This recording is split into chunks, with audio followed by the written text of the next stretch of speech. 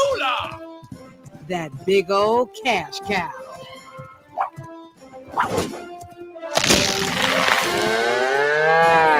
Look at all that money. File for free with TaxSlayer Simply Free and get your guaranteed maximum refund.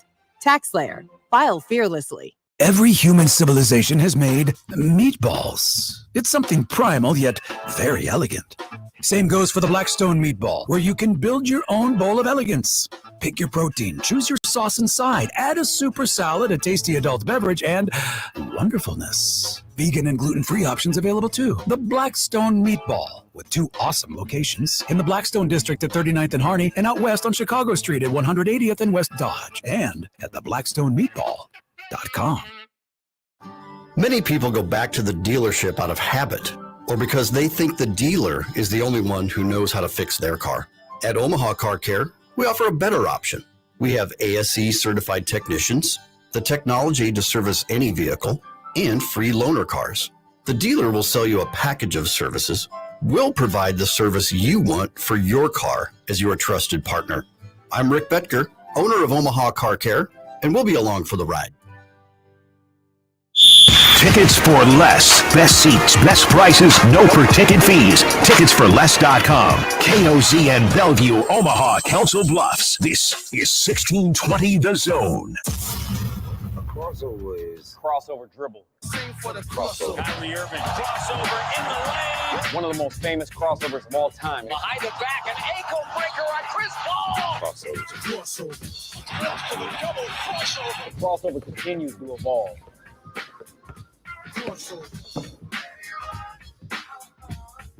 Oh, wow. Will this help? Is it about Brian Ferentz? Yes, it is. Oh, sweet. Let's go. What is it? Come on. More Northwestern has moved the Iowa game to Wrigley Field. Oh, it's not really about Brian Ferentz. Well, will his offense be more prolific in the friendly confines of the north side of Chicago? Well, and you only you can only move the ball one way. So I guess that helps him. Well, for a very long time, that stadium has applauded underachievement. So that would be... You know what? You know how when Nebraska goes Northwestern, it's predominantly red? They're going to be so much black and gold at Wrigley Field that day. Yeah. Iowa people love Chicago. But hold on here. Now something just dawned on me. Continue the conversation because I got to look at the calendar. When does the World Series end? Well, it's gonna be a non-factor. Don't worry. They're not worried about that. You think Dansby Swanson's taking you all the way to the World Series?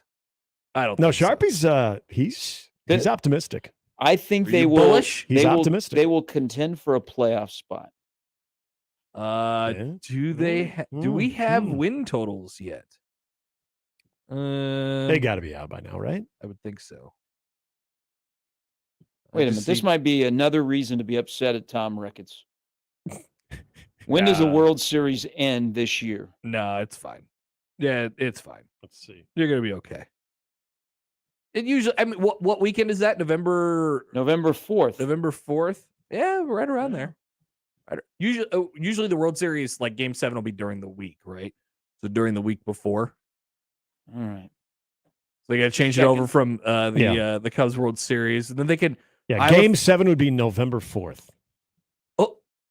Okay. That is the day of the Iowa Northwestern game. That would cause no faith whatsoever that their own team is going to be playing in the World Series, so they schedule Northwestern at Wrigley Field. What would happen, though? Seriously, what would happen if somehow Chicago pulled this off? Neutral site World Series, Game 7. Really? What are you doing? Well, because these tickets are going in advance. Northwestern would have to turn around and walk back up the street to Evanston. They're going home there. Yeah. That's exactly what a buzzkill that would be. We got to go to... But theoretically, wouldn't you have sold more tickets than Evanston Stadium can allow? So they'd have to go to Soldier Field. Yeah. They'd have to... Yeah. Why? They'd have to play in the spaceship. Why can't Northwestern? Why do we have to go to Dublin? Why can't Nebraska and Northwestern play at Wrigley? Yeah, that would be cool. I think that they're going on somewhat of a, like, they're bringing most of the teams from the Big Ten into Wrigley. They're going to play there more, I think. Yeah, that's going to happen with Northwestern building the new facility. They're going to play a lot of games at Wrigley. Where's Northwestern going to? So they'll probably play at Soldier Field because it'll be empty when they start to redo their stadium. Oh, sad. Now remember, Northern Illinois was going to play Nebraska at Soldier Field. That's right. That's right. COVID canceled that one, right? Yeah. Now that would have been. There would have been probably even more people would have gone to Chicago to see Nebraska play at Soldier Field. Against Northern Illinois, though? Even Northern Illinois, but you're playing at Soldier Field. So you don't have to go up to Evanston. You can stay in downtown Chicago. We definitely love our weird games. Do they have one more year of Ryan Field and then the construction will commence? I think that's right. Okay. I don't know for sure, but I think because I know the Chicago, but they're going to be displaced for multiple years. Well, if Soldier Field's going over a massive, it's not obviously approved yet, but if they're going over a massive facelift, if it's indeed happening there, well, you're kind of SOL on that one. Yeah, they'd have to wait until Northwestern's facility is which done. I don't know if they'd want to do. So when they go, are they going to? We're going to deal with Northern Illinois. Go to DeKalb. Yeah, they're not going to say, "Hey, we're the Bears. We'll wait for Northwestern to be." Well, because you are Chicago's Big Ten team. Yeah. So did the Bears when they were redoing Soldier Field have to play down in Champaign? Yeah, they're in Champaign. Yeah. Does Northwestern work out a deal there? Oh. Or did they go to DeKalb? Yeah, they're not going to DeKalb. They're not going to Illinois, that's for sure. They're not going to Champaign. Champaign. Yeah, that would be awkward. Champagne's a bit of a jaunt between Chicago. But yeah, I think DeKalb would be. Maybe they go to Milwaukee. It's like, just get out of here. Like Wisconsin, That's Whitewater. only 2.5 hours up the road, something like that. Or do they go to South Bend? Go to South Bend. Work out a deal. I'm sure they'd let them share the field. Playing their home games with Touchdown Jesus in the background. They're both Under Armour partners. I wish Fan Fest was going on this weekend in Chicago so people could ask Rick. You'd be bombarding him with questions. Yeah. Hey, did you know Game 7 of the World Series? You have a football game scheduled at Wrigley Field that day? What does David Ross? I hope what are your plans for the season? Maybe they did this with the intention that this will be, the chip on the shoulder of the Cubs. Our owner doesn't believe we're going to be in Game 7 of the World Series because we're going to win it in 4. So they're going to have a big poster board and peel a section every time they win. That's what you say. That's exactly what you say, Josh. You say, "No, well, we'll take care of business before that. Don't worry. We'll save our owner." Tom Ricketts cardboard cutout where you peel a section every time the Cubs get closer to the World Series. There's going to be a lot of black and gold at Wrigley Field that day. Yes. Yep, there's no doubt about it. Yeah, we need to get Nebraska in there. Let's get Nebraska in there soon. I mean, Northwestern doesn't need any home games. They already played them in Ireland. Let's go. Let's go Wrigley Field. I think it's time. A couple of years down the line. Man, Northwestern does not mind giving up their home games, do they? No. I get it. I mean, I totally get it. No. You want to go to Dublin to play? Yeah, no problem. Yeah, sure. Want to go to Wrigley Field? No problem. Anything you need, Big Ten. We'll play our home games just on the road. Why not? We'll just play all road games. Does one play in London? All right. Which is a bad look for the Big Ten that basically you're allowing yourself to be bought. Mm-hmm. They get any people at their game. And I think they like to consider themselves a team player. How many season ticket holders do you think Northwestern football has? 25, 26. Yeah, somewhere around there. I mean, they're doing it right with their new stadium. Yeah. It's going to be scaled way down, so it'll be perfect attendance. It will be. And there will be less seats available for visiting teams. Like Nebraska and Ohio State, when they go to Evanston, they just overrun the stadium. Completely. If I remember the schematic of that, it kind of looks like a shrunken down McLean Stadium like they have in Waco for Baylor. It's kind of similar. Yeah. It's kind of like that those little overhang things going on, and nice and tight. Yeah. Yep. Well, and that's where we're going. I mean, you're not going to see a 107,000 seat stadium built ever again. Yeah. Where do you think Memorial Stadium is going to end up attendance? 77,000. Yeah, that's enough. And that's good. That's plenty. Yep. You modernize it a little bit there. You got 77,000. Still going to be loud when it's rocking. There's going to be like a party deck. So if they're going to put like a party deck in there, I hope so. If you think about, I want cool stuff. When they decided to expand Memorial Stadium, it wasn't a bad idea. The recession had not hit. COVID was not even thought of it. It was way down the line. But the recession had not come in like 2008 when they were like, hey, let's expand Memorial Stadium. I still don't know. In hindsight, I love what they did for the look of the stadium, but they didn't need more seats. That's for sure. And they added more, suites and stuff like that, which is you need. That helps the bottom line. It does. It helps the bottom Well, line. I think they also. So I think I agree with you. But people love that 600 section. I think the thinking was, yes, there is a huge demand for more luxury seating, but we want to take care of the meat and potato fan as well. Mm-hmm. So you do what you did in the 600 level, then you add more luxury seating. Yeah. And at the time, they were meeting the demand, but times have changed. Times have changed. And you had a recession, you had COVID, you had bad football, people thinking, you know what, it's not a priority. But now at least you are out in front of it saying, we're going to scale down, we're going to make it more comfortable. And oh, by the way, on the backside, we're reducing capacity. Yep, a little bit more fan friendly. I think that's okay for everybody. I mean, you look at the scan ticket numbers that they've had over the years. I mean, it doesn't even come close to what they, the amount of seats that they have in the stadium. So, and there hasn't been a game, there's only been a couple games over the last 10 years where it has. So, bring it down. I don't think anybody has a problem with that. Now it's going to displace some people, and that will be a lot to deal with for Mr. Trev. Will the spring game be top 3 attendance between I know this is technically a new year. Yeah, it sounds like but this year going all the way back to last year's schedule. Oh. Like as far as actual physical butts in the seat. Will it be top 3? And they didn't have any huge home games last year. Right. Like I'm thinking I don't know what the scan ticket number the OU one was obviously a big one. But it kind of turned out to be not because of the situation. Right. Because that was a weird day. That was the week after the firing of Scott Frost. Maybe I think ticket sales sounds like they're going pretty well for the spring game. I wonder if they'll get all the way full.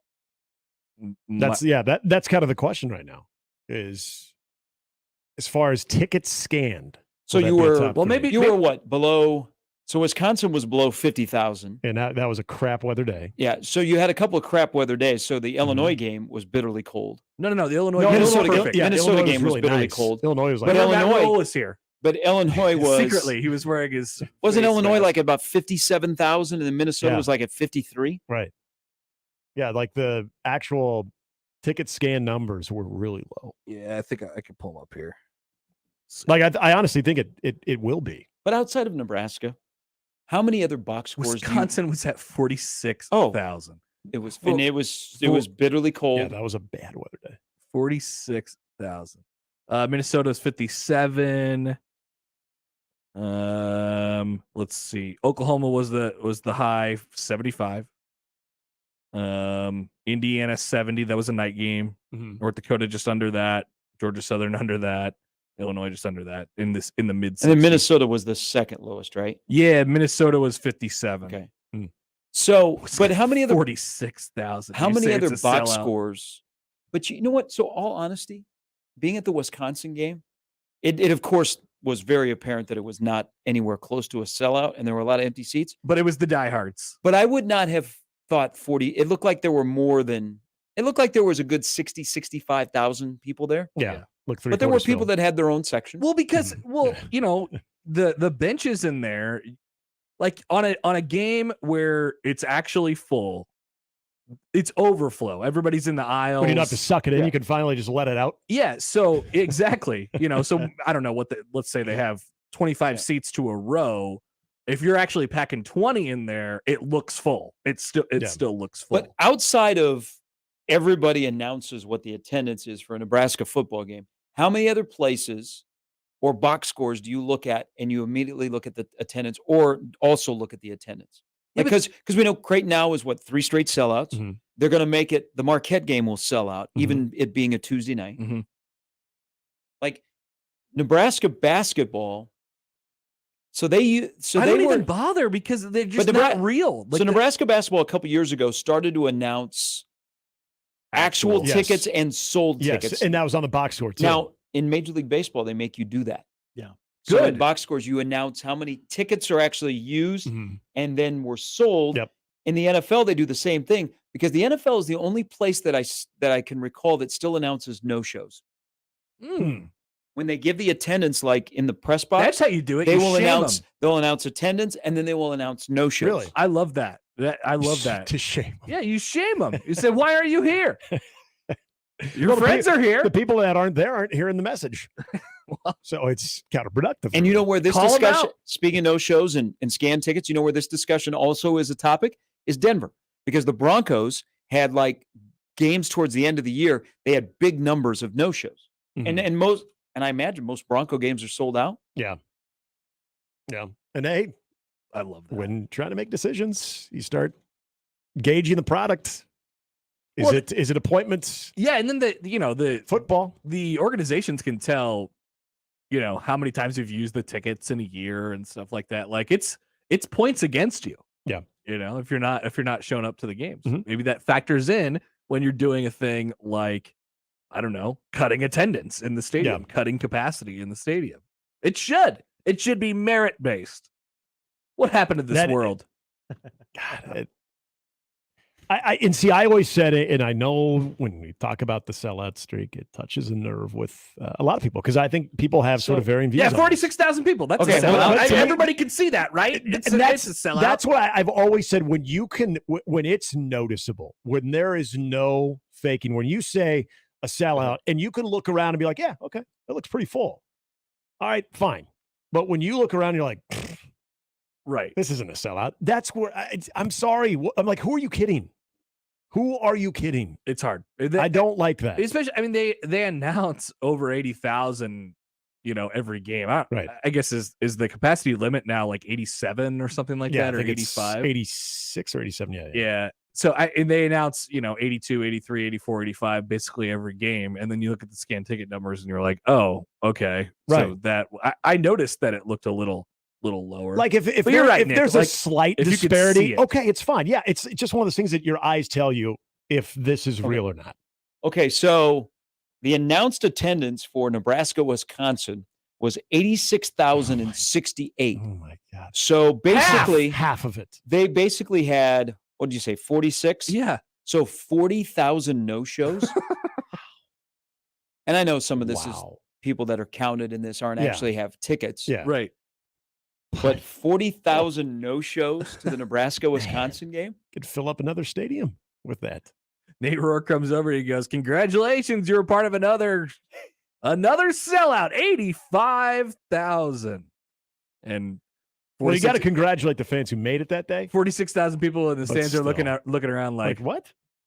80, 85, 87. I don't know why Seven. that's always bothered me. I've given Creighton some grief about that too, where there was a game where they were playing, hell, I think it was Midland in December, and the attendance was like at 16,000 in the upper deck. I mean, there might have been 3 people in the upper bowl, and then the lower bowl was a little sparse as well. I'm like, all right, guys, come on. Like, who are you kidding on this one? Again, I understand what was sold. I understand that whole thing. But at some point, I'd like it to be a little bit closer to what your eyeballs are telling you.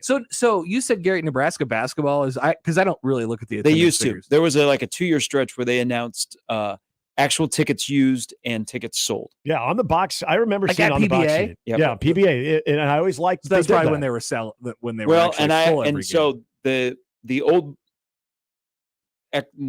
different life for me that was in that world, I'm thinking it may have something to do with rent, lease, because there are teams that if they reach a certain number, their lease goes up. Gotcha. And so you'll Okay. have some fudging. Yeah. So they may have, I mean, maybe not, but That's a I good was just point. curious that they went through a stretch where they were announcing both.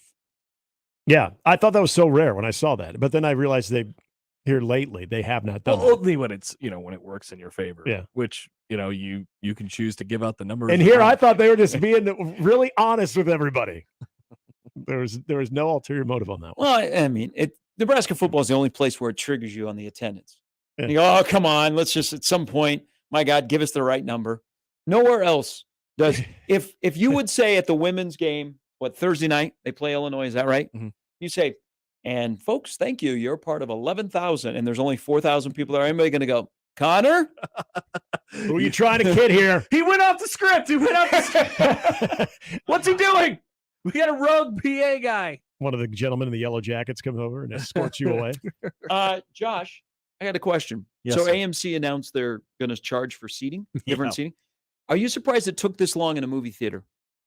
I don't know how that gets more butts in seats. You're just going to have people avoid the expensive seats because there's like 6 people that I got to sit here. Okay, so where should, in a movie theater, we all know like the first 2 rows are awful. Yeah. Mm-hmm. Yep. Where should be the most expensive seats in a Omaha-sized movie theater? Back middle. Yeah. Back. Doesn't have to be all the way back. No, yeah. I think if you're now, I would pay going more for the sound front system. top tier. Yeah, it's if front row top tier. I would say this: if Or there's upper a bowl, whatever, tiered upper tier. if there's a tiered system on what the seats cost, I would pay more to have nobody sit next to me. True. I'd be with you. That's what I'd pay more for versus or nobody near me. Uh-huh. I mean, I just want my own row. I want that because usually you can go to a movie and there's about 6 people in there. Can I pay more to make the person next to me not be able to bring a blanket? Yeah. Throw that in there too. That weirds me out. Like a damn child. That just weirds me out. And when there's 2 people under that blanket, we know what you're doing exactly, under that blanket. Exactly. And I don't want to be a part of that. You guys like sitting in the middle? You don't want to be on the aisle in case you have to go to the bathroom? Yeah, I'm not going out during I feel like there's enough space now where you don't really bother anybody when you get up and go to the bathroom if you're in the middle. Because there's a good amount of space. Yeah. There was a time though that was just very inconvenient. I guess it sort of does depend if you like. I would be more likely to take the middle if there was nobody else in my row. Now, if there was already people in the middle or already people, in the row, I'm like, yeah, let's just take the edge here. But I just want to like the clear goal for me is to try and get as far away from anybody else as I possibly can. Yeah, when you pull up that map on your phone, correct. I'm not going for the seat that I like to sit in. I'm going for the seat that is furthest away from people, from the seats that are already taken. Yeah. And then you get there and there's somebody sitting right next to you because they bought tickets after you. They're probably talking to you too. You're really supposed to follow that? You're supposed to sit where you don't sit in the seat that you bought? How can you tell? You usually go in the movie theater, it's dark. Well, you got to get there when it's they got the lighting. It's the light you can see. What time do you get there? Do you get there like first 5 minutes into the movie? Well, I'm or not during the yeah. Let's say it's a 5 o'clock previews? 5 o'clock showing. What time's Gary showing up? Yeah. I want to be in the theater at 4:55. Oh, I'm with you. Okay, that's fine. That's disgusting. Yeah, I'm not in there for a while. Well, because the 5 o'clock I don't showing need to is the see. preview. I don't need to see the hot dog You're cutting and the it too malt cup close. dancing around, telling you, "Hey, silence your cell phone." What if there's but you know the movie doesn't start till 5:10 anyway. What if there's traffic? What if there's a line at the concession stand? What if there's an elderly person working a mop and you have to navigate around this person? What was I will it say the hey, concession lines are pretty. What out was of it like control. the first time? Probably then your girlfriend, fiance, now wife, and mother of your children.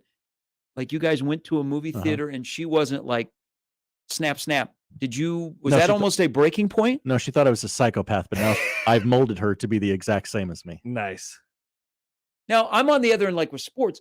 Like I want to be in the stadium to see batting practice. too. I get my palms get sweaty if I'm going to a sporting event and we're not in the arena or stadium like at least 15 to 30 minutes before. Oh, it's more than that for me, Gary. Like if we're in 5 minutes, I'm like, oh my God. Thank you. When I go on trips with my wife and we go to a game, like I'm gonna push to be in there as soon as we can. Like, what time do the gates open? Shortly after the gates open. Yeah. But if you're with a group of friends, you don't have that much pull. Yeah. Like you're tailgating outside. They're like, I want to keep drinking, and I'm like, well, I want to go watch baseball. Who's the CEO for AMC? Is it Adam Aaron? Is that right? What? The weird commercials that you see with like hey, Greg Marcus? That's Marcus. Or Marcus. Yeah. Oh, okay. Marcus. Greg Marcus with the nose? Oh my God. See, that's a good reason to try to delay your arrival. Those are just You don't want to see Greg? Greg is I want to see what new corny thing he's Greg is trying so damn hard to be liked and hip. I appreciate Greg. Man. Greg seems like a good hang. At least they put that at the very beginning. Just a happy guy. Just like, I mean, he's CEO of a company and he just seems like a good old, he's a good old movie. He likes his movies and he likes buttered popcorn. That's all he is. He's just like you and I. He is. This discussion about getting in early, and I realize the club has a lot to do with it. It drives me nuts at Creighton game. And it's not just the people that are in the bougie seats. People are not interested like in warm-ups or like the starting lineup. No. Everybody comes in as as Oh, it's tip-off amazing. is You go happening. dark for the the national anthem or for starting lineups, and you're like, God, there's nobody here. And then all of a sudden, as soon as the ball's tipped, oh, they're there. I tried to stand in the Bud Bar for the game. We tried to get there early as we could to get a spot. Yeah. One of those cocktail tables in the bar. I mean, that thing is jacked full. I mean, it's like 10 deep. You can't see the game, so we had to go to our actual seats, which was great. But I like it because you're standing. You can sort of move around a little bit, easy access to the bathroom. But everybody's got that idea, and they're close to the beer. Yeah, the high tops in like the deck areas, like arenas, fantastic. And I'm sure it's existed longer than what I even realized. But if you can pull it off, that's the way to go. Cocktail tables coming to Memorial Stadium soon. Yeah, it better be the party area. Legendary. So, Josh, you have to be in the theater when 5 o'clock showing.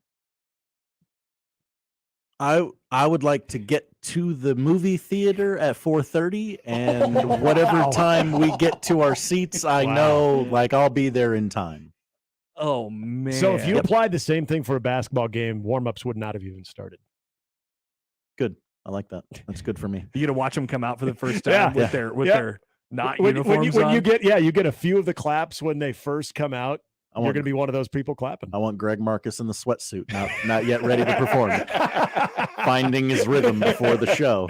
Yeah, because that's not a one take. He's doing a couple takes on that. Yeah.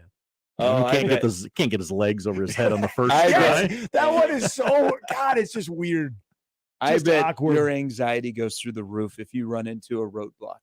Well, he's giving himself time. It does. That's the thing that it affords. But now you can order like your snacks ahead of time. I don't have to wait for yahoos who are like looking at the menu like, oh my gosh, what do they have here? It's a movie theater. Get your popcorn and your pop.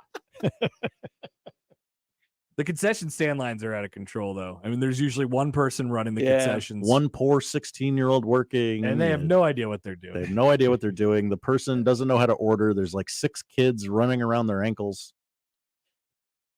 Well, people wonder why the movie theater on 72nd and Sorensen Parkway closed. It's because there was the old Great Escape. There was nobody ever working in there. Yeah. You could just walk in there. Yeah, you would buy your ticket, and then no one would ever take it. It's a self-sustained movie theater. Oh. Yes. You get your own concessions. You just walk in, see a movie, walk out. Do they just have a big, like a huge old trash bag of popcorn? You can just take a complimentary bucket and scoop it up, and there you go. Yep. You can literally walk in there and That's not a good talk idea. to anybody. Not talk to a single person. I know nobody goes to the movies anymore, but when was the last time someone took your ticket or asked for your to scan your barcode? I do not remember. Yeah. Well, Josh, you don't go to the movie in prime time. You seem like a matinee guy. No, I like a 9:30 or later show. Okay, so yeah, they're not making the 14-year-olds stay up I will until say 10. between at Exarban Cinema on Tuesdays for Frugal Tuesday, between 1 and 5 they do take your ticket. Yeah, because you'll That's get prime time. You'll get the bus that pulls up, and then they get a swarm of people coming in, and the Frugal Tuesday. Yeah, people take my tickets because I go to the movies at normal times. Oh, so there are ticket takers. There are ticket takers. Okay, that's good. This is But a problem. they don't usually rip off the stub anymore. I think it's a scan now, or maybe they just take it entirely. I don't know. I can't remember, but love when they bend it off, take the stub. No, there's no stubs anymore, are there? No. Okay. Nope. what you know what you should do? You should try and get in with El Kent, because he told me that when he reviews movies, he's just in the theater by himself, or they bring him into a room and he sits there and watches a movie by himself. I've been trying to do this for years. Yeah, I mean, Josh, he's done enough. You're qualified. Yeah, you got enough proof of performance at this point. You got all your movie reviews; they're findable. El Kent is based out of Lincoln. Yeah, he is. You need an Omaha. I am Omaha's most prominent movie reviewer. I'll endorse that. Like, I'm not saying I'm a big celebrity, but El Kent, what a guy. Nobody bigger. What a guy, what a life. That guy is awesome. He's been doing that for decades. Yeah. Yeah. Good for him. Oh, yeah. He's got stories like crazy. Yeah, Just of he insane said things. he'll go down to the theater like on a Tuesday and he'll sit in a room and watch 2 movies. And where do they put him for the concerts? Usually he has pretty good access. Yeah. So he can sort of walk around and every year I see him at Maha. Most PBA shows, he'll be up like in the press area. Okay. Which can be some places sometimes a ways away, but he'll have access. It's not a bad gig. Not a bad gig. No, but there are fewer of the El Kemp Wolgamots. There's not too many El Kemps left. No. Sort of one of a kind. Well, I've not seen his review for 80 for Brady. So I read a review on that this morning, and I don't want to spoil it for people, but oh no. So basically they take Matt Patricia and it's a classic sports movie combined with people who don't know anything about sports, so they'll get intimately involved in the game. So they take Matt Patricia, and somehow one of the 80 ladies gets on the headset, and they start giving him some advice. And Matt Patricia, he took it one time. He was like, "Wow, that's great." I'm just paraphrasing. Great idea. And then he basically started asking one of the 80 ladies what to do next, which is really, really funny. In the current state. Yeah. And makes me want to see that movie way more now. Because I bet when he does act in this, I bet he makes it look really natural. I bet, especially with what you just laid out there, I bet Patricia, it's believable. Pulls that carpenter's pencil out from behind his ear. They gotta look alike though. Yeah, it's not actually. It's not really Matt. They didn't get Patricia for the movie. God, that would have. See, that stinks. They got a lot of other people. They didn't get Patricia. Do you think they asked him though, and he just declined? Politely declined. Ooh, is he gonna be like Art Howe and just be really angry about how he's portrayed in the movie? I think he's still mad about that. Definitely. I think I would be too. Because they made him mad that Kevin James was cast to be him. No, there was a feel good. I know, but Sean Payton was in that movie. I know he was in it, but still, was that part of the deal? If you're going to cast Kevin James, I at least want some type of credit in this movie. Didn't they play him out to be, he's a good guy, right? Yeah, and he doesn't look like him. It's his family. What are you guys saying? I need to lose a little bit of weight? Art Howe got a bad deal. Art Howe got a really bad deal in Moneyball. He did. Yeah. Yeah, he was. I would not be. I would still not be happy about that. Fantastic actor who played him. Right. Yeah, I don't care about the actor who plays me. Am I a good guy or not? Art Howe.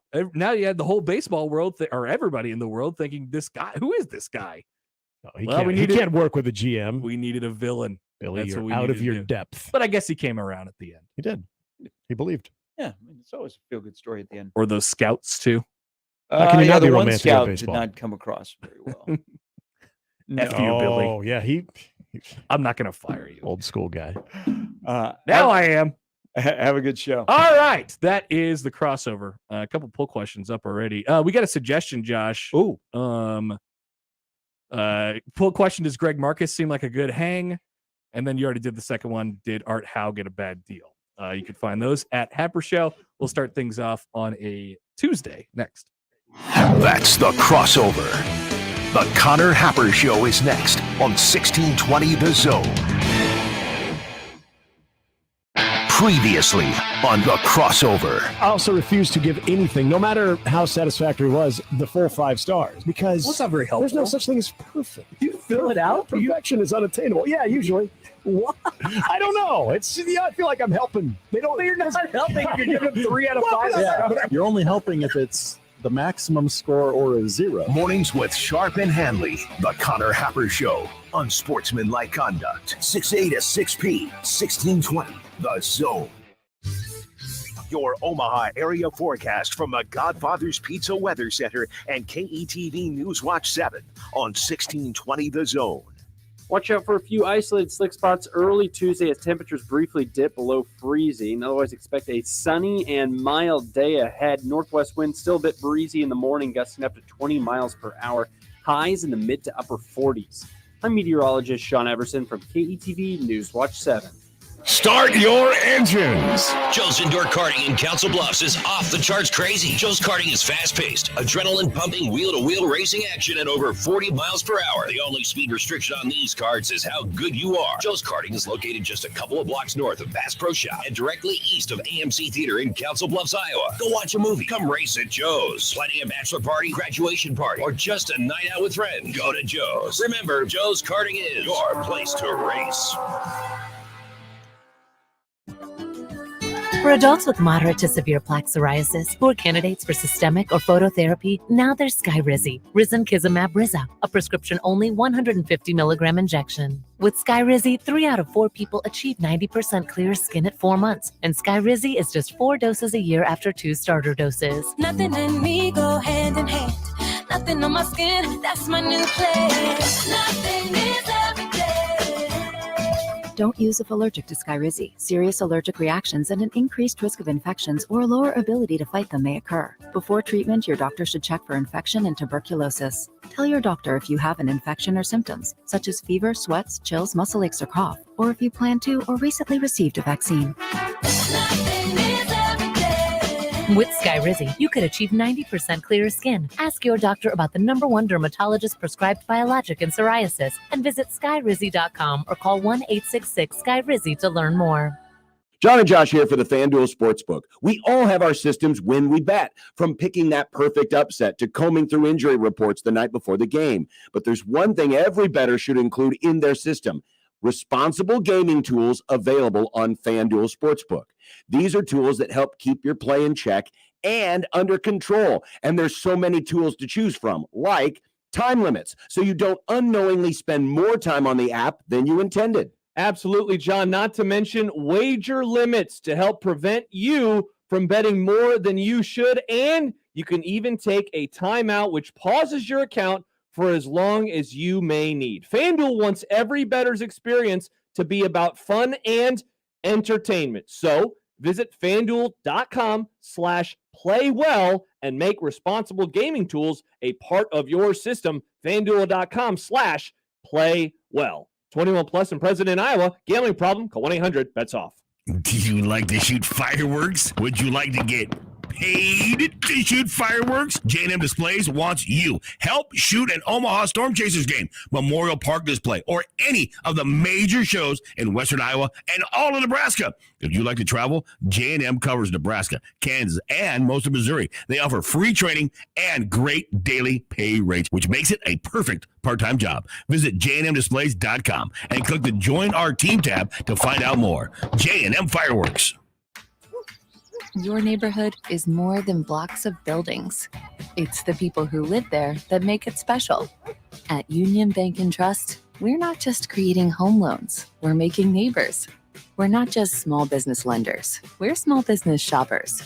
We don't just live in your community, we help you build it. Because our people are your people.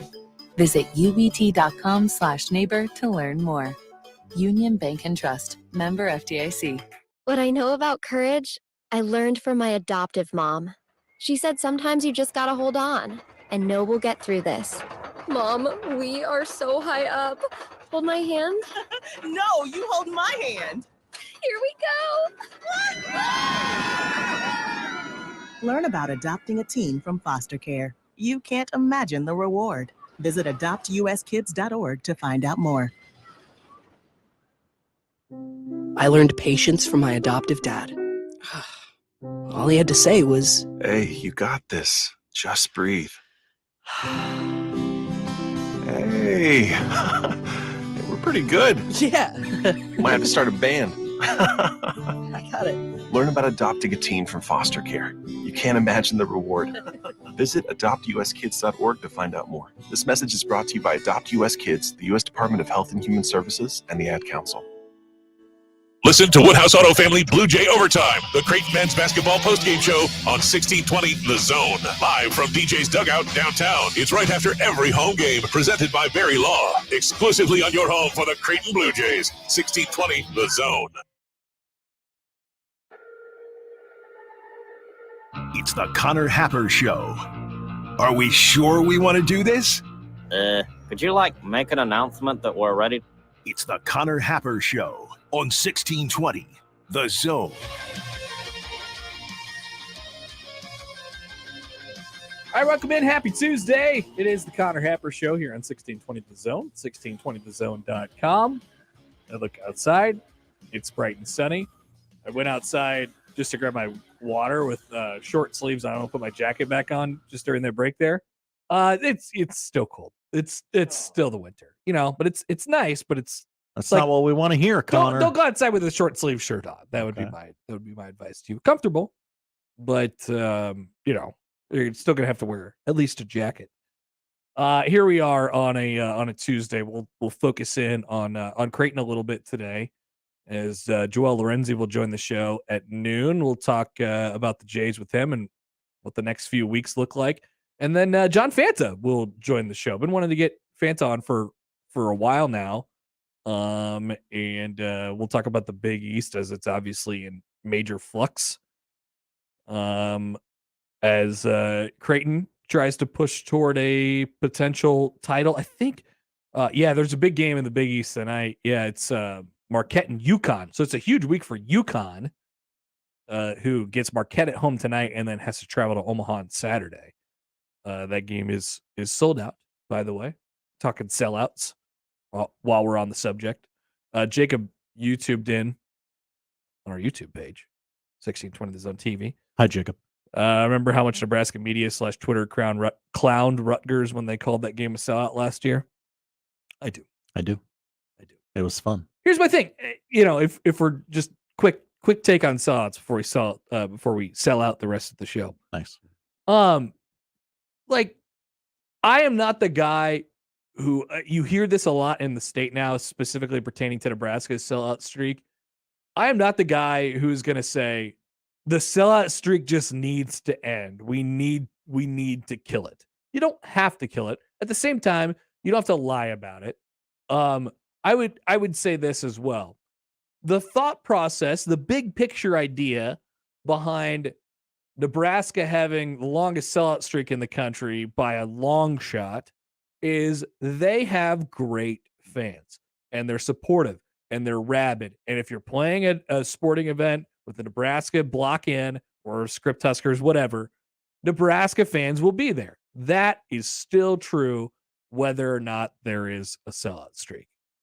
So always keep that in mind. I don't think the sellout streak is going to end, at least not soon. Spring game ticket sales, I think, are going pretty well. I would imagine people will be excited to see Matt Rule in his first season. They have a pretty decent home slate as well. Of course, that Michigan game at the end of September is going to be big. And then, a couple of years down the line, if they can make it through that, we'll be talking about reduced capacity probably at Memorial Stadium. So we don't have to get offensive. We don't have to get personal about it. Nebraska fans are great. Everybody knows that. You should know that. You don't need a sellout streak to tell you that. It helps. But, it's okay. That's why everybody gets all worked up about the sellout streak. While we were talking about that a little bit in the crossover, Allan Bell will also join the show at 11. He's been Ronald McDonald, throwing out nuggets like crazy this week. What? I like that. You like that? It's a good line. Okay, thank you. I wrote that one down. I was like, yeah, I'm going to call him Ronald McDonald because you're throwing out nuggets. You lean in and you're like, Ronald McDonald, what does he mean by that? And then, Right. That's the lineup, Allan, Joel, and Fanta. And it's powered by the referees at John Higgins Weather Guard. I'd like you guys to get in touch with the show, 951-1620. Call or text that number. Tweet at Happer Show, at Connor Happer, in the J Tech Construction Zone Twitter feed, or email Connor at 1620thezone.com on the Equitable Bank inbox. Did you happen to notice, just quickly, and by the way, I got deep into a spreadsheet project last night that I didn't expect. It was late. It was late night for you. If you noticed, I threw out a tweet at about 12:30 last night, and I did some spreadsheeting, and it all came from the idea of there was a tweet from Pick Six Previews yesterday about one score losses. So I decided to take a look at Matt Rule and what he's done in his coaching career. And I'll just leave this out here as the main topic that we'll keep going back to as we dive into the spreadsheet during the show today. Matt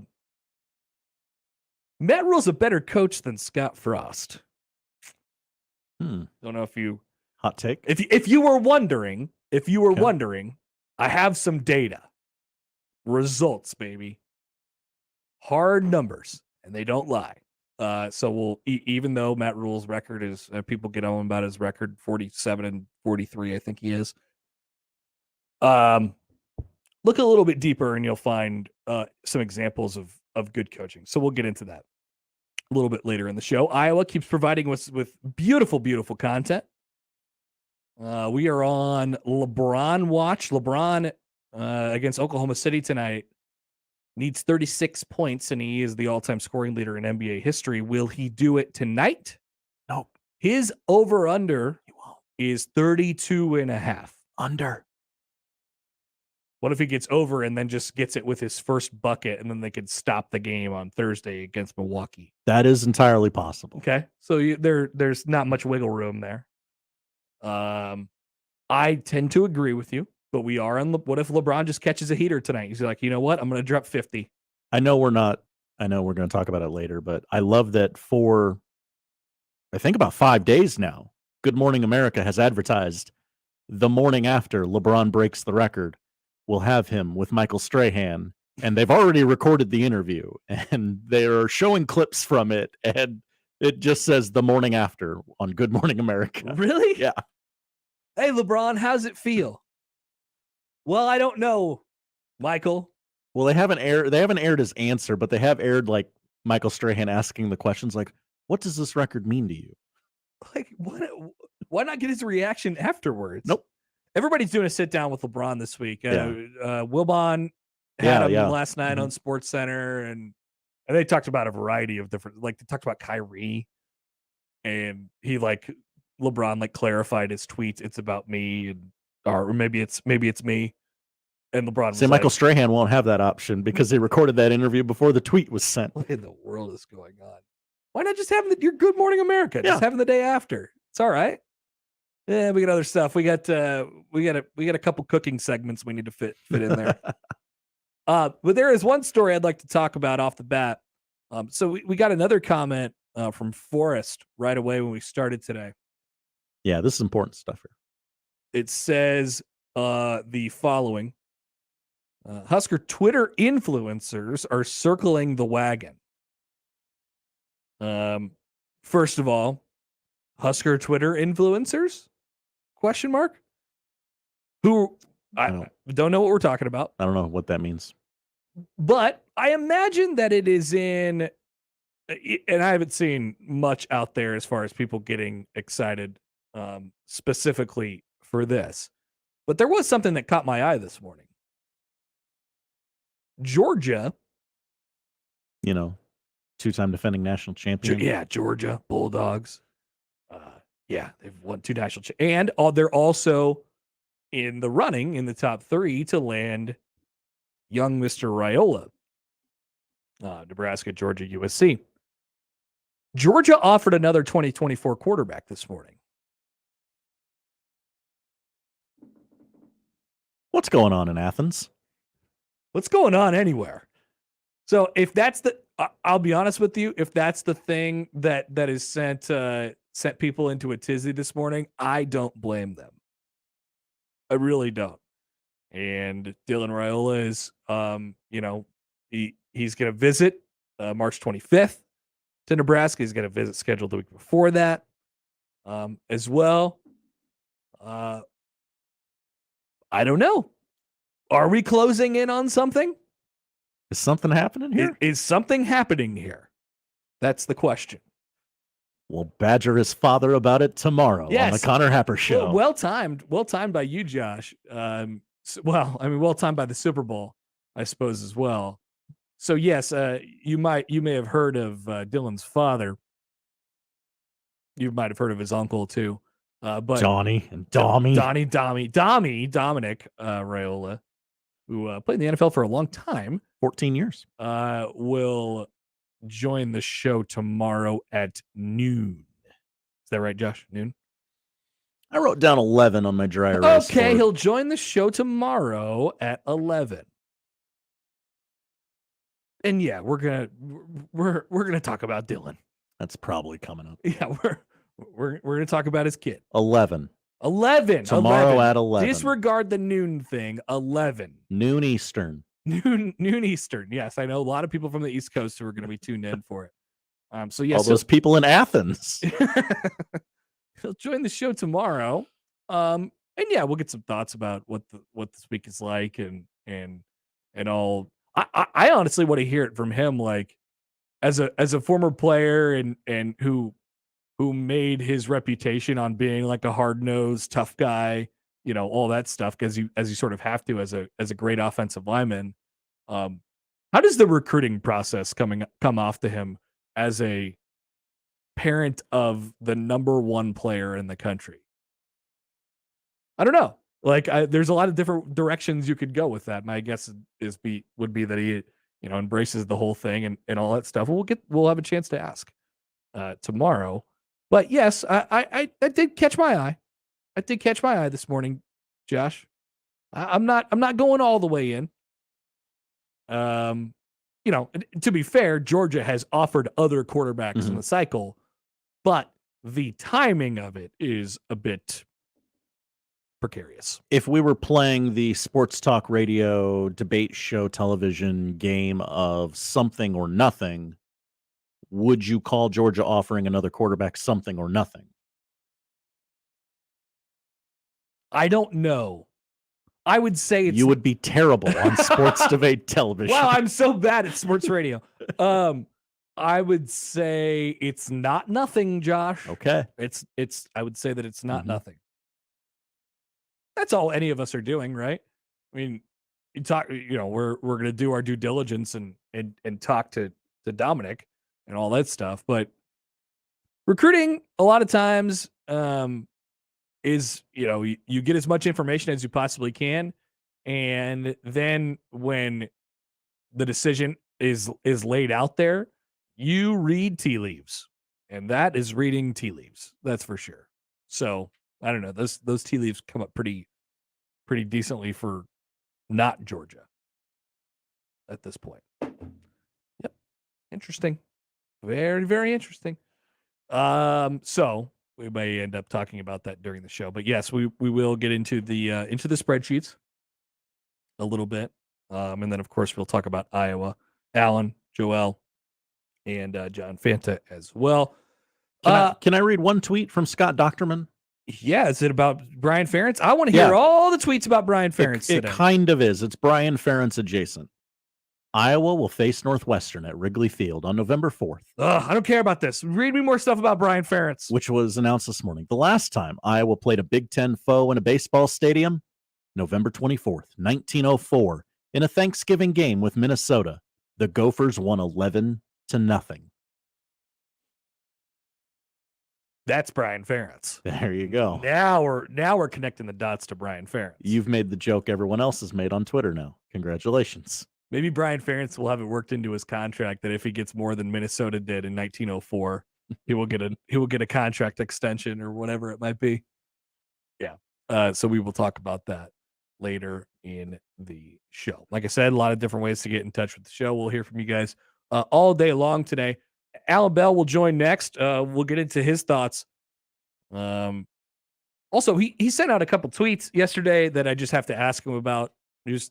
He mentioned that he was a backup NFL mascot. Yeah, not just an NFL mascot, a backup NFL mascot. Like if the mascot is injured or has COVID, he's the mascot. Interesting. At one point in his life. I wonder if he still holds that title. Yeah, I mean, I'm sure the skill set is pretty much the same.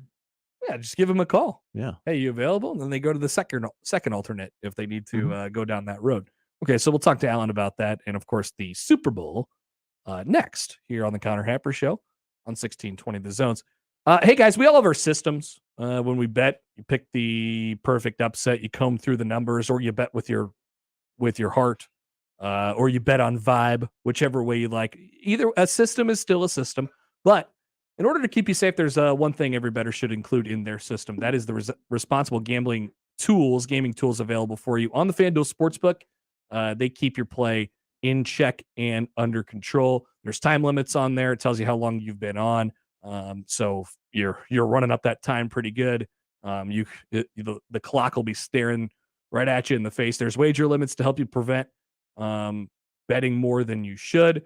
And you can take a timeout, which pauses your account for as long as you need. FanDuel, they want everybody's bettor's experience, to be about fun and entertainment. You can still have fun, Visit fanduel.com/playwell and make responsible gaming tools a part of your system, all part of the FanDuel Sportsbook. 21 and over, present in Iowa. Gambling problem? Call 1-800-BETS-OFF. Big names, big games. We've got them all. 1620, The Zone. You're going to feel a puff of air. Jong's Optometry has set their sights on staffing up. Try the next line. Hey, Kim, can you tell our 2 o'clock we're running 15 behind? Sorry, we're a bit backed up today. He needs an optometric technician to keep an eye on it all. Where are the dilation drops? Indeed can help him hire great people fast. I need Indeed. Indeed you do. You can schedule and conduct virtual interviews all from your employer dashboard. Visit Indeed.com/credit and get $75 towards your first sponsored job. Terms and conditions apply.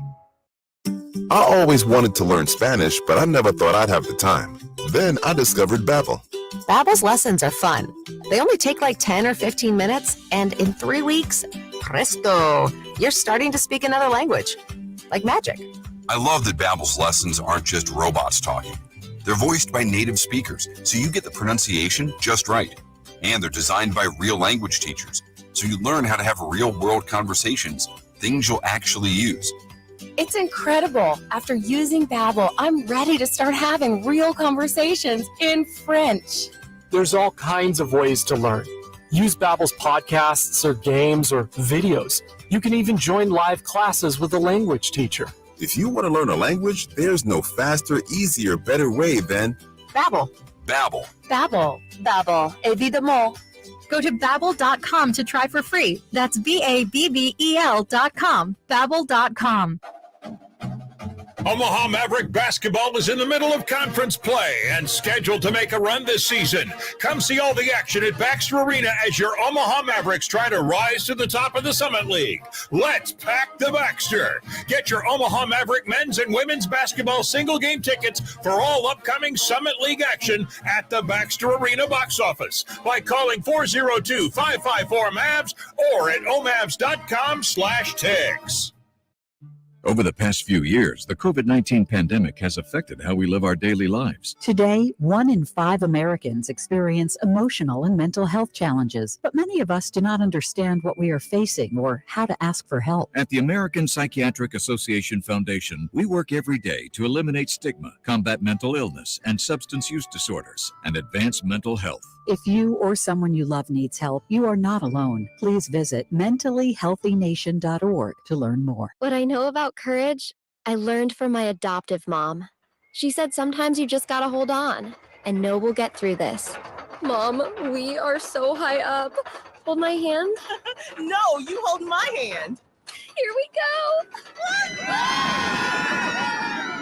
go. Learn about adopting a teen from foster care. You can't imagine the reward. Visit adoptuskids.org to find out more. I learned patience from my adoptive dad. All he had to say was, Hey, you got this. Just breathe. Hey, we're pretty good. Yeah. Might have to start a band. I got it. Learn about adopting a teen from foster care. You can't imagine the reward. Visit adoptuskids.org to find out more. This message is brought to you by Adopt US Kids, the U.S. Department of Health and Human Services, and the Ad Council. Unlike other health concerns, mental illness is not always easy to see. Depression won't show up on an eye chart, and you won't find PTSD by looking at a thermometer. Sorting out a mental health concern takes professional diagnosis and treatment. Anxiety won't just go away under a bandage. If you or a loved one has a mental health concern, call 1-800-662-HELP for free and confidential information and treatment referral. Learn more at samhsa.gov/support. Shingles add beauty, protection, and value to your home. You want CertainTeed shingles. Carp's Complete Home Exteriors is a certified CertainTeed shingle master. When it comes to your roof, CertainTeed shingles and Carp's have you covered. Online at carpsomaha.com. There's a lot of misconceptions about heating and cooling out there, so it's time we clear the air. When your heater goes out when it's below freezing, that's more than just annoying. Relying on your HVAC system shouldn't be a roll of the dice. Cold weather doesn't clock out, and at 1 hour heating and air conditioning, neither do we. From simple repairs to more complicated fixes, at 1 hour heating and air conditioning, we're always on time or you don't pay time. Call 855-1-HOUR or visit onehourheatandair.com. Each location independently owned and operated. Licensed in the respective state or county. Tickets for less. Best seats, best prices, no per-ticket fees. Ticketsforless.com. KOZN Bellevue, Omaha, Council Bluffs. This is 1620 The Zone. Here comes the money. Here we go. Money talk. Here comes the money. Allan Bell. Sportsline. On the Connor Happer Show on 1620 The Zone.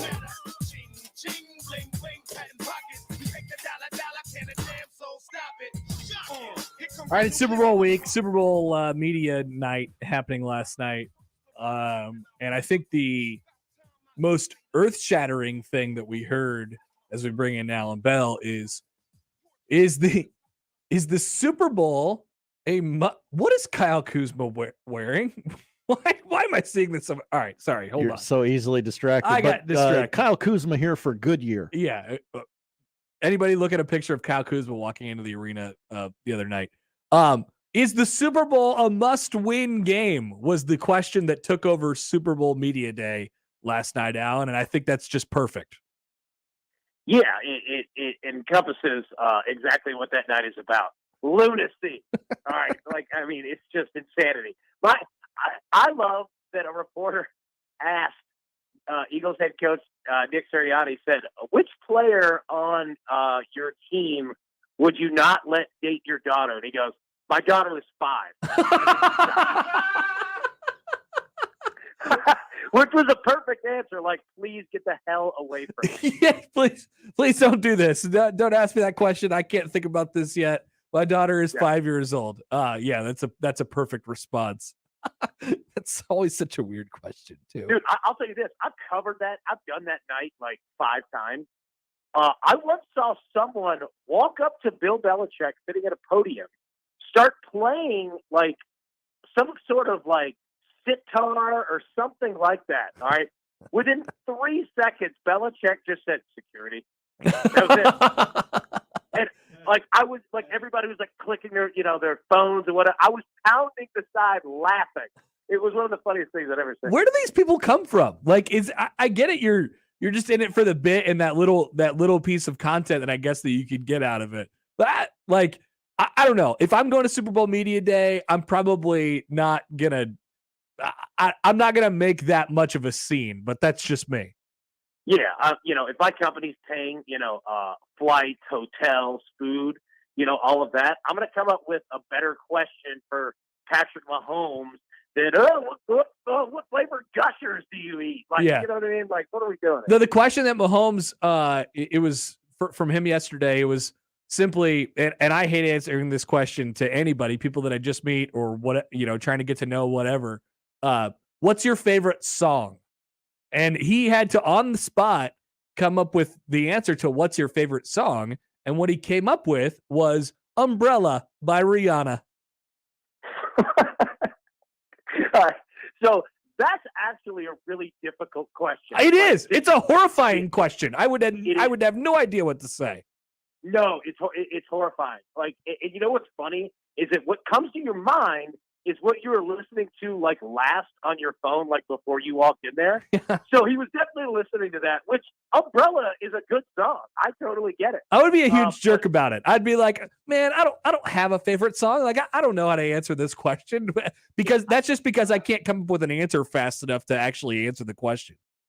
I would say like either like a hymnal or like I've been working on the railroad. Like I would say something just incredibly stupid. Little Drummer Boy or something like that.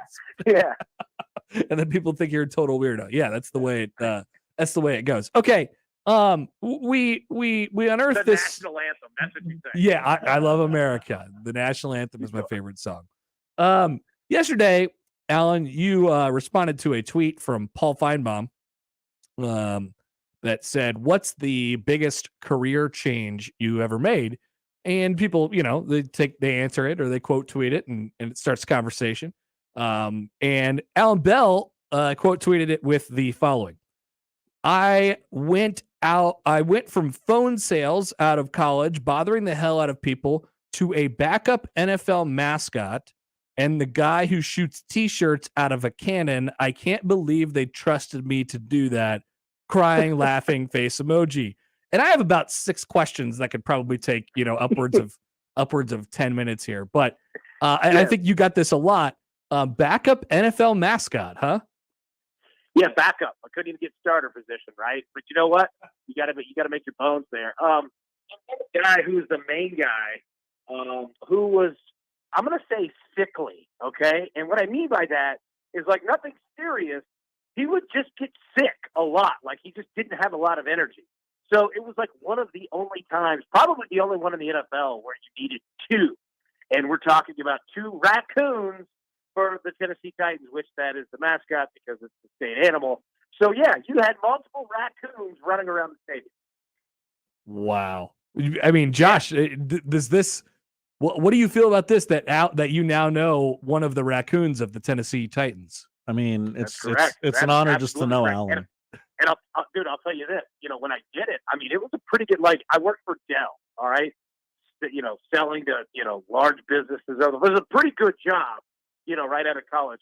And my dad, when I told him, he goes, "Are you an idiot? What are you doing?" Didn't get it. And he's a big sports guy too, right? I was like, "Look, I'm just trying to get into sports any way that I can." He goes, "There's other ways." Okay. Oh, it does bring up the question. So how did you transition from that to what you're doing now? Like, what does the career arc of Allan Bell look like?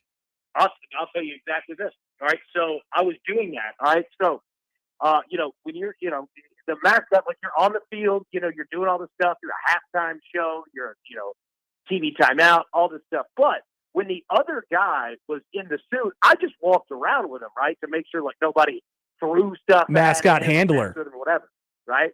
So, you had a lot of downtime. I just stayed on the sideline and watched the game, right? So I just lived right on the sideline of 20 where there's no teams or players. And I would just film, my phone and post, tweets with it, right? Come to find out, the director of marketing at 24/7 Sports, when they were branching from college recruiting to getting into NFL and NBA, didn't even know the person, found it, sent me a DM and was like, "Hey, we're trying to do this, and you're kind of funny, and get it. Would you like to come in for an interview tomorrow?" Boom, walked in, got a job. That's amazing. That's fantastic. And then CBS Sports 5 years later ends up buying 24/7 Sports.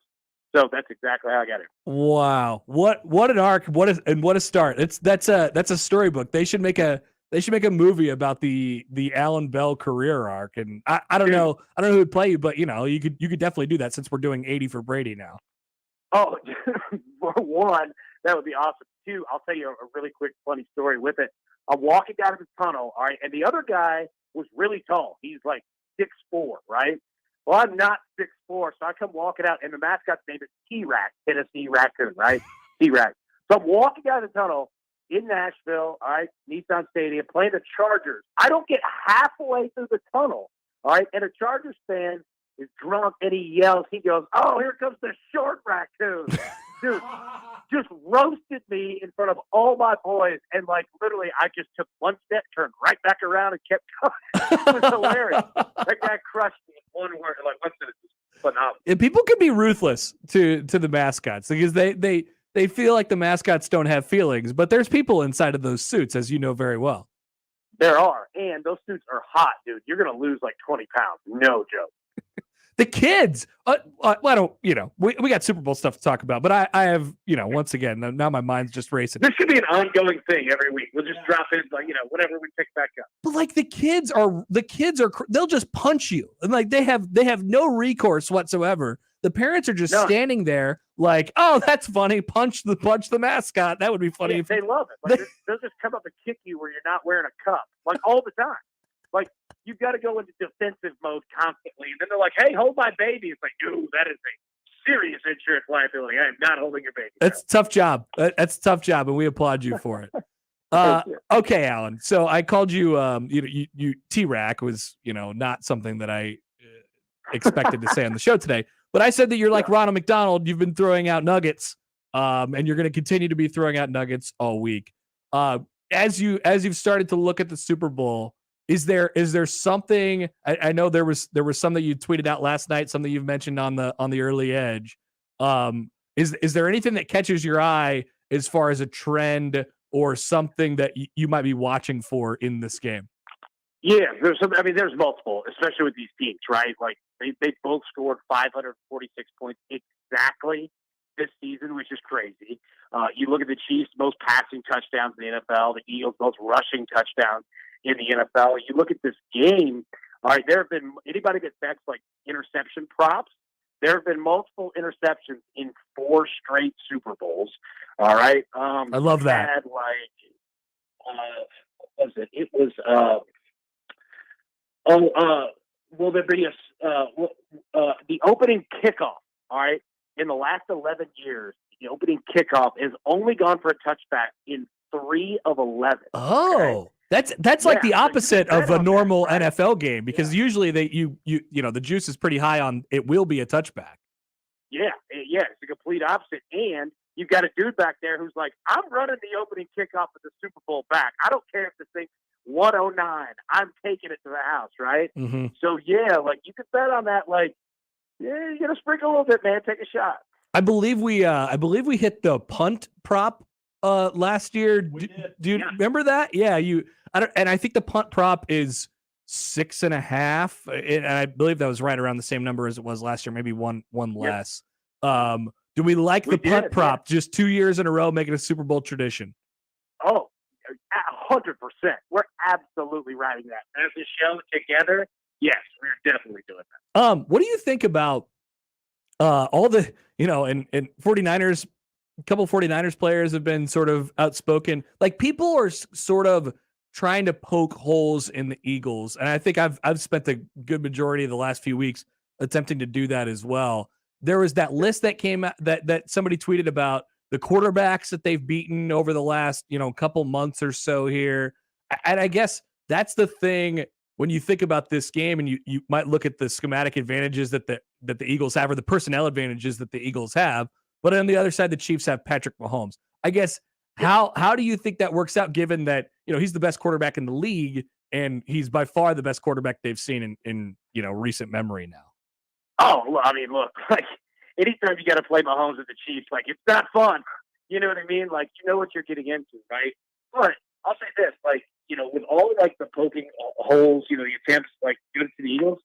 Who was the last team everybody tried to do that? Was the Chiefs. Like when they first started, it's like, it's just Patrick Mahomes. Oh, they're always going to come from behind. Like there was all this stuff, and like none of it was valid. It's like, okay, well, they have to score 70 points a game. It's like, well, they're scoring 70 points a game. Like it's just dumb. You know what I mean? Yeah. Now, I'm not going to say that the Eagles are perfect, right? Like they can come out and have a horrible game, but I mean, there's a reason why this team's here. You know what I mean? And look, they haven't even had to play. They haven't even had to take a second half seriously. I know. In a month. I know. Right? But I mean, they're clearly going to have to do it in this game. Like, but I say that to say this. Like, there's no point in trying to poke holes in them because it does you no good. Like, the Chiefs are going to prepare that the Eagles are the best team in the NFL, and the Eagles are going to prepare that the Chiefs are the best team in the NFL because there would be no point to not doing that. And I think we're going to have a hell of a Super Bowl. You know what I mean? Well, to weigh it all out, Brandon Ayuk of the 49ers literally said, he goes, yeah, the Eagles defense, they got lucky. So they got lucky, yeah. He said they got lucky because of unfortunate circumstances to the 49ers quarterback situation. Buddy, those unfortunate circumstances were caused by the Eagles defense because they had him under fire the whole game and broke him in half. Like, what are you doing? You know what I mean? Like, it's dumb. It's like, dude, they're pretty good football. And I think it's interesting because you said it. The Eagles have gotten into these scenarios now. Over the last couple, obviously during the playoffs, and then even before that, and as they've been on their run too, where they'll just get up in a game and they'll just sit on you. Like they'll suffocate you. There's no coming back in the second half. Their defense is good enough, and their offense can still step on it.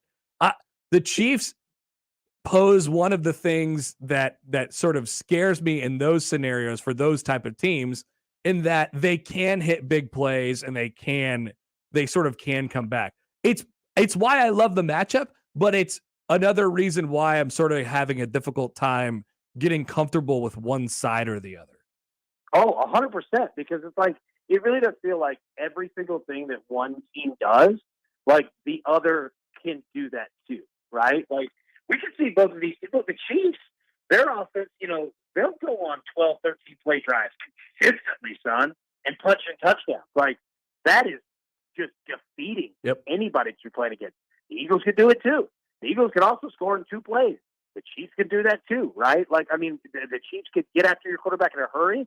Same thing with the Eagles. Like, this is going to be a great matchup. The most difficult part is figuring out what kind of game are we going to have, because I could see this being a 21-20 game. Me too. Or this game could be 67-65, right? Like, both teams can get down however you want to get down. So, like, that's what interests me the most is, kind of which game script are we going to get? If we get an offensive shootout, between these two teams, and they're both playing, up tempo, dude, this could be one of the most fun Super Bowls we've ever seen. I totally agree. And I'll say this too, like, you saw this when the line came out last week. It's basically a pick 'em, or it's 1 point for the Eagles. It's been at 1.5 now for the majority of the last 2 weeks. And that number's the total has been at 49 or 50. Now it's at 50.5.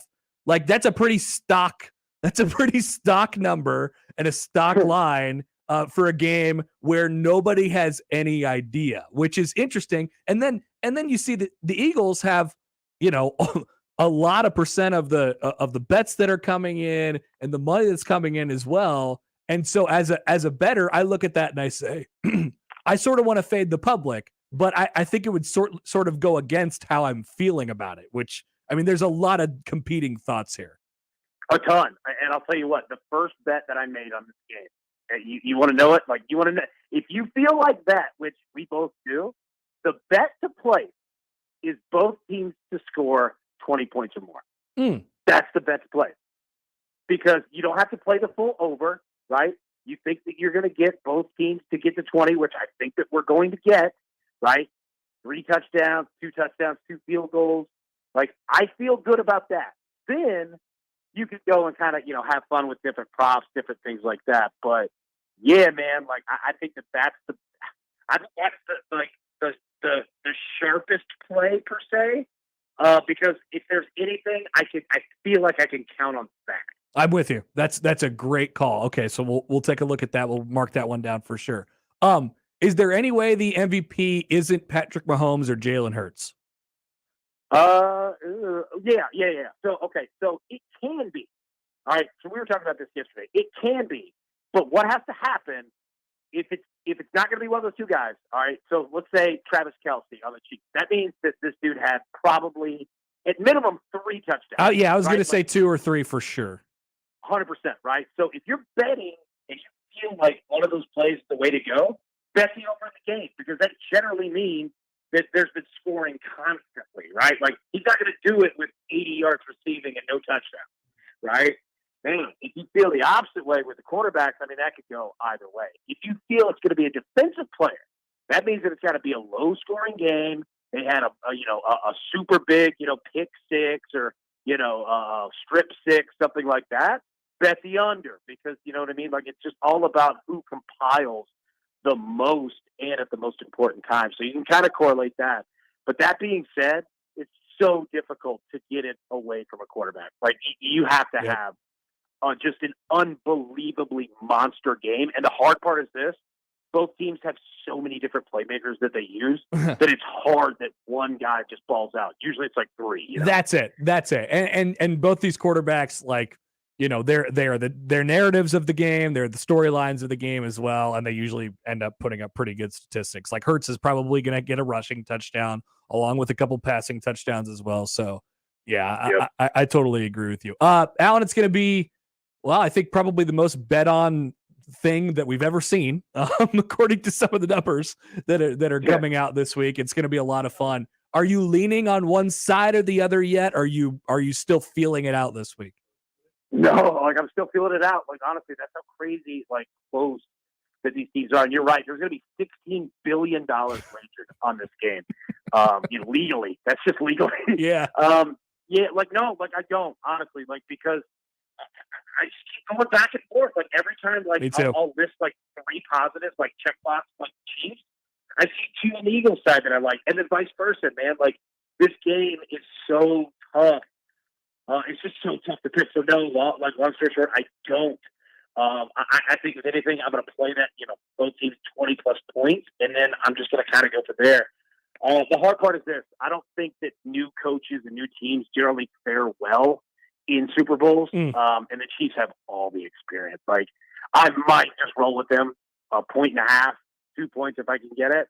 And if I lose that bet, I lose that bet. But you give me the Chiefs to the Super Bowl with points, buddy, it's almost impossible to say no to. Yeah, I've been talking myself in circles for the last. That's the other thing. Hard. It's gonna be a good game. That's the other. We were talking about this last Tuesday, but I mean, there's just so much time in between the last game, and I don't know that anybody's thoughts on either of these teams have changed. They've just and nobody's dug in on either side. It's just a real big talk in a circle, and you could really convince yourself either way. I'm with you.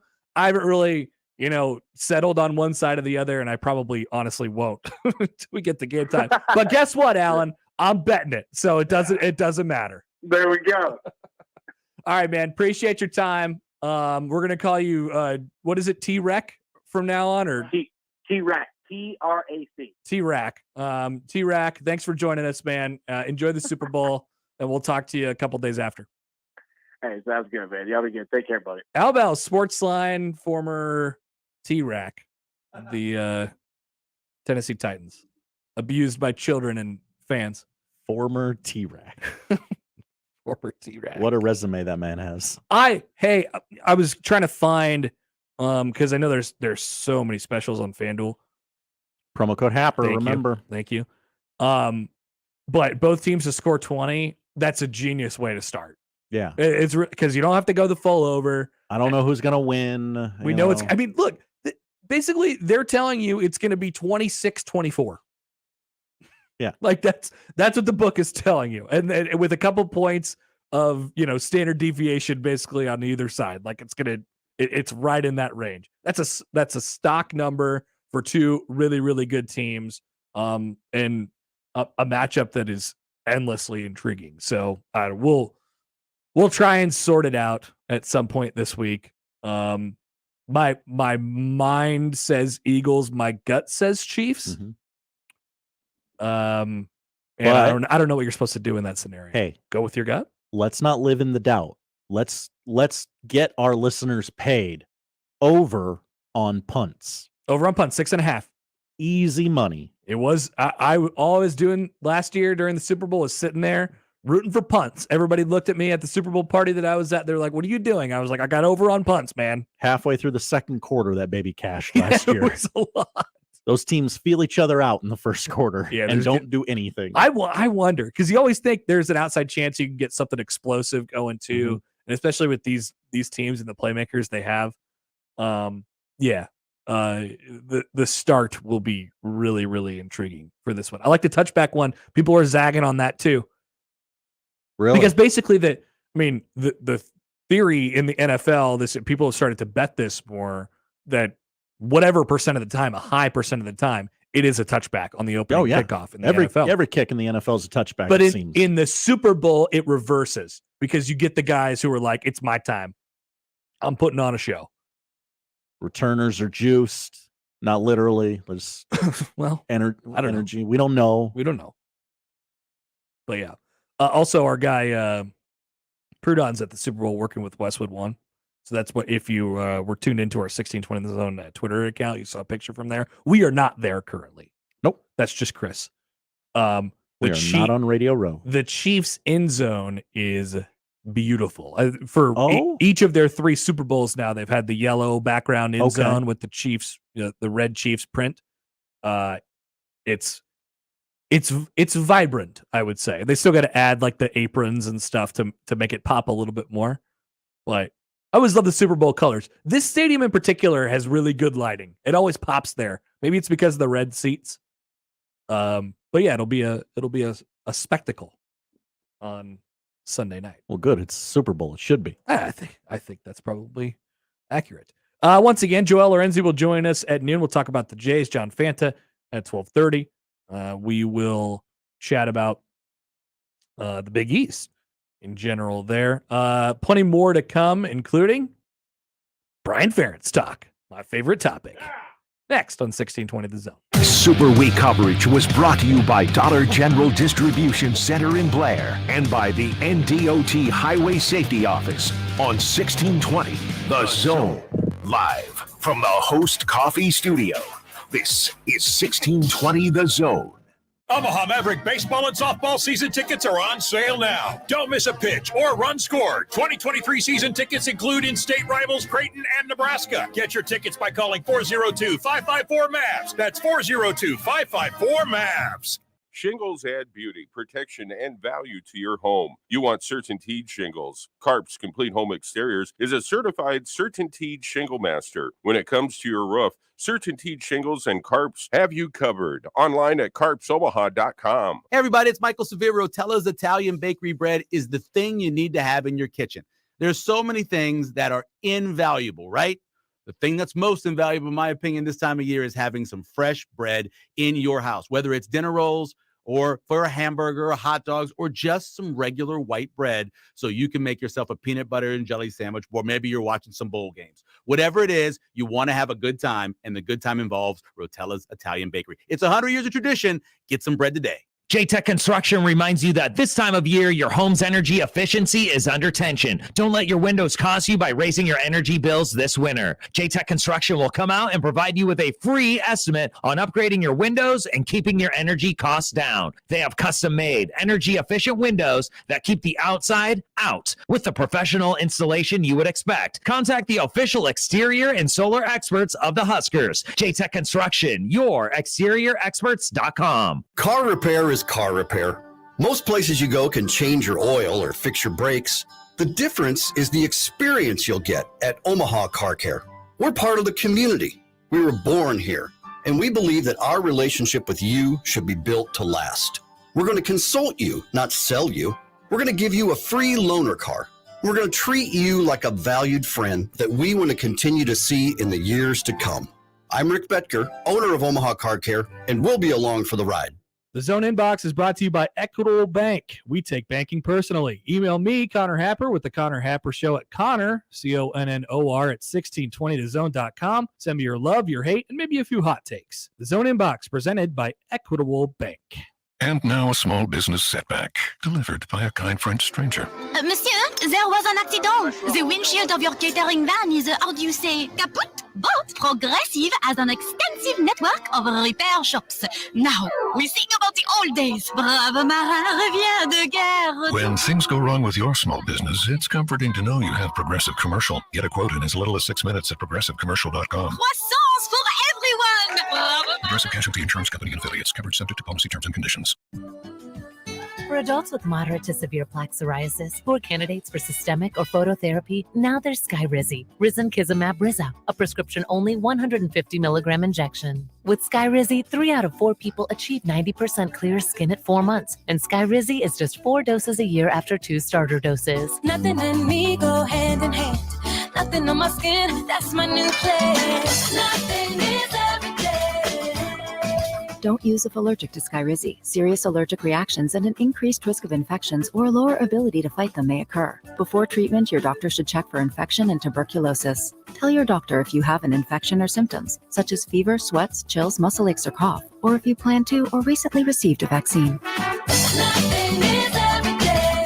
With Skyrizi, you could achieve 90% clearer skin. Ask your doctor about the #1 dermatologist prescribed biologic in psoriasis and visit skyrizi.com or call 1-866-SKYRIZI to learn more.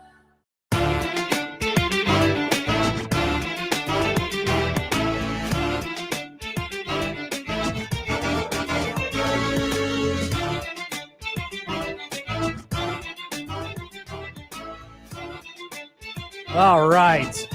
Let's talk Brian Ferentz. Brian Ferentz is the most hated man in the entire state of Iowa. And he's the most loved man in the entire state of Nebraska.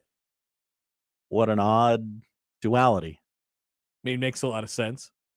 I mean, I was reading the story from Scott Docterman, friend of the show, Scott Docterman, who's of The Athletic, and he sort of mentioned there, and he's written this stuff like this before, but basically, I mean, fans. So he wrote this. The question he asked himself, he posed to himself, was, "What does this mean for the fans?" He says, "No person in the politically divisive state of Iowa is more reveled than Brian Ferentz. The vitriol over his continued employment is off the charts. Many fans will need to decide whether they want to continue full support of the program or do so in tepid fashion. Iowa sold out every home game last year, so a reduction in season ticket sales is possible." I read that and I'm like, whoa. Like, I mean, I get it, but wow. I mean, those are some strong statements. We were talking about questioning your entire fandom of the Iowa Hawkeyes simply because, this guy continues to sort of get a free pass, right? He's getting a free ride. So the news yesterday was that Brian Ferentz received I got this email, as I was like, I just got home yesterday, I think, or I was on my way home. And I saw this and I'm like, oh man, what is it? Because I saw the email title and it was like something about Brian Ferentz. Iowa announced Brian Ferentz contract amendments. And I was like, oh wait, did they actually fire him? What happened here? So here's the actual deal. He got a $50,000 pay cut from what his salary would have been this year. And then they threw in some designated performance objectives. The objectives are to get 25 points a game. And the program wins at least 7. Iowa's done that quite a bit over the last few years. Of course, the Iowa offense was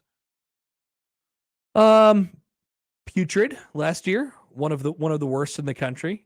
Now, one of the things that people wondered right off the bat, and there's some more info here, but one of the things that people wondered right off the bat was, are we talking about just the offense needs to score 25 points a game? Because Iowa's defense actually had more touchdowns than its passing offense. Yeah, it was like 7-6, right? Yes, yeah, last year. That's a real thing. So you grab a pick six and add on an extra point and really helps the average. Grab a couple field goals. All of a sudden you're already kicking around that 25 number. Not close, but you're lowering the bar. You're lowering the bar quite a bit. Doctorman writes, the eldest son of Kirk Ferentz, the offensive coordinator since 2017. He is supervised by Gary Barta, the athletic director. His salary dropped from to $850,000 from $900,000. And now here is the part of this where I think Iowa fans should, this is actually what's going to end up being a good thing. Although it's sort of embarrassing to say it out loud and say, here is the bar, here is the astronomically low bar that our already hated offensive coordinator has to hit in order to renew his contract. That's one thing. It's a very, very low bar. I think that's what people are frustrated about. Iowa doesn't have, very high standards, but this is Gary Barta sort of getting involved and saying, all right, we actually have to do something about this. It's not taking immediate action and going over Kirk's head and saying, look, you got to get this guy out of here. Remember, Brian, the offensive coordinator, reports directly to Barta because of the nepotism stuff. It's not Barta directly removing him, but it is him saying, here's the deal. You got to get to at least this, and then you can renew your rolling contract that every other assistant has. But if you don't, his employment is terminated on June 30th of next summer. Now, will it actually work out that way? I don't know.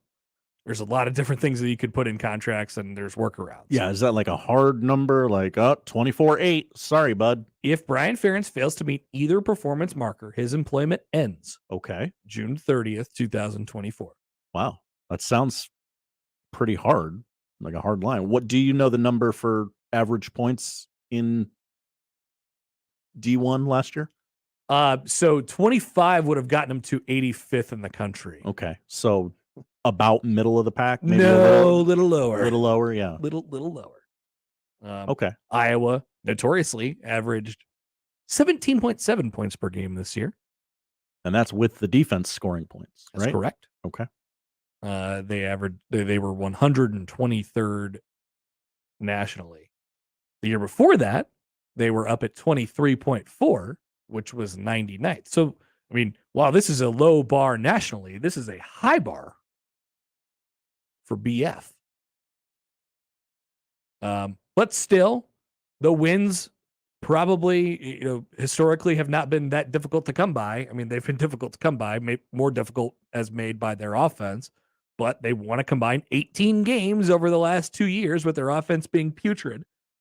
As Doctorman writes, this year, Iowa's defense scored 6 of the team's 25 touchdowns. That's 24% of their touchdowns. That's an insane number. Hey, we need you to be average or we're going to fire you. Now, it's brought up a lot of questions over the last 24 hours or so here. Most notably, and the funniest picture of it is Iowa is playing Nebraska on Black Friday, and they need to get to a certain number, whatever that number might be, in the final game of the regular season to get to Brian Ferentz's 25 points. Ideally, Nebraska is in a situation where they can somehow score 42 and Iowa can just pick their number after that. Nebraska could still win the game and Iowa gets their 7 wins and Brian Ferentz gets to keep his job forever, because that's the best scenario out of all this, right? Yeah, for Nebraska fans, absolutely. Well, why not for everybody? For everybody. Everybody. We need this for comedy. This is hilarious. I want a Brian Ferentz story every week of the offseason just to watch the Iowa fans get mega triggered. It's really a lot of fun. Why is it a lot of fun? It's usually us. We're usually freaking out about everything. But Iowa has focused in and centered in on this one guy. It makes for a very unhealthy environment. And it's especially when you consider that he is the coach's son. Because Kirk will double down. As he has at every turn. Every turn. And then the administration will come at him and go, not so fast there, Slim. So yeah, this is actually Barta stepping in and saying, all right, I'm exercising my ability to be Brian Ferentz's boss right now. And we're actually going to put something there, even though it is a low expectation. Let's not lose sight of what's important here. While I do think that's it's sort of a do or die moment for him. The thing I think that frustrates, I guess I can't speak for Iowa, but the thing that I think frustrates them probably the most is just how embarrassing it is. Right? Like you're putting this number out there and everybody in college football sees it and they're like, 25 points a game. What are we talking about here? I mean, we know this isn't the 1904 Minnesota Northwestern game, this is we get 14. We feel pretty good about ourselves. No, you got to score some points, even in the Big Ten in college football in 2023 and beyond. So I just hope that we get a story like this every single day, maybe once a week, at least. Amend his contract more, so that way people, the Iowa people could have a freak out every single time. Aaron tweets in at Connor Happer on the JTech Construction Zone Twitter feed. Iowa will go for every 4th down. Well, like I said, that's one of the more interesting parts about this. Like, they can sort of game the system a little bit. And like, as I said previously, this is a horribly toxic environment now. They've already turned on him. And by the way, all the bottom 10 offenses in the country last year, basically what happens is and I saw a stat going around today and I can't find the tweet right now. But basically all of them made a change either at the head coach or the offensive coordinator position. Like it's sort of unheard of or uncommon unless you are like UMass or something like that. And you're like, no, we're building for the long haul here. I was in the like the 24th year of their head coach. So, and Brian Ferentz has been around for a few years now. But one of the more interesting parts about it is it, like I said, it's sort of a toxic working environment for everybody, fans, Kirk, Brian, and we're going to be paying attention to this every single game. As if there wasn't enough commentary already about how bad Iowa's offense was from both a local and a national standpoint, becoming a laughingstock around college football. This is now going to be a statistical like referendum every single game. So when they, I'll pull up Iowa's schedule. So they open up with Utah State next year.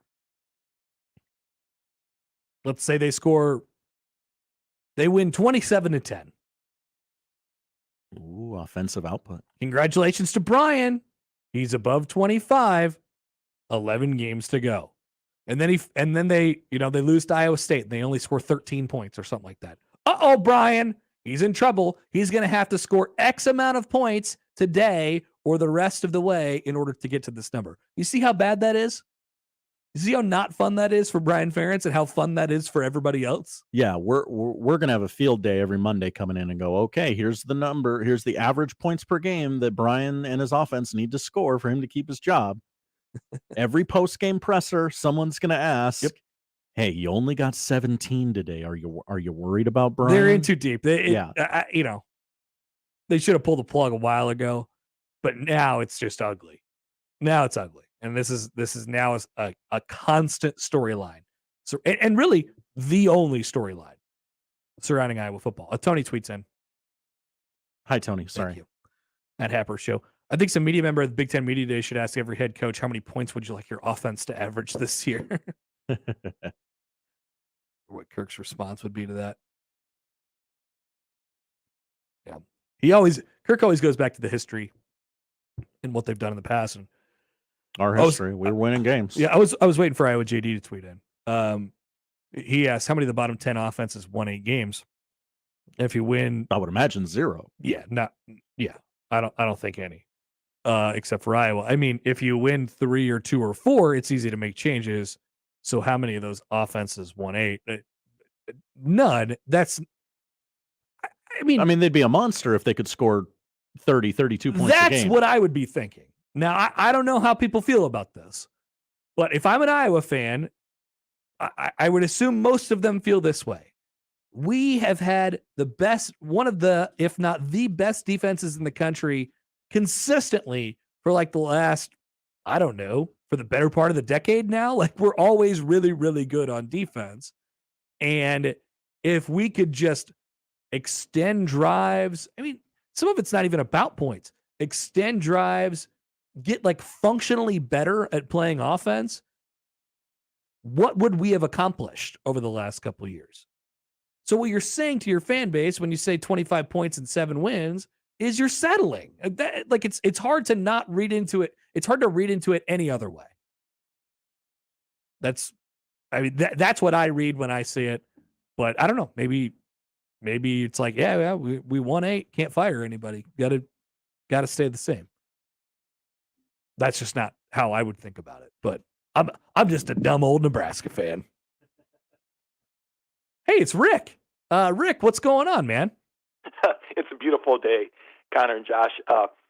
I kind of think you have to look back to history just a little bit. About a year ago, And when I think they restructured the previous Nebraska football coach's contract, they kind of threw in the same kind of a deal, only at bigger numbers, a little bigger chunk into $5 million down to $4.5 or whatever it was. But Trev kind of gave him the idea, and then Barta just kind of followed suit. So Trev kind of sent that idea over to them inadvertently, and Barta took it. In the nepotism thing, how that goes. But I've got a trivia question. What are the best two things coming out of Iowa? Oh no. Now the national champion Iowa Western Reavers. It seems awfully subjective, Rick. It doesn't seem like a trivia question. It's pretty factual. It's I-29 and I-80. Well, thank you guys. Have a good day. Thanks, Rick. Rick with the walk-off again. Well done. Now, I'll give credit to Gary Barta for this, and if he is taking a page out of old Trev's book, at least he said the metrics out loud. That's true. Thank you, Gary. Yeah. Appreciate that. We didn't have to, we didn't have to sue anybody for for what the actual metrics were. So that's nice. That is a good point. That helps. Maybe that's what Trev was trying to do when he didn't put those metrics out there last year. That's probably, honestly, that's probably it. I don't want this to be a thing. I don't want this to be a thing. I don't want this to be embarrassing. Because it is. It's a thing and it's embarrassing. All right. Any thoughts on that? We'll take them at Happer Show. You could also text into the show at 402-951-1620. Josh has the odd news before Joel joins next on 1620 The Zone. Previously on Unsportsmanlike Conduct. The theory that a lot of folks would have is low retention rate, low success. High retention rate, high success. Yes, Indiana's 2021 team had the best single season retention rate. 80.99% of the roster carried over from 2020. So this is with all those players back. They went 2-10. That's crazy. Unsportsmanlike Conduct with John Bishop and Josh Peterson. Weekdays 2 to 6 on 1620 The Zone. Your Omaha area forecast from the Godfather's Pizza Weather Center and KETV News Watch 7 on 1620 The Zone. Watch out for a few isolated slick spots early Tuesday as temperatures briefly dip below freezing. Otherwise, expect a sunny and mild day ahead. Northwest winds still a bit breezy in the morning, gusting up to 20 miles per hour. Highs in the mid to upper 40s. I'm meteorologist Sean Everson from KETV News Watch 7. Over the past few years, the COVID-19 pandemic has affected how we live our daily lives. Today, 1 in 5 Americans experience emotional and mental health challenges, but many of us do not understand what we are facing or how to ask for help. At the American Psychiatric Association Foundation, we work every day to eliminate stigma, combat mental illness and substance use disorders, and advance mental health. If you or someone you love needs help, you are not alone. Please visit mentallyhealthynation.org to learn more. The following is a test of the KOZN emergency system equipment.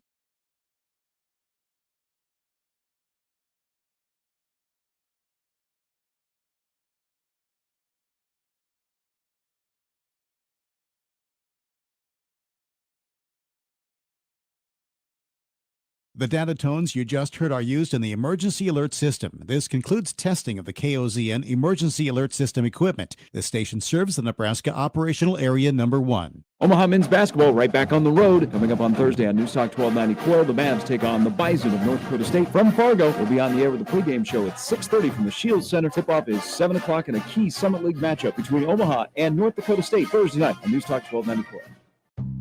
Everyone knows time is money. So don't wait weeks for the IRS to send out your tax refund. Go to Jackson Hewitt instead for up to $3,500 with a no interest, no fee tax refund advance loan. With up to $3,500, you could bring home the bacon and bring it home today. Money now instead of later, that's worth its weight in gold. Don't wait weeks for your refund. Go to Jackson Hewitt today. For eligible clients, loans by Republic Bank and Trust Company, details at jacksonhewitt.com. Finding great candidates to hire can be like, well, trying to find a needle in a haystack. Sure, you can post your job to some job board, but then all you can do is hope the right person comes along, which is why you should try ZipRecruiter for free at ZipRecruiter.com/radio. ZipRecruiter doesn't depend on candidates finding you. It finds them for you. Its powerful technology identifies people with the right experience and actively invites them to apply to your job. You get qualified candidates fast. So while other companies might deliver a lot of hay, ZipRecruiter finds you what you're looking for. The needle in the haystack.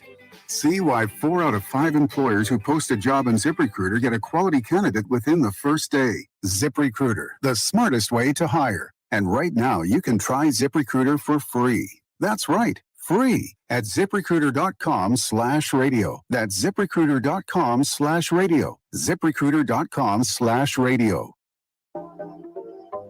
Join Genesis Health Clubs today for just $10 and save $20 per month every month with no contract. Hi, I'm Rodney Stephen, owner of Genesis Health Clubs, here with the secret to healthy fitness habits. It's true that there are plenty of people who manage to stay consistent with exercise over lunch or after work, but the real secret is scheduling exercise into your daily routine. Pick a time, and that is your time to exercise. What is more important than your health? Nothing. So what time are you working out tomorrow? I'm inviting you to give it a try by joining Genesis Health Clubs for just $10 and save $20 a month, all with no contract. Whether your exercise is at 6 a.m. or 6 p.m., schedule your exercise because it's the most important part of your schedule. And now life's little interruptions won't stand in your way. My dad always told us, don't put something off till tomorrow that you can do today. Make today your day for better health. Come into any Genesis location or go online and get started for just $10 and save $20 per month with no contract. Go to GenesisHealthClubs.com to get started today. Making plans to watch the big game? Nick Handley here from my friends at DJ's Dugout. Watch the big game at DJ's Dugout. Enjoy big game specials all day, Sunday, February 12th. Get a dozen of DJ's famous wings for just $10. And $5 32-ounce domestic beers and $7 32-ounce specialty and craft beer drafts. Cheer for Kansas City or Philadelphia and gather with friends for the big game at DJ's Dugout. Dig in at the Dugout. NRG Media in Omaha is growing. We're looking for an account executive to present and sell marketing campaigns to local businesses. We're also looking for a client marketing coordinator to help our account executives create and execute marketing campaigns backed by excellent customer service. NRG is also looking for a sales assistant to help with the behind-the-scenes details that keep everything running smoothly. For information on each of these positions, go to nrgmedia.com and click Careers. NRG Media is an equal opportunity employer. Hey everyone, Josh and John here for the FanDuel Sportsbook. This year, the only app you need at your Super Bowl party is FanDuel, America's #1 sportsbook. If you download FanDuel now, you use our promo code 1620, you can bet on Super Bowl 57 with a no-sweat first bet for up to $3,000 back in bonus bets if that first bet does not win. Whether it's money line, point spreads, props, and more, the FanDuel Sportsbook with that promo code 1620. And Josh, I don't mean to disrespect the Chiefs, but I do like Philadelphia. We'll see if the line continues to move throughout the week as it did for the AFC Championship game, but the Eagles are my favorite. Claim that no-sweat first bet on Super Bowl 57 with FanDuel, official sportsbook partner of the NFL. 21 plus in President, Iowa. First online real money wager only. $10 first deposit required. Refund issued as non-withdrawable free bets that expire in 14 days. Restrictions apply. See terms at sportsbook.fanduel.com. Gambling problem? Call 1-800-BETS-OFF. Listen to Woodhouse Auto Family Blue Jay Overtime, the Creighton men's basketball postgame show on 1620 The Zone. Live from DJ's Dugout downtown. It's right after every home game, presented by Barry Law. Exclusively on your home for the Creighton Blue Jays. 1620 The Zone. Make the right call, fans. The Rooferees at John Higgins Weather Guard. Rooferees. And now we've reached the point in the show where Josh Odson reads the peculiar, the bizarre, the comical, the odd news with Odd Son. Odd news, Odd Son. See what we did there? The odd news with Odd Son. All right, so I haven't checked to see if this math actually checks out, but we're going with it from TC on the Equitable Bank inbox. So let's say I were to hang 50 on Utah State and Western Michigan. Okay. In all the doable in theory. Not really. Not for them. Not really. Yeah. 50 is a lot of points. I mean, Nebraska hasn't scored 50 in a long time. This isn't about Nebraska. And not that they're a better program. I'm just saying they've had better offenses.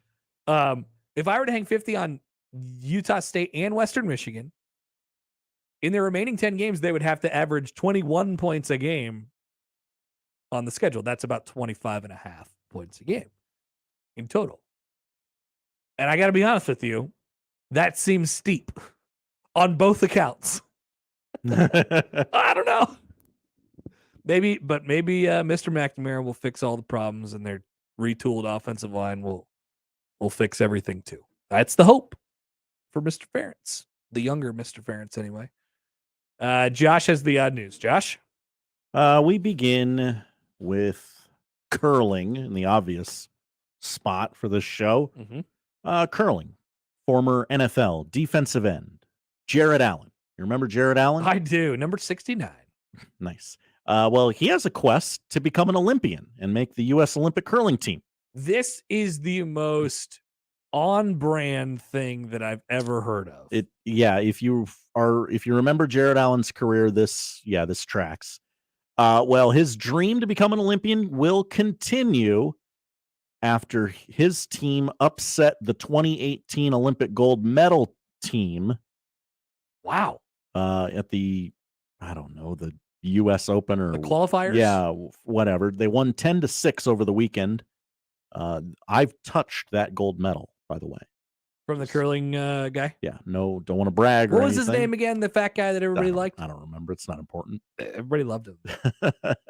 Allen, 40 years old, promised to win a medal in curling when he started playing and initially competed on a team that included other ex-NFLers, including Mark Bulger, Keith Bullock, and Michael Roos. Mark Bulger. That's a name I haven't heard in a long time. Absolutely. While Allen didn't make the team that went to Beijing in 2022, he did beat the squad that did this year. And if Smith and Allen's team win the next event, they'll go on to represent the U.S. at the World Championships in Ottawa this spring, which would put them one step closer to the 2026 Winter Olympics in Milan. Allen told the Minnesota Star Tribune, "I thought curling was going to be a lot easier than it was, but I'm one of those guys who once I start something, I'm going to see it through. Nice. Our goal at Nationals is to beat as many teams as we can and see where we land." So that's an interesting statement. I thought curling was going to be easier, yet you've immediately become an Olympian. Yes. Where's the struggle? Doesn't seem that hard. I mean, people always say that with those dumb Olympic sports. No offense. But they're always like, oh, these are just normal. These are just guys who just decided, yeah, why not? I'm going to drink beer with my bros. And, I can be in as bad a shape if I want to be and just roll a rock down an ice luge. Yeah, that's what it is. I mean, that's what it is. That's one of those sports where, you look at it and go, I could do that. If you're committed even to if you can or not. If you're committed to it, then yes, you could probably, I mean, the ceiling is very high for you if you commit to the sport. We move to Atlanta for the next story. A man was arrested for allegedly using a broken window at the DeKalb County Jail to deliver items like narcotics, tobacco, cell phones, and cooked chicken wings. Huh. That's right. Cooked chicken wings. TV station WAGA in Atlanta reported that investigators WAGA charged Michael Anthony Dixon with crossing a guard line with weapons, intoxicants, drugs, criminal trespassing, possession of marijuana, possession of cocaine with distribution intent. Dixon, who was carrying a box cutter, was on the facility February 3rd and went past the guard line area. When deputies searched the area, they found a hidden whiteback in a nearby brush. I don't know what that means. I don't know if I can I say that? I'm not sure. It sounds a little risque. Yeah. I don't know what it is. Pleading my ignorance on that one. Yep. I'm just reading the story. Deputies said the bag contained cocaine, could it be a white backpack? Packs of cigarettes, lighters, marijuana, ear pods, hex keys, glue gel, sweets, jewelry, charging cords, and yes, cooked chicken wings, which is the thing that elevates it beyond news into the odd news. I mean, that's something that I would probably like to have in jail. Cooked chicken wings? Yeah. Yeah. You go to Magic City, get some chicken wings, and bring them to the jail? Absolutely. Some lemon pepper? Yeah. That would be I mean, you'd be a huge hit at the jail if you could get everybody some chicken wings from Magic City. Trade those, you can get whatever you want. Right? Yeah, you'd be the what's his name from Shawshank. The Red. You can get whatever. There you go. Everybody loves him. And finally, we did not discuss this with Allan Bell earlier, but a wager has been placed on the Super Bowl. And I know we got to get to Joel here, but Matt, do you see what Mattress Mac said? Oh, yeah. He's got to drive to Louisiana like an animal, like us here in Nebraska. We have to drive to Iowa. Interesting take by Mattress Mac. He bets millions on every sporting event. A Tuesday baseball game, he'll bet $10 million on the Astros or whatever. And he said, no, I don't want legalized gambling in Texas because I'll do it all the time. Right now, I have to drive to Louisiana like an animal. What a take. That's not the story. The story is about Patrick Mahomes. He made a Super Bowl bet with Cooper Manning. The festivities last night at Super Bowl opening night, which is what we now call Media Day. He's going to enjoy a cold one with a side of foot sweat if the Chiefs win the Super Bowl, because the Chiefs star said Monday he'll chug a beer out of Cooper Manning's boot if they win over the Eagles. He's going to do a shoey? He's going to do a shoey. The quarterback made the promise to the oldest Manning brother during a fun interview at Super Bowl's opening night after Cooper had asked him a series of questions about cowboy boots. Eventually, Mahomes said as long as Cooper joined him in the beer guzzling, he'd drink one down out of a cowboy boot. Post Super Bowl, if you bring that thing here and we get the win, I'll drink the beer out of the boot. I would do just about anything involving drinking beer after I won the Super Bowl. Yeah, I mean, you could all do bets no are wrong. off. You could do no wrong. Now, he did put some caveats on it, some stipulations. The beer had to be Coors Light. Of course. Shout out sponsorship deals. And number 2, Cooper had to be hygienic about it. He needed to wash his socks. We got to put fresh socks in that boot when you put it on that day. I think that's those are meetable demands. Yeah, I would absolutely sign up for that if I'm Cooper Manning. And then we could all watch the video of Patrick Mahomes doing a shoey. And Patrick, being the pitch man that he is, I'm sure he would wait until the cameras were rolling to pour that Coors Light. You bet. Did you see his laugh yet? No. He was asked a dumb question. I think it was actually the Rihanna, the what's your favorite song question. Oh, yeah. He was like, I don't know, Umbrella by Rihanna. Does he laugh like a Muppet? I mean, he talks like a Muppet, so it's understandable that he laughs like a Muppet. Look at the video. It's ridiculous. All right. Catch up. What a weird face of the league. Yeah. Yep. Great player. No disrespect to the Chiefs. Yep. Not disrespect to the Chiefs. Please don't do that. Don't even consider doing that. Thank you, Josh. Thank you, Connor. That is the odd news. We'll talk about the Jays with Joel Lorenzi of the World Herald next on 1620 The Zone. For the Jays, the Huskers, and even you Jayskers, we are 1620 The Zone. The big game, the big kahuna, the World Series of Football. Whatever you want to call it, it's happening. This week, it's Super Week on 1620 The Zone. Super Week is powered by the NDOT Highway Safety Office and by Dollar General Distribution Center in Blair. Catch all our big game coverage all week long as we gear up for Sunday. Super Week on 1620 The Zone. Powered by the NDOT Highway Safety Office and by Dollar General Distribution Center in Blair. Ray Magliozzi here for eBay Motors. Okay, easy now. You're teaching your kid how to parallel park. Ouch! Turns out he likes to do it by feel. Don't worry, eBay Motors has bumpers, taillights, trunk lids, license plate holders, 122 million parts. Pull up just a little bit. And headlights. They've got lots of headlights. Get the right parts at the right prices. eBay Motors. Let's ride. I always wanted to learn Spanish, but I never thought I'd have the time. Then I discovered Babbel. Babbel's lessons are fun. They only take like 10 or 15 minutes, and in 3 weeks, presto, you're starting to speak another language. Like magic. I love that Babbel's lessons aren't just robots talking. They're voiced by native speakers, so you get the pronunciation just right. And they're designed by real language teachers, so you learn how to have real-world conversations, things you'll actually use. It's incredible. After using Babbel, I'm ready to start having real conversations in French. There's all kinds of ways to learn. Use Babbel's podcasts or games or videos. You can even join live classes with a language teacher.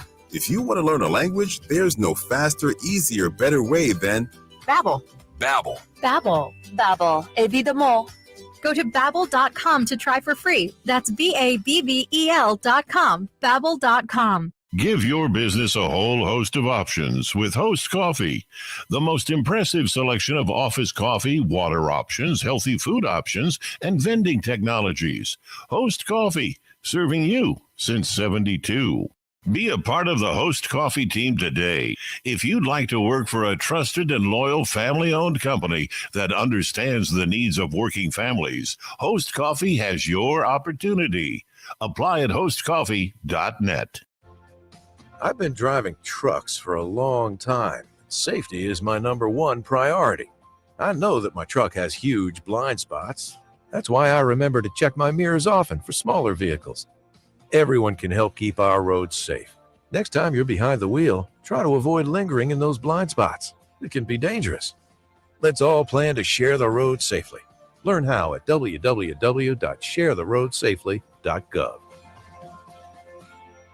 Smart homeowners know that proper maintenance of their home's AC can save a bundle in the long run. Trust our comfort specialists at 1 Hour Heating and Air Conditioning to keep your AC running strong. A proactive tune-up can actually help your AC run more efficiently and save you money on your electric bill. Just call 402-788-1234 to schedule your preseason tune-up for just $79. Always on time, or you don't pay it time.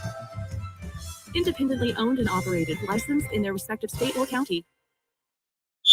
Tickets for less. Best seats, best prices, no per-ticket fees. Ticketsforless.com. KOZN Bellevue, Omaha, Council Bluffs. This is 1620 The Zone.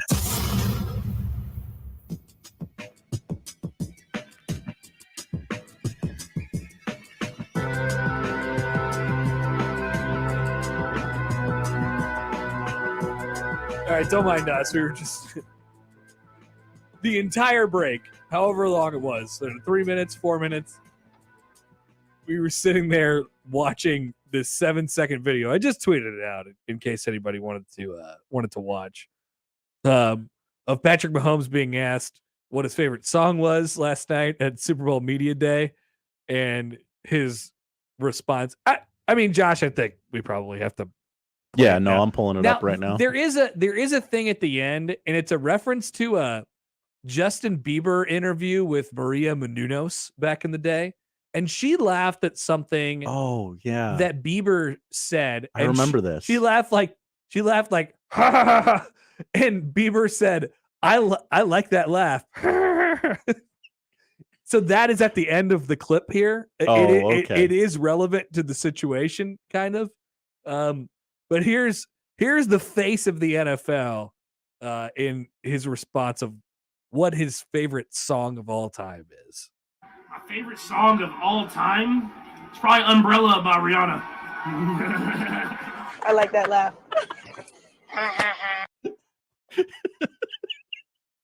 I don't know why it tickles me right in the right place. But it's just so the laugh is so unexpected every single time. Well, you hear like, why did he do that? That's on par with the Kawhi one. Yeah, these NFL quarterbacks are so polished and they never say anything. So when you get the slightest bit of content out of them, it's actually delightful. Like, he's just a weird dude, and that's great. It's great because he's like, he doesn't think he's this big superstar. Like, he's literally just a dude. Just he has the weirdest voice, and I don't think I'm ever gonna get over it. Like, I've gotten used to it a little bit, but every time I think about it, I'm like, man, this is so weird. Why does he talk like that? Is Umbrella anyone's favorite song? I love that song. It's a great song. That was the thing that I missed when I was gone.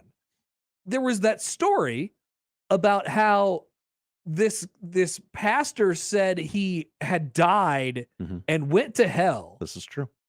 And I wanted to talk about this, so I'm glad Patrick Mahomes is kind enough to bring it up. He had died and he went to hell, and hell is basically as we imagined it. There's just a lot of bad and annoying things going on everywhere. But one of the things that's happening in hell is Umbrella by Rihanna is playing constantly on a loop. just because it's hell. Which doesn't sound like the worst thing in the world. I think there's worse songs that you could play on a loop forever and ever. Yeah. I mean, it would certainly not be great, but I don't know that that's a great favorite song of all time pick by Mahomes. I will give him some benefit of the doubt because, as we discussed with Allan, that's a next to impossible question to answer. I hate that question. I hate icebreakers and getting to know people and or like even in school when they ask you like on a sheet of paper, what's your favorite song? It takes me forever to answer the question. You're telling me out of every song, I have to pick one song out of all the songs. But no, I don't think the song that I would have picked would have been Umbrella by Rihanna. But, Patrick Mahomes has never been about conforming. He does.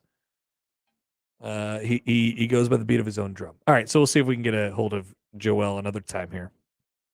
We're gonna talk some Jays, but they'll play tomorrow at Seton Hall.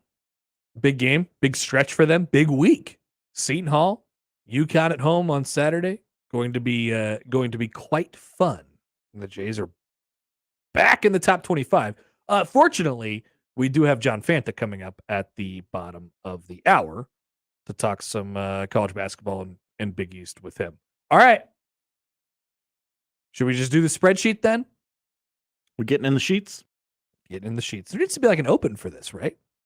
Yeah, it's something you've done enough that, I think we could and we're put definitely some music. I mean, we're going into prime spreadsheet season as well. Oh, okay.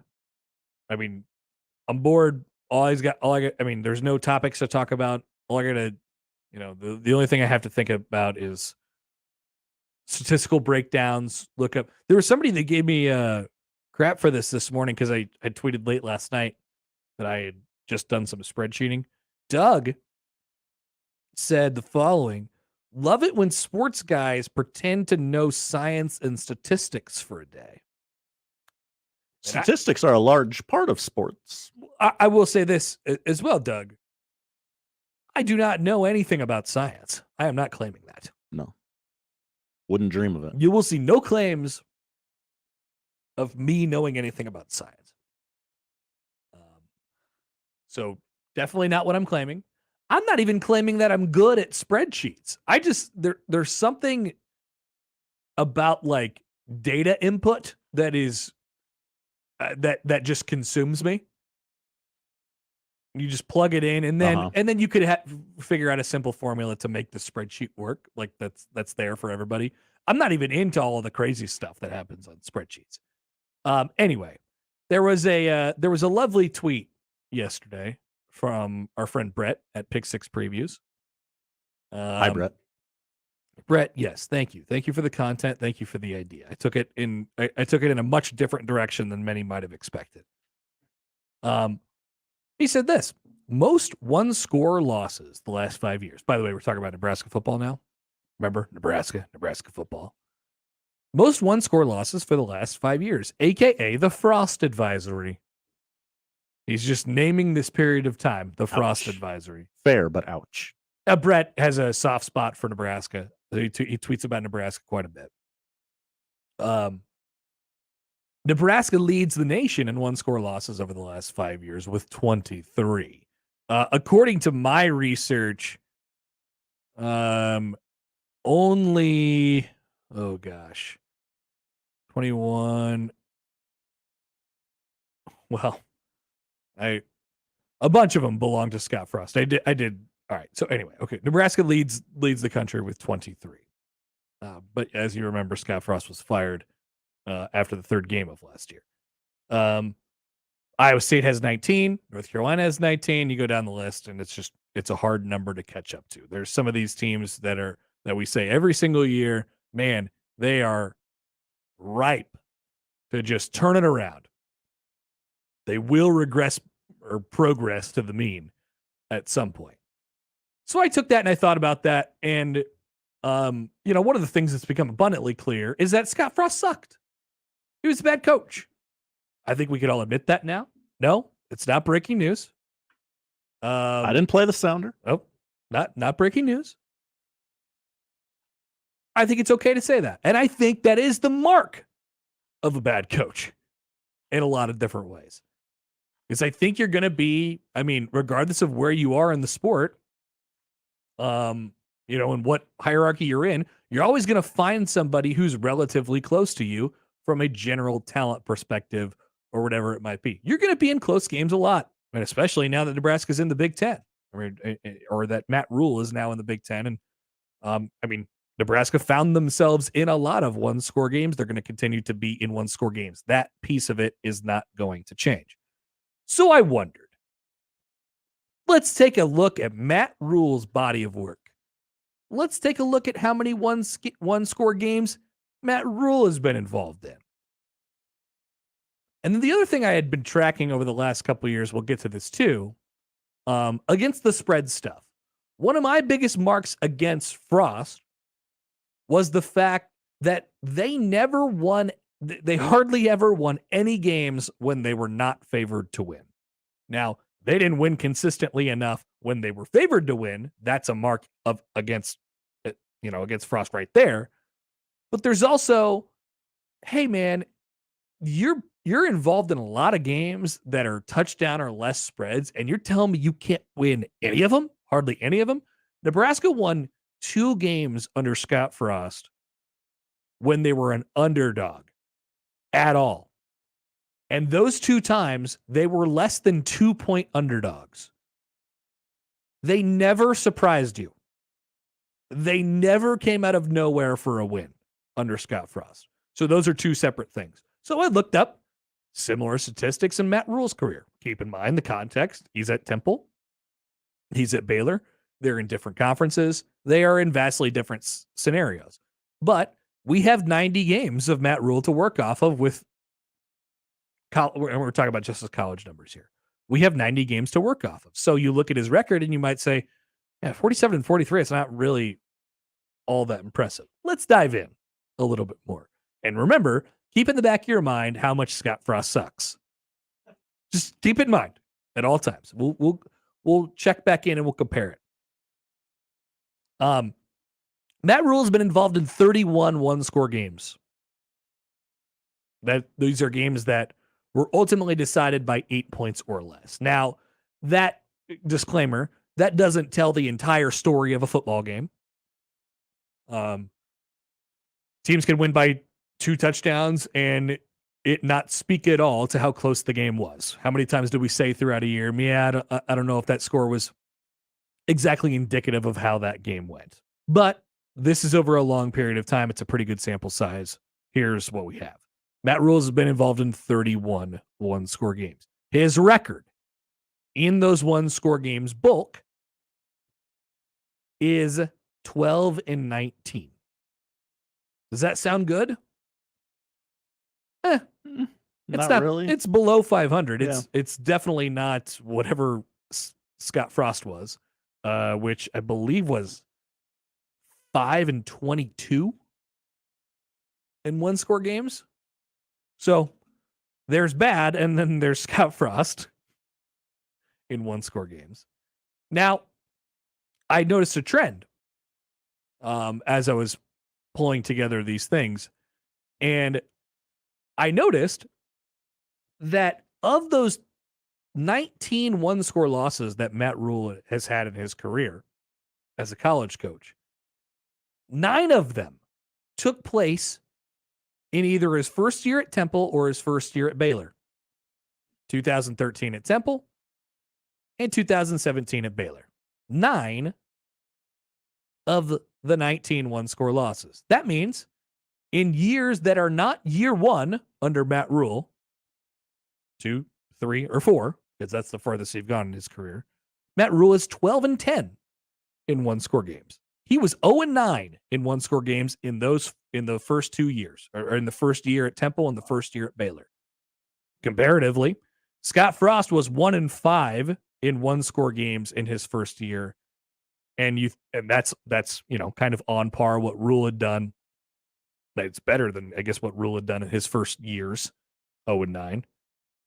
But then throughout the remainder of his career at Nebraska, which he had 4 more years, or 3 plus more years, They went 4-17 the remainder of his time at Nebraska.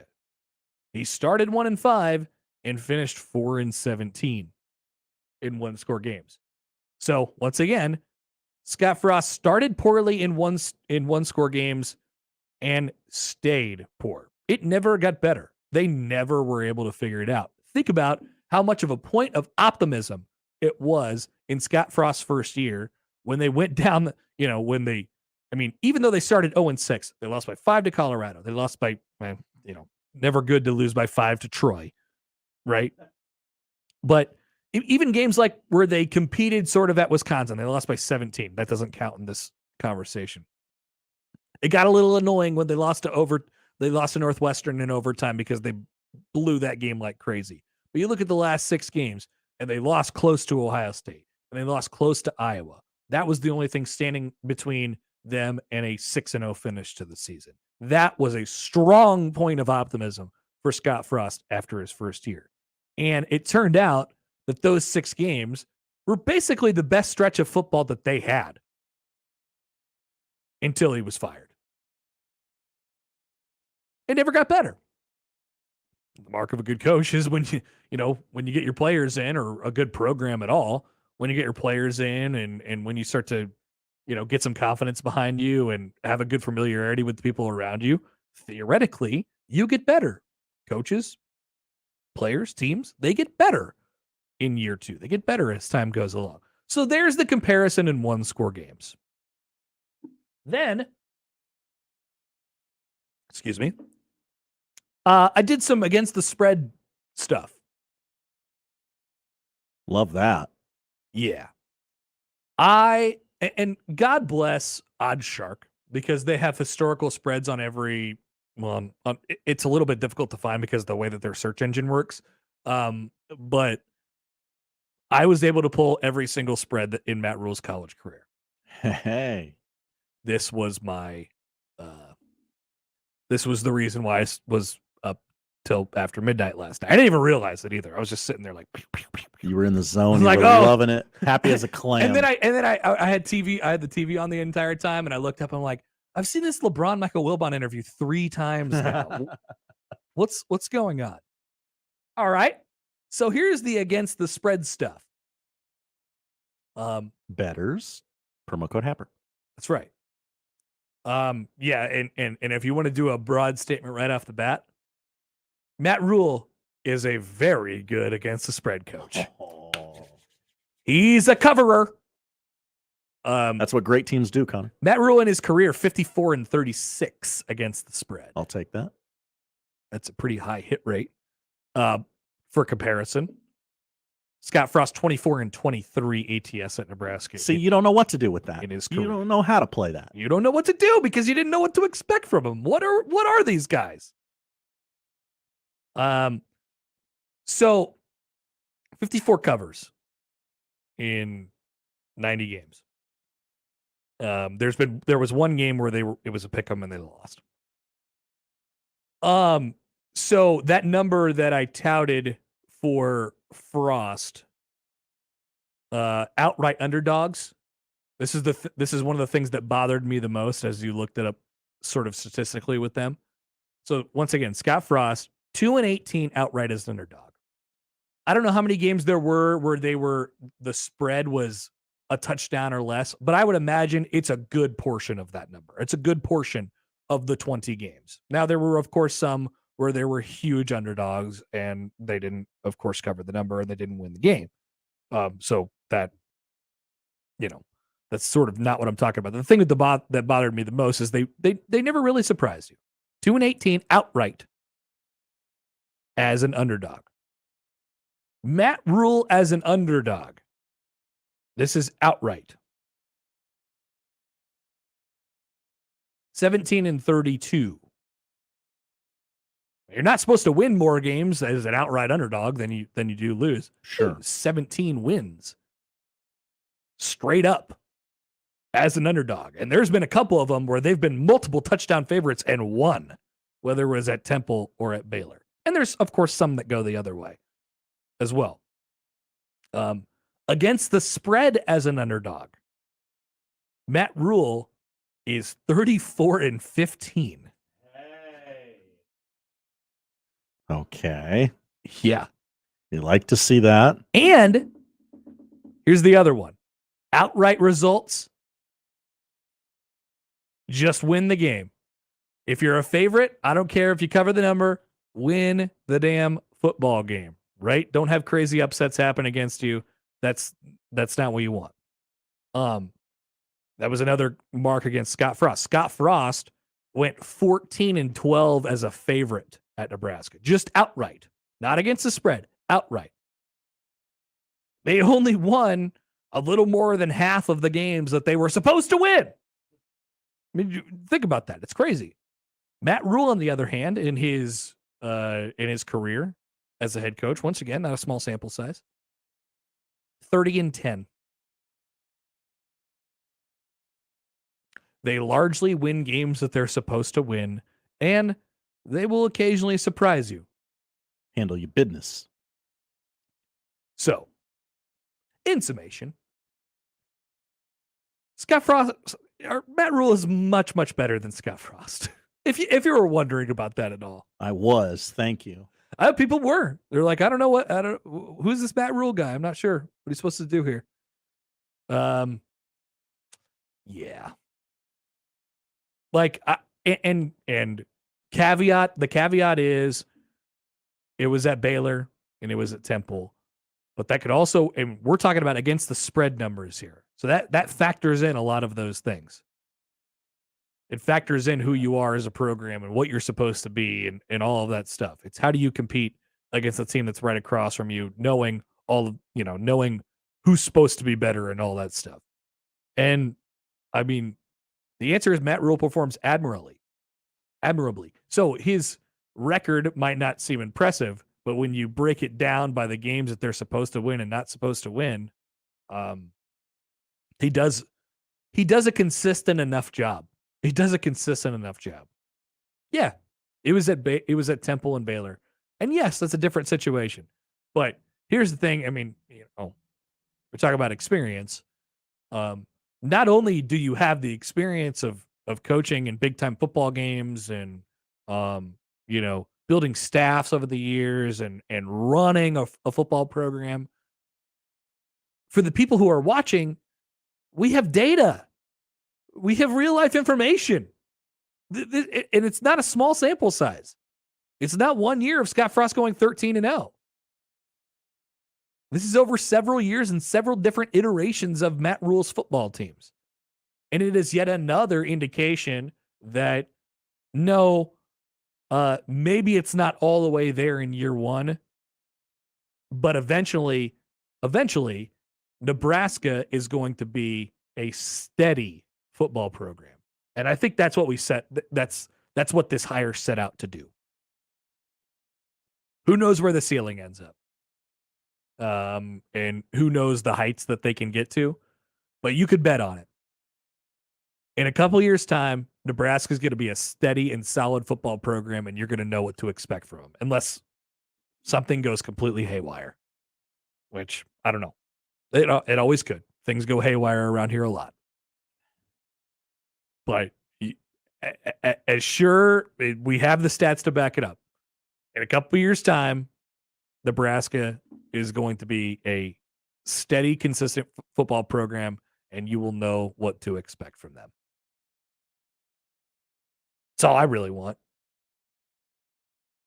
If I have to rewatch the 2020 Illinois game or the 2020 Minnesota game in my head again, it's not gonna be pretty for anybody. You're multiple touchdown favorites in those games, and you end up getting like reverse covered, right? Statistically, those things haven't happened during Matt Rule's career, or at least at a lower rate. All right, 951-1620. We have some emails, thoughts, questions, comments on that, but we will get to them later in the show. We will have time to do so in the 1 o'clock hour, because coming up next, we will be joined by John Fanta. He covers college basketball in the Big East for a lot of people. Fox, the field of 68, the Big East Digital Network. He's everywhere. You've seen him. You've heard of him. We'll handicap the Big East race, how big of a week this is for Creighton, especially, and the chances of them finishing strong down the stretch. We'll come back with that next on 1620 The Zone. Live from the Host Coffee Studio, this is 1620 The Zone. The Blue Jay Zone is brought to you by Barry Law. We're in it to win it. The stats may back him up, but Trey Alexander truly believes, as his teammates do, that the Big East Conference's best defense is Creighton's. We kind of try to go in and make that our identity. So, I mean, when we're playing teams like this that are very good at getting downhill and very good at hitting threes, I mean, we have to adjust to what we play each night. So, I mean, Villanova, they're a great team, and we were able to find those stops down the stretch, like you said. Winning comes without a guarantee. Focus, discipline, and extraordinary effort make winning more likely. Sometimes our greatest wins come from major setbacks. Coming back from a serious injury is a win that requires teamwork. At Barry Law, we're in it to win it. If you have been seriously injured in an accident, call Barry Law today.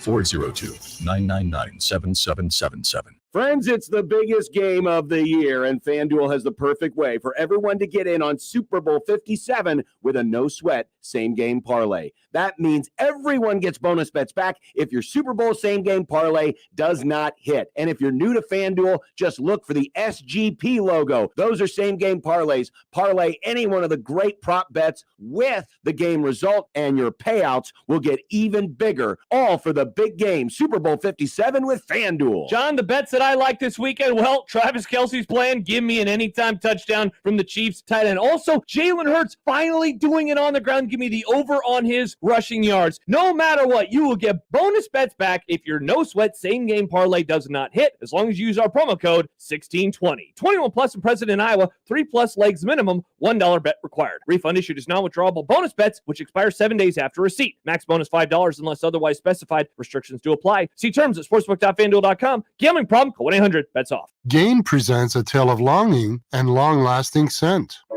Dear love of my life, we were on the 12B bus when I caught a whiff. A scent so fresh, so life-changing, I had to find its source. I didn't know if you were the woman in the pink freshly washed cardigan or the retired mailman next to me, but I knew one of you was my soulmate.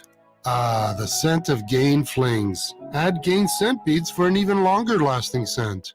Tell us how you feel on the J-Tech Construction and Solar Zone Twitter feed. Reach Gary, Nick, Connor, Josh, and John anytime on the J-Tech Construction and Solar Zone Twitter feed. Contact the official exterior and solar experts of the Huskers. J-Tech Construction at yourexteriorexperts.com.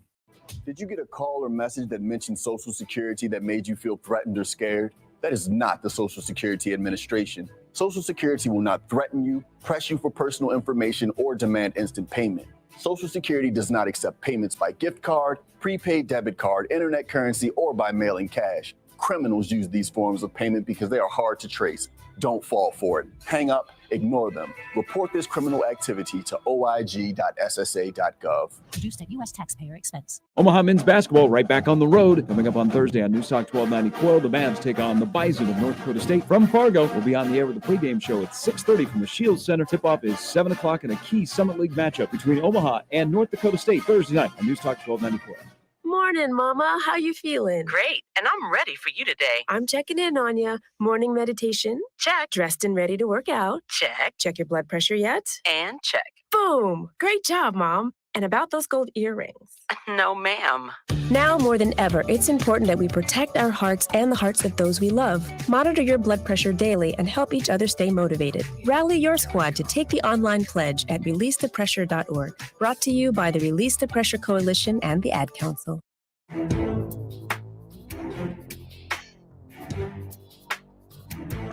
All right, welcome back. We're the Connor Happer Show. You're on 1620 The Zone and on 1620thezone.com. It's a big week for the Blue Jays, who will travel Seton Hall tomorrow and welcome in UConn for a big one on Saturday. The Big East race is heating up, and there is a big game tonight with Marquette and UConn as well. And for more, we bring in John Fanta. Fanta, good to finally have you, man. How are you? It is great to be with you, my friend. I'm doing well. It's a terrific time of year. Everybody always talks about the madness, and there's no question once we hit March, there's nothing better than that. But I think that these final weeks of the regular season sometimes get taken for granted or overlooked because now is the time where you're either fighting for your seed or you're fighting to get into that big dance. So it really is an interesting time of year. Well, let's start at the top. It's so interesting at the top, and like I mentioned, there's a huge game tonight between UConn and Marquette. Xavier, Marquette, Creighton, Providence in that sort of top four, and then there's a little bit of a break. Seton Hall's hanging around, and we know what UConn is capable of. And you look down the stretch for these teams and how it sort of plays out, and none of them. I don't think any of the top four teams, John, have a conference loss at home yet. So that'll be huge. Defending home court. But then there are some wild cards that are going to be in there too. Villanova is turning it around. And there's a couple tough games still out there for some of these teams. I guess when you look ahead at the next 4 weeks for the top sort of four here, like how would you handicap it? How do you even start with that group right now? Well, I think if Marquette finds a way to beat UConn and Hartford tonight, I think that they're going to win the Big East regular season championship. I really do. I think that they're in a golden position here because of the fact that if you look at what they've got over these final weeks, you've got at UConn tonight, and you've got Georgetown. You're winning that game. Home to Xavier. I like Marquette in that spot. At Creighton, to me, that's a toss-up. I would lead with the Omaha faithful. I'd lean with the Blue Jays. But then, guys, their last three, DePaul, Butler, St. John, they're not losing to any of those teams. Yeah. So my point is, at UConn and at Creighton are the two spots that I would be most concerned about. But if they win one of those two games, you're talking about a team that would be in a position where they're set up. I mean, they're 16-4 potentially, could be 17-3. I don't think anyone's catching them at 16-4. Maybe we'll have a tie, but for me, the Zach Fremantle injury hurts Xavier. That's how I would handicap that. I think that Xavier's in a position where they're going to potentially leave themselves susceptible to getting picked off just by not having Fremantle and not having a ton of depth. For Creighton, tomorrow's critical. You got to complete the season sweep over Seton Hall. Then you've got UConn at home. I think Creighton, when you look at them, their regular season title chase comes down to that game at Providence on Valentine's night. Greg McDermott, Ed Cooley, the two elder statesmen in the Big East, squaring off with Love in the Air at Amica Mutual Pavilion. Should be fascinating. And then you host Marquette February 21st. Like, those are the two games that I pinpoint on top of at Villanova, just because Villanova Creighton, the way that they played on Saturday, that's going to be a tough spot. But Creighton closes with Georgetown and DePaul, meaning a lot of these closing schedules for some of these teams are just they're frankly they're not filled up. Like, they're not that challenging. So Providence, 5 of their final 8 games are at home. I lean Marquette. If Marquette loses tonight, though, tonight's huge, and I think they can win that game. I really do, because I just think something's up with UConn. I don't like the way they're playing. I think they have too many inconsistencies. If Marquette wins tonight, I think they win the Big East. If they lose tonight, the door cracks open. And to me, there's 2 massive games then. Creighton at Providence on Valentine's Day, and then Creighton hosting Marquette, because I don't know if Xavier can do it with being shorthanded. How has Marquette gotten to this point where they're picked? You know better than I think it's 7th or 8th in the league this year. Ninth in the league. Giving them too much credit. I mean, they've been so impressive, and they've been so consistent too. Like, usually when you have a team that quote unquote comes out of nowhere, they'll lose one that they're not expected to. This has been one of the best teams in the country basically the entire year. They don't get talked about enough. Like, how has Marquette gotten to the point where they're at right now? Yeah, they've gotten to this point because they've done it with organic player development. What a concept, right? Yeah. In 2023, to just bring guys back and develop them. And they've done it that way. With Tyler Kolek, and it's one of the best point guards in America. Top 3 in assists. He's got 189 assists in 24 games. It's ridiculous what he has been able to do for them. Cam Jones is an elite bucket getter. I mean, that's a guy, he just fills it up. And if I had to trust one Big East player to take the game's last shot, I'm riding with Cam Jones. That's who I'm riding with. So for me, I look at them and say, hey, elite backcourt play. They could throw matchup wrinkles at a defense. Omax Prosper stretches the floor. Oso Ighodaro is a really unique mobile big. And Shaka Smart didn't make a splash in the transfer portal. He didn't make a splash with his recruiting class, although I like Chase Ross and Sean Jones, what they've added. They've just invested in themselves. And there's something to be said. We talk about college sports and cycles, right? How things cycle out, how things work, whether it be college football or college basketball. In college basketball right now, the trend is transfer portal. NIL, obviously that's important. But there's something to be said to your locker room when you say, you know what, guys, I'm not going to go looking for somebody else. We're going to invest in who we've got and who I bet on originally. And you're going to stay the course here, and you're going to become a better player at Marquette. And we're going to build out really good college basketball players with a chance to be a pro. But you're going to get an education here. You're going to play hard, and we're going to invest in relationships. Shaka Smart is the best version of himself at Marquette. He couldn't be himself at Texas. The job is too glitz and glamour, and the expectations don't end up following what the results end up being. It's why they're now in the market for another coach. Marquette and Shaka fit each other, and it's just come down to guys taking seismic leaps this season because after the way last year ended, they went 3-6 down the stretch. Smart brought in players for meetings. He held a retreat in the fall where they were in a closed-door meeting and had authentic conversations about how they avoid the you-know-what that went down in March last year when the program fell off the map. They don't want to do that again. This is not the Marquette of old. It's a new Marquette, and it's a Marquette that has the sum being greater than the part. John Fanta's with us talking Big East basketball. Let's go through a couple more teams here. We got UConn. Is this a sink or swim week for UConn? You mentioned them already with their inconsistencies, and you can't really trust them right now. But they get Marquette at home tonight, and then they come to Omaha on Saturday. Like, how big of a week is this in terms of what we end up seeing with them as it relates to the NCAA tournament in just a few weeks now? This is pull-up time for UConn. This is their time to show that they are still to be taken seriously in the national landscape. The fact is, this conference season has been a disappointment. For them to be 7-6 in the Big East after a 14-0 start, after an unbeaten run through non-conference play, what happened? Well, what's happened is they're not as consistent on the offensive end of the floor. They have struggled to have the same type of mesh, if you will, as the season's gone on.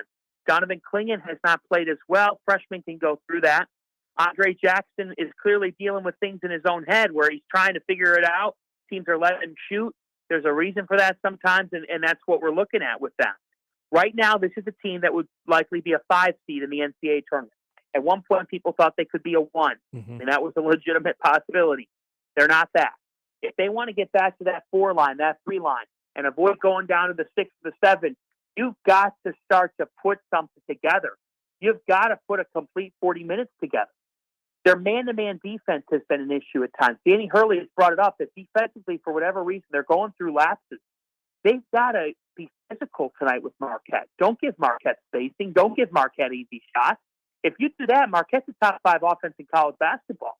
I don't care if the game's played at the XL Center, Fiserv Forum, or Mars. You're not going to beat Marquette's offense if you don't guard. They got to defend tonight, and they need Adama Sanogo to dominate the game inside and play like the All-American that he is. So for me, this is a huge week for Connecticut, and they really need tonight for their. And people would say, "Well, they really need it, John. They're a healthy NCAA tournament team." I'm not thinking that way right now. You can't start the year 14-0 and be a flameout. Yep. This team should be able to win a tournament game. It's not 2 tournament games. Where's the real UConn? Tonight is the night where they need to show it. Because if you lose tonight, I would argue you walk into Saturday then, and you're sitting there saying, man, we better win this game, or else we're going to be under 500 in Big East play. That you don't want to be stuck having to go to Omaha with urgency high, because guess what? Chances are you're not winning at Creighton. Yeah, that's going to be a tough ask. You know what I appreciate about UConn fans? And you could speak to this firsthand because every once in a while I'll tune into one of your spaces that you do on Twitter occasionally, and it will just be flooded by UConn fans asking very specific UConn questions, and I love it. Like I think it's been a great thing for the league for them to come in. At the same time, they get asked big picture questions about them, and this team's in an interesting spot right now. But I just love listening to all the UConn fans bombard you with all the very specific UConn questions. They've been great for the Big East, and when they are relevant, it's awesome for college basketball. Yep. You think about it, when they were hot earlier this year, they were getting talked about a ton. You know why? Because here's the thing right now. Duke's not what they've been. North Carolina's been a disappointment. Kentucky's been extremely frustrating. Kansas has been good, but by their standards, not unbelievable. They got run by Iowa State over the weekend. By the way, a Cyclone team I think could go deep in the NCAA tournament. When UConn was going, they're an identifiable brand. And I got to tell you guys, every time I drive to Storrs, Connecticut, people don't understand how much of it's farmland in Connecticut. I mean, it's a lot of green. And you get to the campus, you drive into the woods, and you get to the campus, and you sit there and say, how in the heck did Jim Calhoun and Gino Auriemma build the basketball capital of the world, is what they call it, in Storrs, Connecticut, where they just dominated both sides for a significant period of time? How did that happen? And that's synonymous with the fan base. It's still felt. College sports is about tradition. UConn in basketball being good gives people nostalgia, and they're recognizable. And we'll take over Madison Square Garden this March whenever they're playing there in the Big East tournament. But it's got to transition to results. Dan Hurley has gotten this program on the right track. He's gotten them back on the map. But we all know this. With Connecticut, you are judged on what you do in March because that's the pedigree of the program.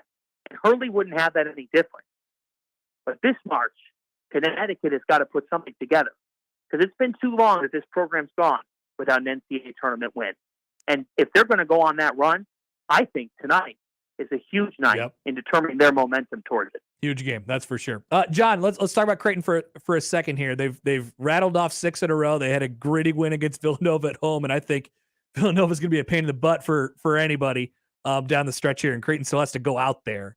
But when you look at them compared to their expectations, and we know their slide in December, most of it without Ryan Kalkbrenner, where would you put them? I mean, we talked about them in the context of the Big East.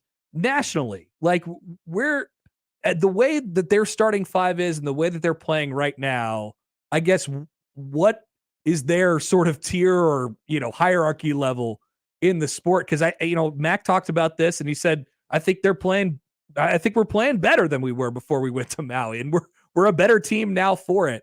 And I think that might end up being true for the remainder of the season. I guess what's your read on Creighton? It's all about how they finish, but right now, it feels pretty good in Omaha. Yeah, and it should feel good in Omaha. Creighton is 15-5 with Ryan Kalkbrenner in the lineup. And the way that they've defended is what I like about them. Since mid-December, that loss to Marquette in the Big East opener, they've won 9 of 11, 7 double-digit victories in the Big East. I mean, they've commanded teams, and they've defended well. Just allowing a hair over 67 points per game. And what I like about them is that when they share the basketball, guys, I thought the ball stuck too much down the stretch against Villanova on Saturday night. But I really like the way that they share it. And when they do, they are a really dangerous team because Baylor Shireman is a bucket.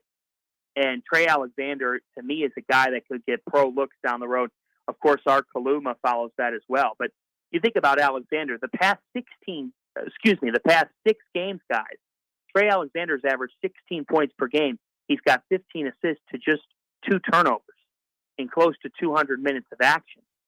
So to me, I look at Alexander's rise being really important, just like last year when Creighton ended up going on that run in the Big East tournament to the final, and then the NCAA tournament being right there with the eventual national champion, Kansas. So, look, they've got an equation with the double-figure scores. I love this note. They've won 29 of their last 30 games when 5 or more players score in double figures. Well, guess what? That starting 5 is going to do that most nights. I mean, 90% of the time they're going to do that because it's what they do. And they don't foul much, guys. They do not foul. That's a huge thing. When you don't have a ton of depth, you've got to manage your foul trouble. They only average about 12 fouls a game. It's the best in the country. So they don't foul a lot. They defend well. They have balanced attack. They don't require one player to be great to win. The Blue Jays are the team that you do not want to see. To me, they're not in Tier 1, but they're in Tier 2 of college basketball. Tier 1, I would put like Purdue, Houston, Alabama, UCLA, Texas, Arizona. After that, there's about a slew of 10 to 12 teams. Creighton's right on the front end of that, and on their best day, they could be in Tier 1. Tier 2 means you're that good. You should be in the second weekend. I mean, for Creighton, anything less than the Sweet 16 would be disappointing because it's just how great this starting 5 is. So people should be feeling good in Omaha, and I think they're in for a special March. I've said this on record before. I really think that Creighton wins their first Big East tournament championship this year. Well, they've had no problem with getting to the final, but it's usually then when they run into some trouble. Fanta, man, appreciate it. Love all your work. You can find him just about anywhere if you're into college basketball. Appreciate it, man. We'll see you soon. Okay. Thanks, guys, for having me. Great to be with you. John Fanta covers college basketball, the Big East for Fox, Big East, the Big East Network. The Field of 68. See him sometimes there. I always pop into their stuff at night. They have great stuff on there. He was tweeting during the interview. I love it. I told Josh before this, I've been an admirer of him I just like his energy. I think he's electric. Yippee disagrees with you on the YouTube page. What? Yippee? This guy is tweaky. Tweaky? What's that mean? A little bit. Maybe look, everybody gets good and riled up about UConn. Maybe needs a good decaf. You should hear all these UConn fans in his Facebook or in his lives. Did you hear what he said about UConn? It's all farmland. Why were they tweeting the Creighton photo of interesting in the cornfield? Interesting. A couple of years ago. I gotta say, it sounded kind of familiar when he was describing that too, because I think that a lot of people think the same thing when they think about Nebraska football. They're like, how? How? There's cities. I have one question for you, but how did one of the greatest college football programs of all time end up right here? There's not a good answer for that. Blue collar, hard work. Just really good coaches, I think. I think that's kind of simply your answer. But then it is turned into something completely different. Yeah, they're a national brand. But he's right. They don't win tonight and they don't win on Saturday in Omaha. They're below 500 in the Big East all of a sudden. Hello. Oh. Yep. 7-6 right now, and they're going to beat 2 top 25 teams, one of them on the road, in order to, stay above 500. Tough task. What else about Georgetown too? I don't know what's Georgetown going to hire? Yeah. Didn't get to it. That's a good question by you though. That I didn't ask? No, that you didn't ask, but it was a good question. I would like the answer to it because well, there'll be more time for Fanta. It seems like in that city it should have worked. We ask about Scott Frost. Like this should have worked. What the hell happened? Have you ever watched just a random non-Creighton Georgetown? I mean, even a Creighton game you could see it. But like a random Georgetown game that they'll have at like 5:30 on FS1? I have, very sparingly, but I have. So it's the saddest thing in the world. Nobody goes to those games. And the times that people do go, it's against like the olds, like they'll draw big crowds for like St. John's. Mm-hmm. The old Big East rival. Like I think they think it's 1988. They would like it to be. Yeah, I mean, you might think that by some of their hiring practices as well. So it's very weird. It's very sad. They play in an NBA arena. And there's nobody there, and they have top 25 teams there, like, every night, just like everybody does in the Big East.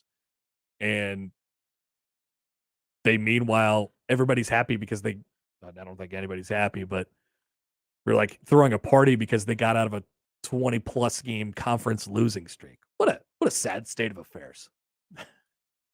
Stinks. All right. Great stuff there. We'll come back. Plenty to come in the 1 o'clock hour. Josh has the top 5 coming up next as well on 1620 The Zone. Hey, we all have our systems when we bet. You pick the perfect upset. You comb through the injury reports before the game. You have your idea, the way you think the game is going to go, and you roll with it. It's a system, but there's one thing every bettor should include in their system. That is responsible gaming tools available for you on the FanDuel Sportsbook to keep you in check and under control while you're still having fun. There's time limits, so you don't unknowingly spend more time in the app than you intended. On the FanDuel Sportsbook, there's wager limits to help you from betting more than you should.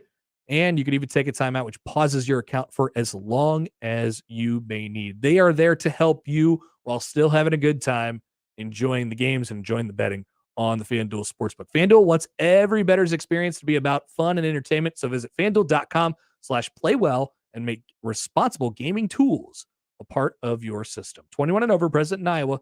Gambling problem? Call 1-800-BETS-OFF. Previously on Unsportsmanlike Conduct. It's not a shirt. It is either. a shirt. It's a hoodie. Yes, it is. No, it's a hoodie. a So is the shirt. sweater a shirt? Yeah. What? No, it's not. Anything that you put on that is not a jacket is a shirt. What if it's a zip-up hoodie? sweater? Zip-up hoodie is a jacket. What? Yeah. I thought this would be an easy one that we'd all be like, yeah, of course. I did too. I didn't realize I was sitting with two morons over here. Unsportsmanlike Conduct with John Bishop and Josh Peterson. Weekdays 2 to 6 on 1620 The Zone. Your Omaha area forecast from the Godfather's Pizza Weather Center and KETV News Watch 7 on 1620 The Zone. Your Tuesday afternoon forecast will include mostly sunny skies with temperatures approaching the mid to upper 40s. In Omaha, I'm tracking a high temperature of 47 degrees. For tonight, clear skies once more with temperatures cooling only into the upper 20s around daybreak. For your Wednesday afternoon, partly cloudy conditions with a high temperature of 50 degrees. I'm meteorologist Anthony Copeland for KTV News Watch 7. Hey everyone, Josh Peterson here for my friends at Kugler Vision, the only place in Nebraska where you will find all 7 FDA-approved forms of modern vision correction. Schedule a consultation today by visiting their website, KuglerVision.com. This is a sale so big that Standard Heating and Air can only do it once a year. Right now, and for a very limited time, buy a Carrier air conditioner from Standard Heating and Air and get a free furnace. Carrier, turn to the experts. On qualifying equipment, for details, call or click. Omaha men's basketball right back on the road. Coming up on Thursday on News Talk 1290 Quo, the Mavs take on the Bison of North Dakota State from Fargo. We'll be on the air with the pregame show at 6:30 from the Shields Center. Tip-off is 7 o'clock in a key Summit League matchup between Omaha and North Dakota State Thursday night on News Talk 1290 Quo.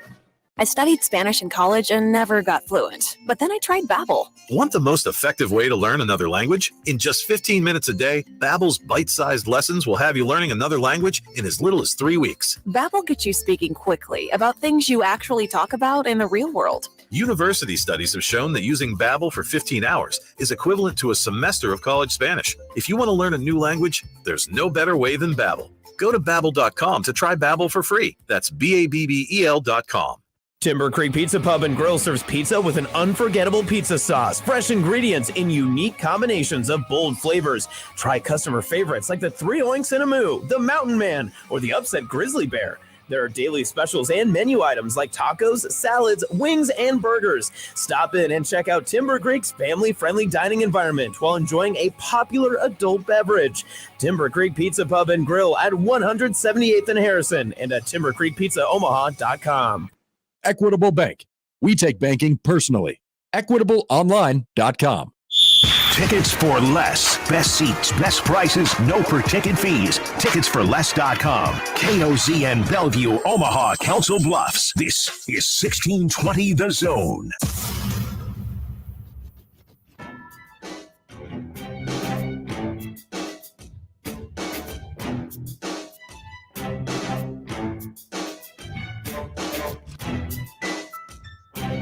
All right, welcome back. Connor Happer, Josh Johnson with you on the world famous Connor Happer Show. 1620 The Zone and 1620thezone.com. That's right. We can make claims like that. Yeah. I mean, why not? Prove us wrong. Yeah. World famous. Yeah, I'm sure a person in another country has watched us or listened to us at least once. We are YouTube stars, as I was told last week. The kids The kids love a YouTube star. They love the YouTube. Who are these guys? What are those microphones in front of their faces?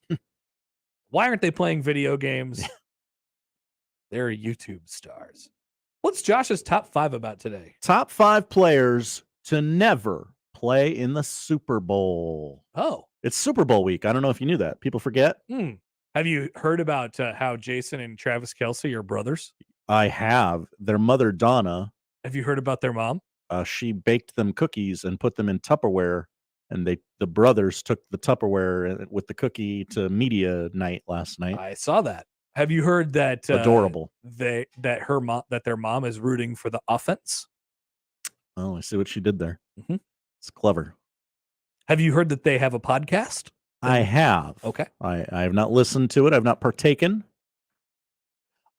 Is it interesting that that's the storyline that's taken over the entire week rather than like Andy Reid or we've got 2 1 seeds in the Super Bowl, the best 2 teams in the league? Yeah, yes. Almost I have undoubtedly. no question saying that. Yeah, and what is the story of the Super Bowl? I understand it's Tuesday, but what is the story of this Super Bowl? Look at these guys, they're brothers. They're brothers. That's amazing. That's never happened before.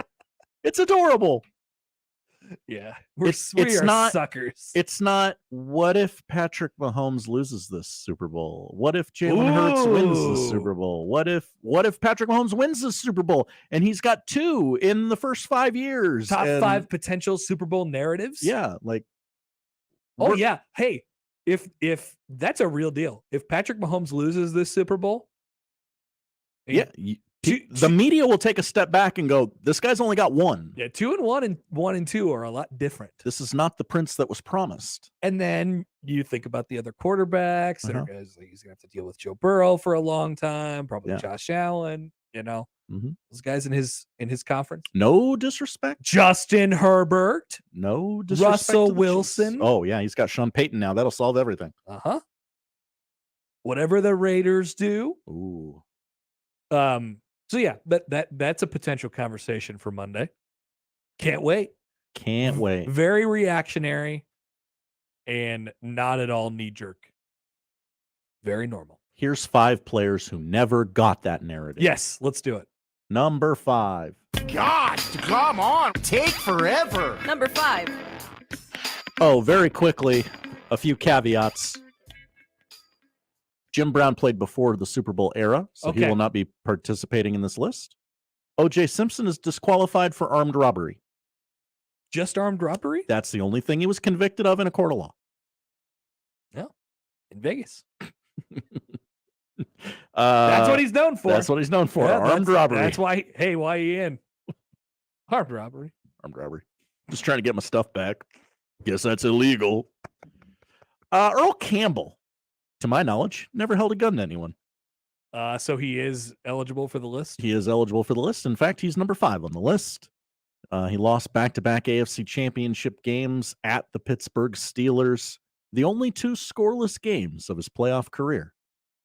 The running back, Earl Campbell. That one's for the old heads. You know how long Earl Campbell's career was?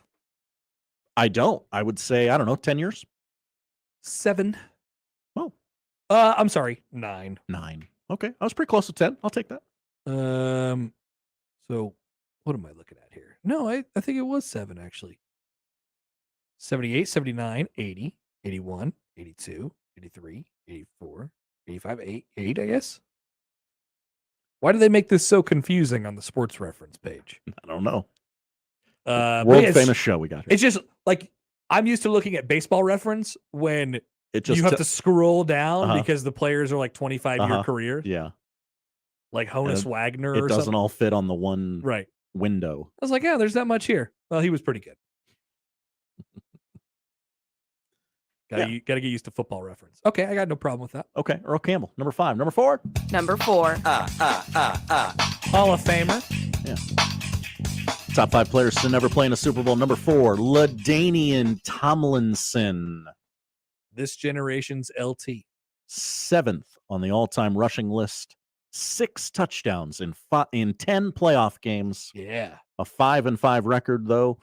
In 2007, they went to the AFC Championship game. He's like the Mike Trout of Yeah. like he was the best player in the league for a long time. Yeah. And I mean, this is where is different than Mike Trout. He usually was in the playoffs, but didn't win much. In 3 games. They did some chargering during Yeah. those times, I heard. In the 07 playoffs, 3 games, 30 carries, 75 yards, 1 touchdown. He was very injured. Not great.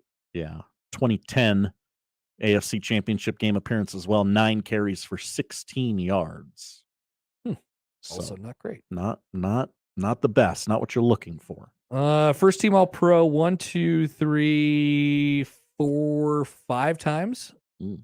And MVP in 2006. 3. Combination of 3 and 5. Number 3. Number 3, Tony Gonzalez. Sure.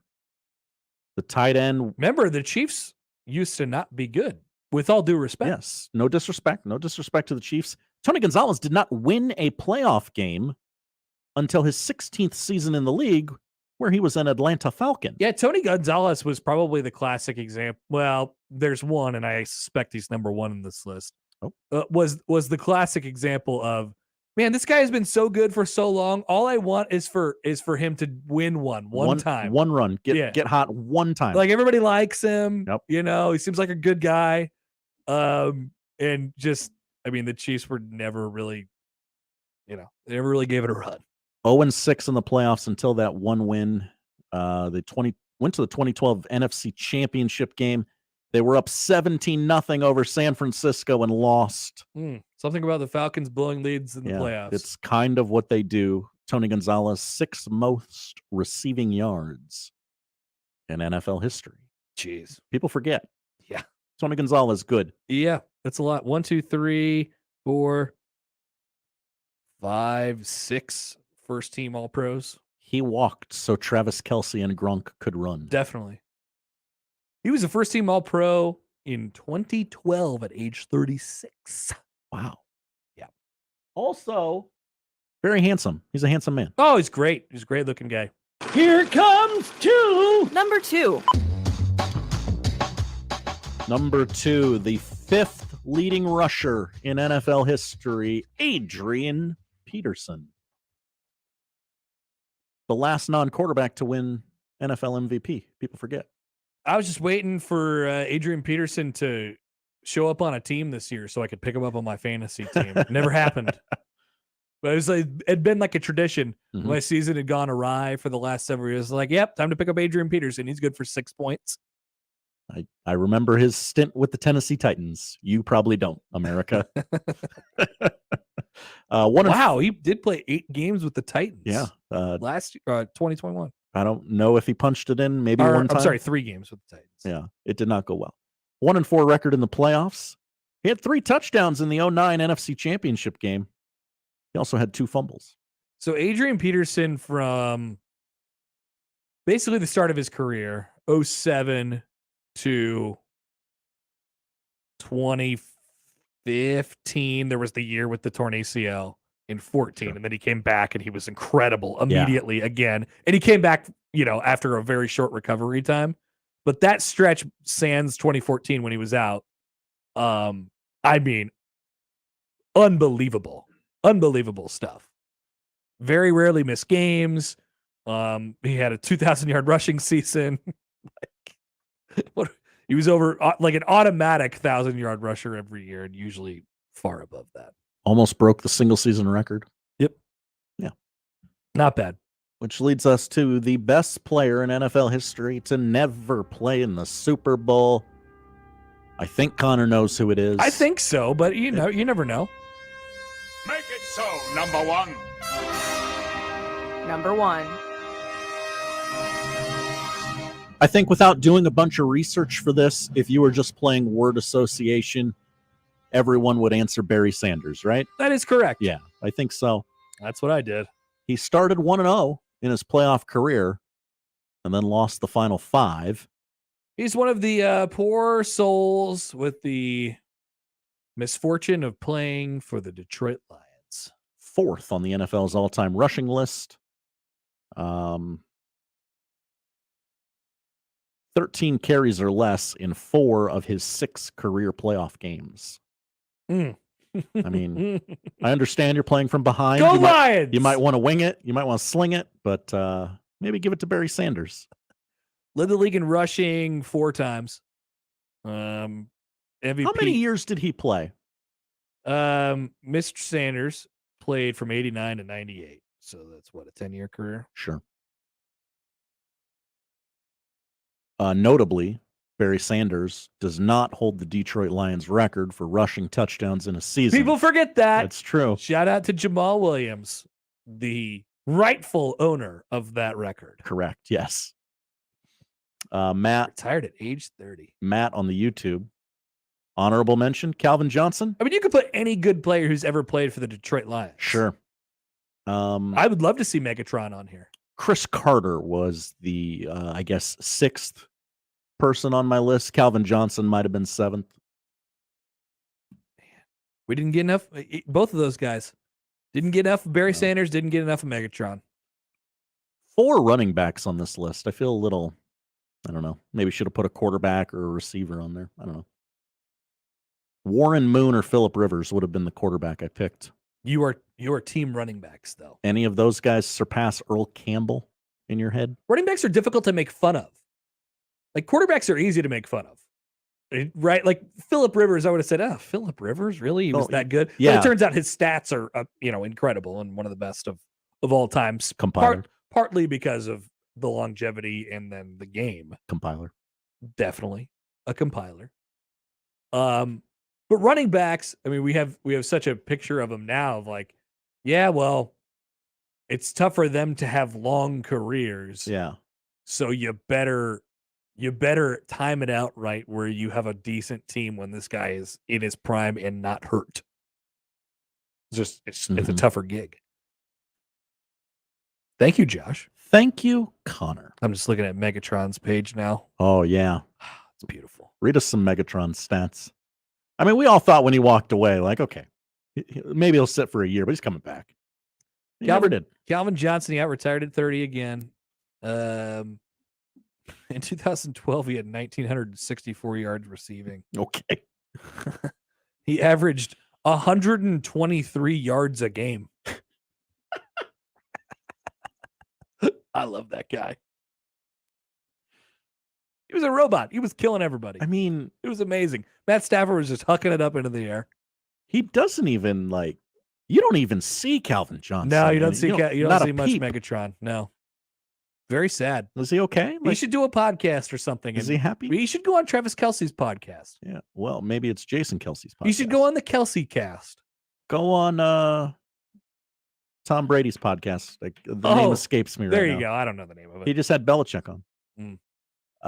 Calvin Johnson was on Dancing with the Stars in 2016. Oh, there you go. Made it to the finals, finished 3rd. That's all we've seen of him. Apparently a cannabis guy. Has a cannabis farm. Very nice. Congratulations, CJ. Yeah, he's living his best life. Yeah. He got out early. He's happier. Thank you, Josh. Thank you, Connor. We'll come back with more next on 1620 The Zone. Now live on Twitch, YouTube, and 1620thezone.com. Oscar's Pizza and Sports Grill is your home for the big game. Whether it's the pro football playoffs or a rivalry on the hardwood, you'll find all the action on Oscar's upgraded audio-video system. With 40 TVs and massive dual projectors, the game has never looked better. Pair that with their award-winning char-buffed wings and $7.99 Monday through Friday lunch specials. Oscar's Pizza and Sports Grill has everything you need. 173rd and West Center Road, and for takeout at 162nd in Maple. For adults with moderate to severe plaque psoriasis who are candidates for systemic or phototherapy, now there's Skyrizi, Risankizumab Riza, a prescription-only 150 milligram injection. With Skyrizi, 3 out of 4 people achieve 90% clear skin at 4 months, and Skyrizi is just 4 doses a year after 2 starter doses. Nothing in me go hand in hand. Nothing on my skin, that's my new plan. Nothing is every day.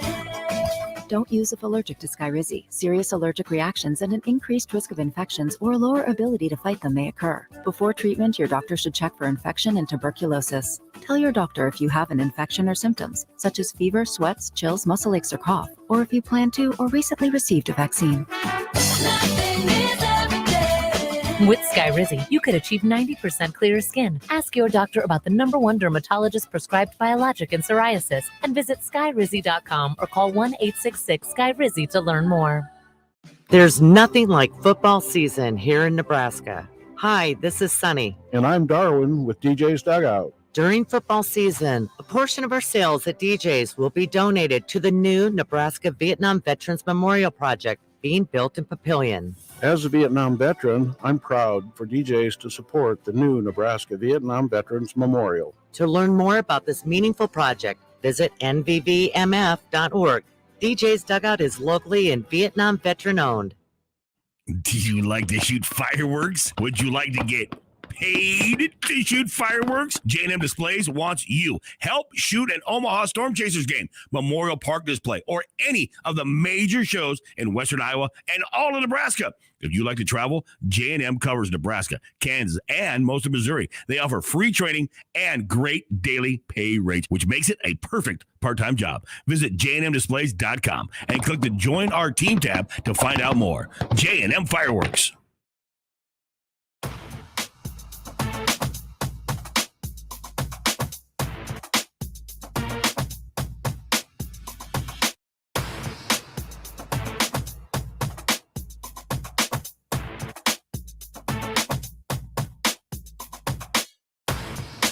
All right, here's something from actually a couple things here from Super Bowl Media Day because we gotta pick it up here. We're running behind.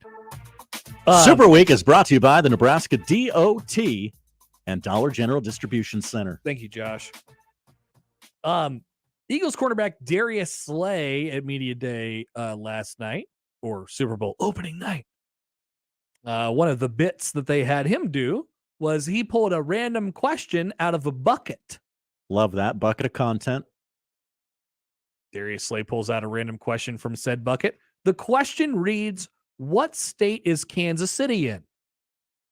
Slay responds, Kansas. Yeah.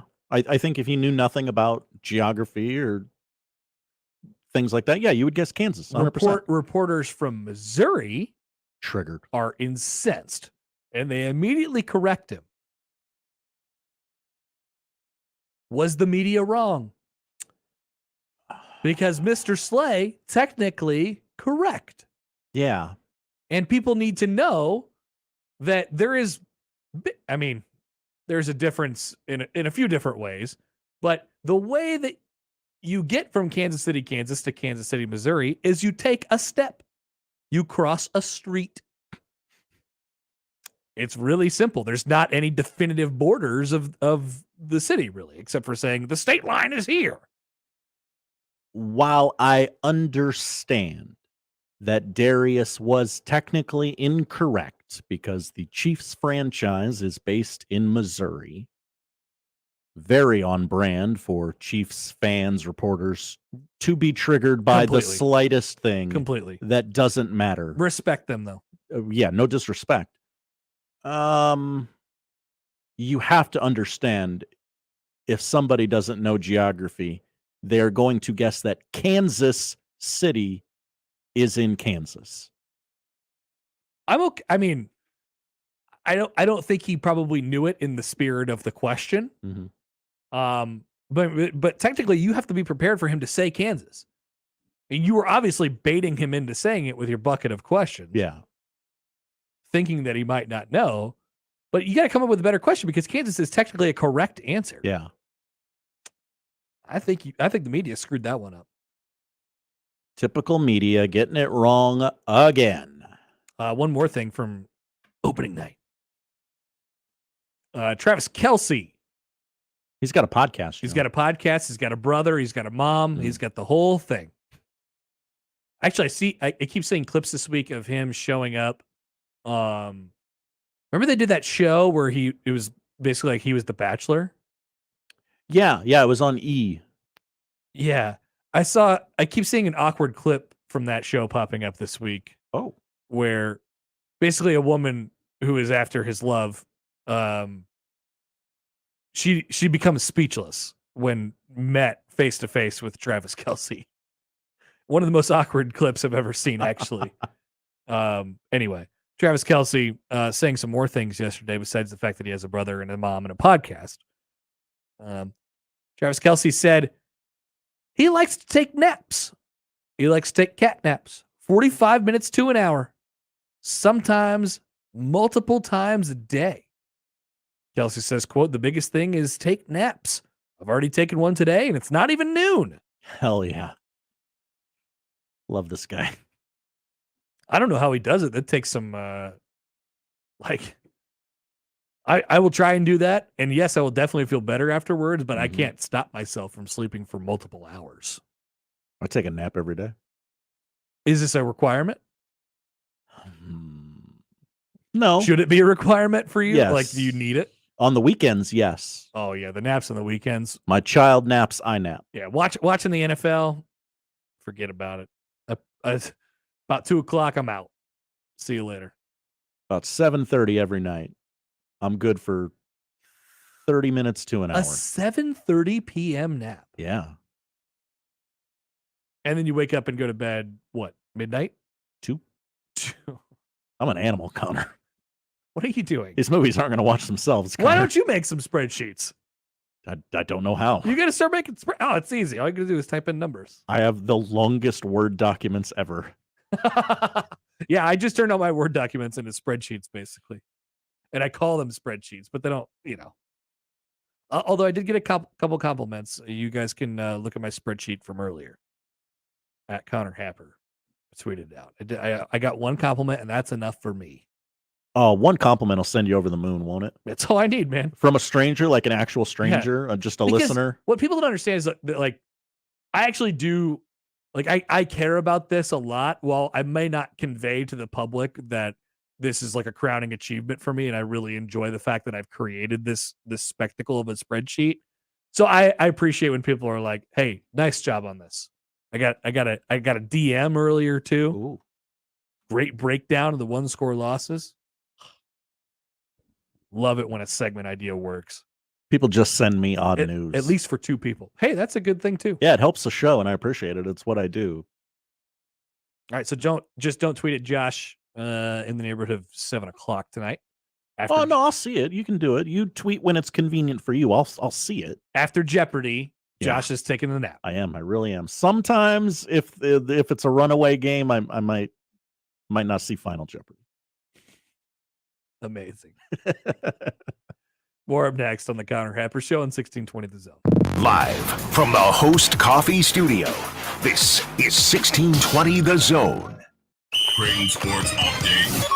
Creighton men's basketball is back at CHI Health Center next Saturday as they host the UConn Huskies. Tip-off is set for 1 p.m. Limited tickets are still available online at gocreighton.com/tickets. That's Creighton versus UConn next Saturday at 1 p.m. And that's your Creighton Sports Update. 1620 The Zone proudly supports Creighton Athletics. Hi, this is Doug Nodgard with Equitable Bank. Great service never goes out of style. When the digital age dawned, many said computers would be able to handle many of the interactions that used to take a person. Boy, were they wrong. How many times have you called your bank and gotten a recording to press 1 or 2? Not at Equitable. Not only does Equitable answer your call in the first ring, it's answered by a human being. That's because Equitable Bank values its customers. Equitable Bank, we take banking personally. Member FDIC. Come visit Omaha's own little corner of France, Les Voltaire, for mouth-watering appetizers and entrees, plus melt-in-your-mouth desserts. Dinner with friends, a special occasion, entertaining clients, or just chilling and enjoying French wines and craft cocktails. Les Voltaire will make you feel right at home, just like they've been doing for more than 2 decades. Les Voltaire, just off 156th and West Dodge Road in the Pepperwood Village, and at LesVoltaireOmaha.com. Make your reservation now for a romantic Valentine's dinner, a preset dinner with 2 seatings available. Ray Magliozzi here for eBay Motors. Okay, easy now. You're teaching your kid how to parallel park. Ouch! Turns out he likes to do it by feel. Don't worry, eBay Motors has bumpers, taillights, trunk lids, license plate holders, 122 million parts. Pull up just a little bit. And headlights. They've got lots of headlights. Get the right parts at the right prices. eBay Motors. Let's ride. Give your business a whole host of options with Host Coffee. The most impressive selection of office coffee, water options, healthy food options, and vending technologies. Host Coffee, serving you since 72. Be a part of the Host Coffee team today. If you'd like to work for a trusted and loyal family-owned company that understands the needs of working families, Host Coffee has your opportunity. Apply at hostcoffee.net.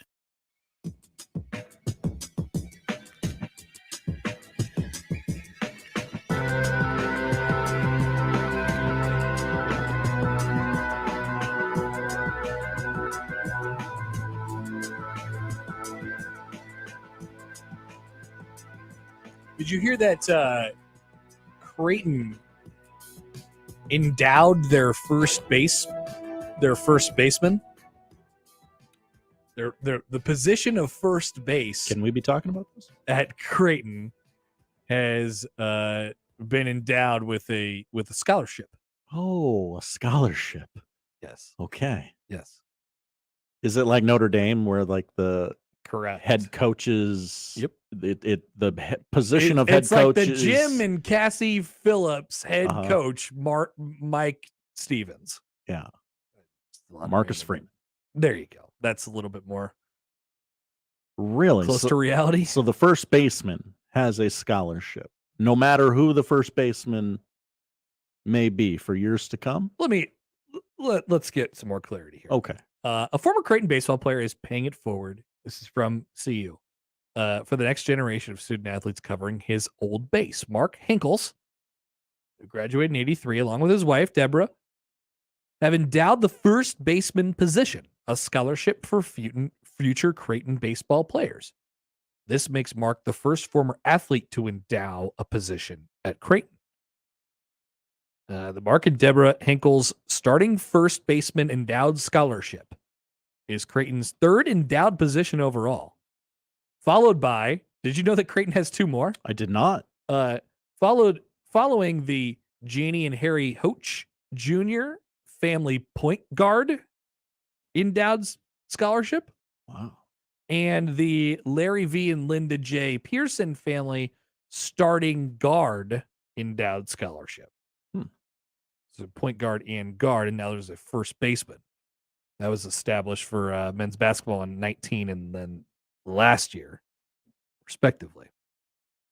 So starting first baseman. Okay. Well, that's great. I love this. I do too. I just think it's like I don't know. It's not like where a company will buy it.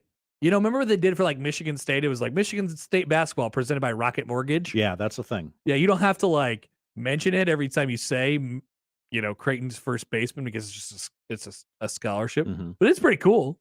And it's a very different and creative way to, you know, it's not, I'm going to donate my money to the NIL cause and you guys put it to use however you want it. No, it is, this is exactly what I want.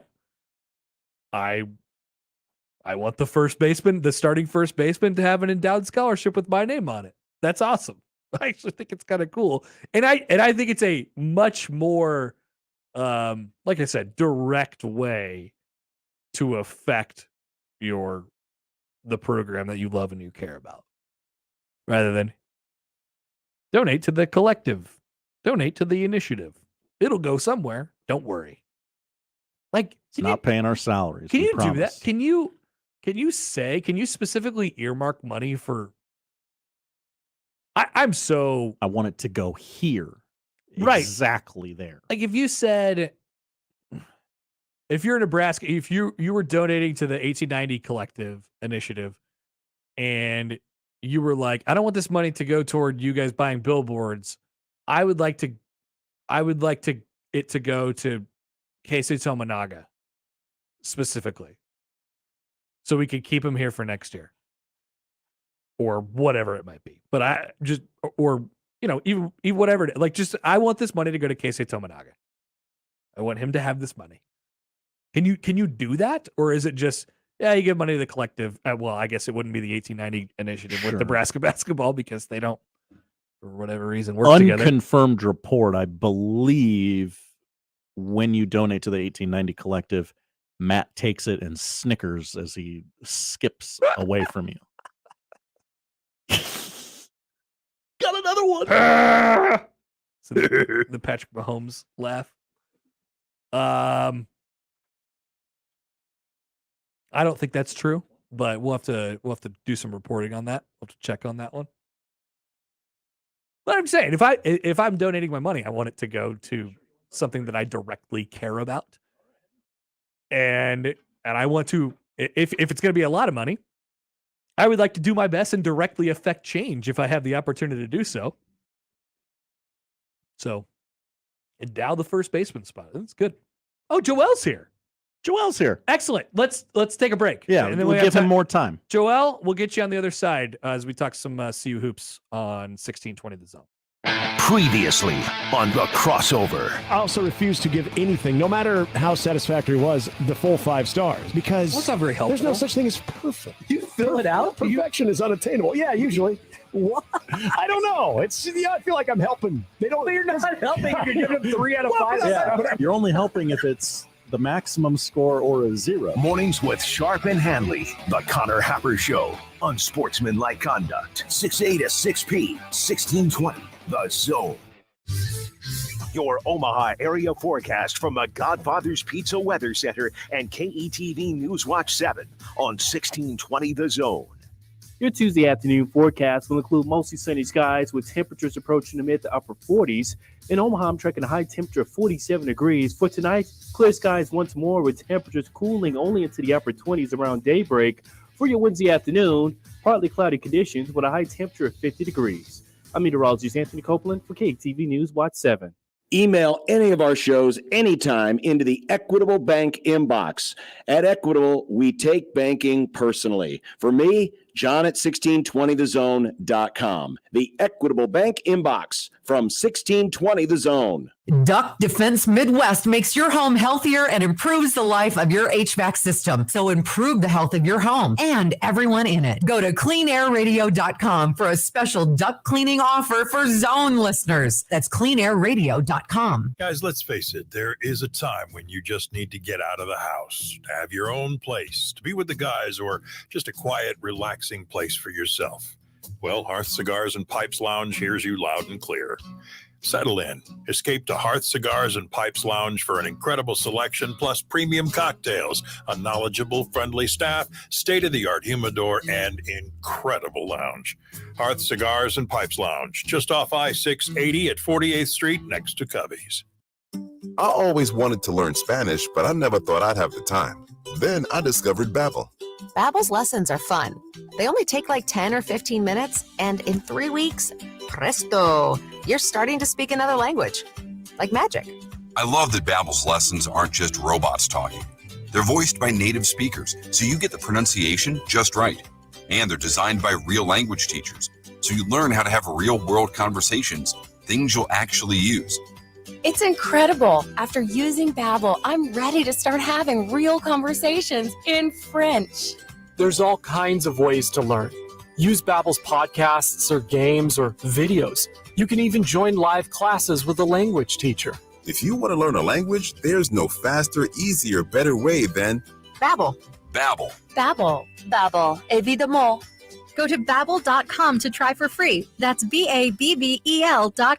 Babbel.com. This year, the only app you need at the Super Bowl party is FanDuel, America's #1 sports book. All the parties we're going to go to, we'll have it right there for everyone to go, wow. All you have to do is download it right now. Use promo code ZONE so you can bet Super Bowl 57 with a no-sweat first bet. You'll get up to $3,000 back in bonus bets if your first bet doesn't win. That's $3,000, Nick, in bonus bets. FanDuel lets you bet on everything from the money line to point spreads to who will score a touchdown. Yeah, Sharpie, you may not like this one for your Chiefs, but I got to be leaning towards the Eagles. I think I like them with the points, especially that banged-up Chiefs defense, but we'll see. And it's all on the top-rated sportsbook app that's safe, secure, and super easy to use. Best of all, you can get paid your winnings instantly. So join FanDuel today with promo code ZONE to claim your no-sweat first bet on Super Bowl 57. Make every moment more with FanDuel, official sportsbook partner of the NFL. 21 plus and present in Iowa. First online real money wager only. $10 deposit required. Refund issued as non-withdrawable bonus bets that expire in 14 days. Restrictions apply. See full terms at FanDuel.com/sportsbook. Gambling problem? Call 1-800-BETS-OFF. The big game,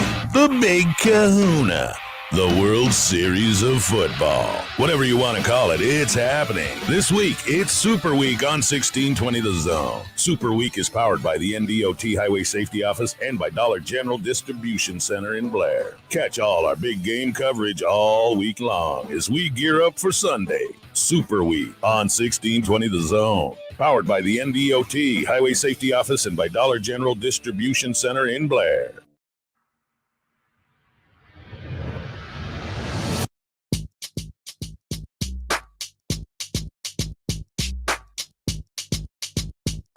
All right, welcome back, and we welcome in Joel Lorenzi, covers Creighton basketball for the Omaha World Herald. Creighton visits Seton Hall tomorrow, and then welcomes in UConn on Saturday. Jays are back in the top 25 as well. Joel, how are you? I'm good. How you guys doing? Good. First of all, dude, have you come around to Omaha by the Counting Crows yet? You've got a chance to hear it a few more times now. How do we feel about it now? I have. It's in my Apple Music library now. I can't lie. It was one day I really had it on repeat. I'm not even going to sit here in front. It slipped out of the rotation now, but you know what? I do give it a head nod when it comes on after the game. So the first thing that night when you realized what was happening, you're like, what is this country song? And I think I was like the only person in the room was like, hold on, what's going on here? Definitely not a country song, but I'm glad you've come around to it. Yeah. And you know what? I still haven't been able to, because I noticed it after the Nebraska game, I still don't know if they play it after losses or not. I'm not sure. I haven't put that theory to the test yet. That's true. I guess we don't know the answer to that question yet. We may not find out the way that they're playing right now. It's a big week for them. When you go to Seton Hall, it's sort of a one game at a time thing. I mean, when you look at the standings, they're in the mix for the Big East. And I asked this to Fanta earlier, who was on the show. How would you sort of handicap their chance to give the Big East regular season title a run at this point? Yeah, I think they're right up there with the Marquettes and the Xavier. I thought it was a tighter race. Not to say it's not a tight race, but I thought it was a tighter race until Xavier lost.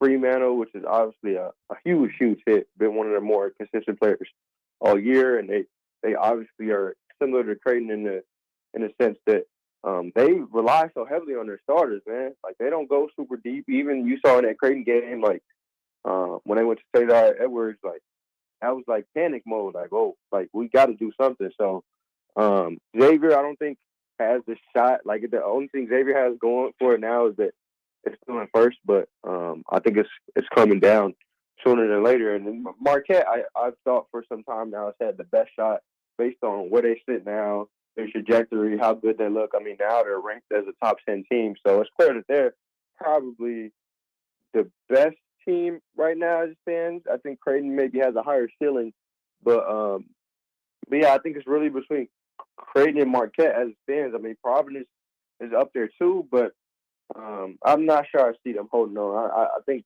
Providence is kind of fraudulent, if I'm being honest. Well, one thing that's been, well, yeah, and honestly, I thought that was the case sort of last year as well, and that sort of turned out to be the case as they went to the NCAA tournament. They always find a way to win those close games. But back to Creighton, you know, they've won 6 in a row now, and everybody unanimously will say it feels like they're in as good of a spot as they have been all year through all the ups and downs. I think what's great now is you have a really good idea of what they're good at, and they've sort of fine-tuned that. They understand what they're not so good at, too. Their weaknesses are their weaknesses. They have a really short bench. They got no bench points again on Saturday. When you look at them right now, because I think we're seeing a really complete picture of what this team is and what they're going to be in the final month or, potentially 2, I guess, of the season. What could you see as their Achilles heel biting them down the stretch, as we head into, February and March? I mean, you said it, their bench. I think when this staff recruited this team, I'm not sure they envisioned. I mean, you heard Mac in the summer calling this the deepest team he's ever had. That's right. I don't think this was the vision for them to where, Farabello was going to be the sixth man, and he wouldn't play like he was known to play in previous years, and Mason Miller would take so much time to come around, and Fred King, even though we knew Fred King needed some time to develop, that he would be on and off like this. I mean, granted, these guys they don't play a ton. There's been games that when they had early opportunities, they didn't play a ton because they had to get back to their starters in a lot of these games. But their bench, man, I mean, you mentioned it. I think these past 2 games were the first time they had back-to-back 0 bench points in a few seasons. I don't know. Rob had the crazy stat. I don't remember what it was. But, I don't. That's happened earlier in the season too. Not back-to-back games, but games where they've had 0 bench points, and they've had plenty of games with single-digit bench points. They're getting outscored by other benches. That's not gonna be the last time it happens, man. And it puts so much weight on those starters, I think. And so I think ultimately down the line, I don't know if it'll hurt them so much in the Big East schedule, but down the line when they look to the tournament, I think it'll be something to be concerned about when you look at other good teams from across the country. Yeah, well, I mean, one thing that's definitely true, and you're always gonna walk a sort of thin line. Your margin for error is going to be less than what you want it to be had you been a little bit deeper. But like I said, I think they fine-tuned things a little bit, and now you're seeing and the scoring numbers, they come and they go because they have 5 threats on offense constantly. But Trey Alexander and then Ryan Kalkbrenner, like I like that they have a defined dude in the backcourt and a defined dude in the front court. Like that's the stuff that ends up mattering, I think, when you get into close games, you get into grinders, you get into March games in the NCAA tournament. The bench matters. There's no doubt, and it could hurt them in spots. But I love the fact that I think that they have really defined their roles at this point in the season. Yeah, no doubt. And even like you mentioned those two, and it seemed that Shireman really stepped out of his comfort zone in recent weeks and decided to kind of be closer to that guy too when they really need him. Now he had a real cold night the other night, but it's not like he's not taking the shots, right? And Kaluma, you've seen him really step into his role and do the things that matter since I think the new year. And even the other night, like he didn't shoot it well, but he got those 2 stolen boards in like the last minute or so, and those are huge. I mean, those won the game. And so the roles are being carved out for sure, and the definition definitely helps them. So, no, you're completely right. Arthur Kaluma is. How would you? I mean, we know we have an idea of how to describe him as a player, but how it works on this team with all and just previously mentioning Trey and Kalkbrenner and then Shireman and Nembhard obviously knows what he's supposed to do. Is Arthur Kaluma sort of an X factor? You wrote about him coming back from his knee and how he's sort of fit back into the puzzle now. It's obviously not a bad X factor to have with the plays that he can make. I guess how important is he for them in the context of what they can? I mean, we've talked about it before, Joel. I mean, their ceiling has a lot to do with him. So I guess what does he mean for them down the stretch in particular? Yeah, everything, because games like the other night where he might not score a ton, but he's rebounding the hell out of the ball, playing hard as ever. out toughing dudes, putting his head down, trying to get downhill, and just being annoying with his frame and how aggressive he is. That's going to help them win games. Now, it's a plus when the ball is going in the basket, like the Xavier game. I mean, Sean Miller had nothing but good things to say about him because at the end of a game, you're looking at Arthur Kaluma already with his intensity and tenacity and all that. He puts up 20 on you with 0 turnovers, and you're like, I don't know how many games as an opposing coach you can win when that dude's playing like that. On top of, Kalkbrenner, who's inevitable, and Trey Alexander, who's going to, show off his shot making, and Baylor Schreiber, who's probably going to have a couple threes, and Ryan Nembhard, who's going to control the pace. When Arthur Kaluma plays like that, he's the final piece of the puzzle, I think. Yep, I'm with you. Joel, what, I don't want to look past tomorrow, even though, I was at that Seton Hall game earlier in the year, and I mean, they didn't really look like they could compete on offense with Creighton, with the way that they were going at the rim and just running into basically the brick wall in Kalkbrenner. But they've been a pest for teams this year. But I don't want to look past tomorrow. But we are looking forward a little bit to Saturday. Creighton knows UConn a little bit, and it's going to be sold out again. I guess just this week for them, it feels like a really pivotal moment because you play two of those teams in the middle of the pack in the Big East, and if you can get through it, then all your attention sort of turns to Providence and Marquette. Yeah, and UConn, I think that's a game.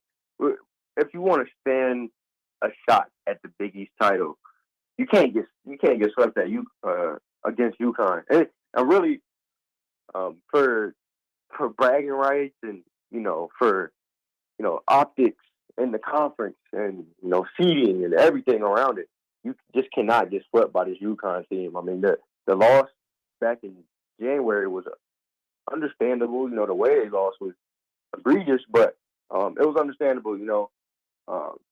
In Connecticut, when UConn was still, not out of reach from being what people called the number one team in the country, that wasn't a crazy thing back then. Now, after they've lost so many games, it would be a crazy thing, especially to lose at home to them. So that game matters, man. I mean, all these games matter, but that game especially matters for Creighton the rest of the way if they want a shot at the Big East title and just for optics and seeding and everything. All right, Joel. We'll let you go, man. Appreciate you taking the time as always, and we'll talk to you soon. Appreciate you. Talk to you soon. Joel Lorenzi of the Omaha World Herald covering Creighton basketball. Yep, it is a big week in case you haven't noticed. So doubled up a little Big East Creighton talk today. Things are starting to heat up a little bit. I saw a projection. I saw bracketology this morning. I think it was bracketology, like ESPN's bracketology. While you look that up, I'll plug the Seton Hall game. Yeah. Where can we listen? Wednesday, right here on 1620 The Zone, 1019 The Keg. Pregame at 5:30 tip for that one tomorrow. I like the sneaky, the early tips. You like the early tips? Yeah, why not? Okay. Get it out of the way. Then Josh can have his nap right afterwards. Nap afterwards, yeah. Yeah, Lenardi's bracketology, this isn't the end of the world, but I'm just like to keep an eye on it. Creighton's still on the 7 line, but I actually didn't know that this was a host city. We've been talking about Des Moines this whole time. Yeah. Here's another fun host city, Denver. Oh, okay, sure. The Mason Jar? I'm going to take the show to the Ball Arena. Yeah. That's right. Denver has a few first-round games this year. That wouldn't be a bad trip for the Omaha faithful either. I think they'd be willing to make that drive, that boring drive. I think so too. And then we'll all go back in September. Yeah. Or not all of us, I guess. There are some people that aren't Jayskers. They're just Jays. Real fans. That's right. We'll come back, pull questions, tell you what to watch as we round things out next on 1620 The Zone. Omaha's most listened to all sports radio station. Again and again and again. 1620 The Zone. There's no other way to say it. Divorce is a punch to the stomach. Brent Rasmussen of Mortgage Specialists. When you're going through a divorce, there are so many things to deal with. Aside from the emotional aspects, the financial issues that go along with the divorce can be just as difficult. You'd think buying a house while you're going through a divorce would be out of the question, but not in all cases. Many lenders will tell you that isn't possible, but Mortgage Specialist helps people who are going through a divorce on a regular basis. Just ask Philip Katz. As soon as they can nail down that they'll be approved for a mortgage or so forth, it just relaxes them a lot because they know that the foundational pieces of their security and their continuity are in place. Whatever the goal, Mortgage Specialist can help you reach it. Mortgage Specialist. Driven, trusted, reliable. Click mtg-specialists.com. NMLS number 5918, Equal Housing Lender.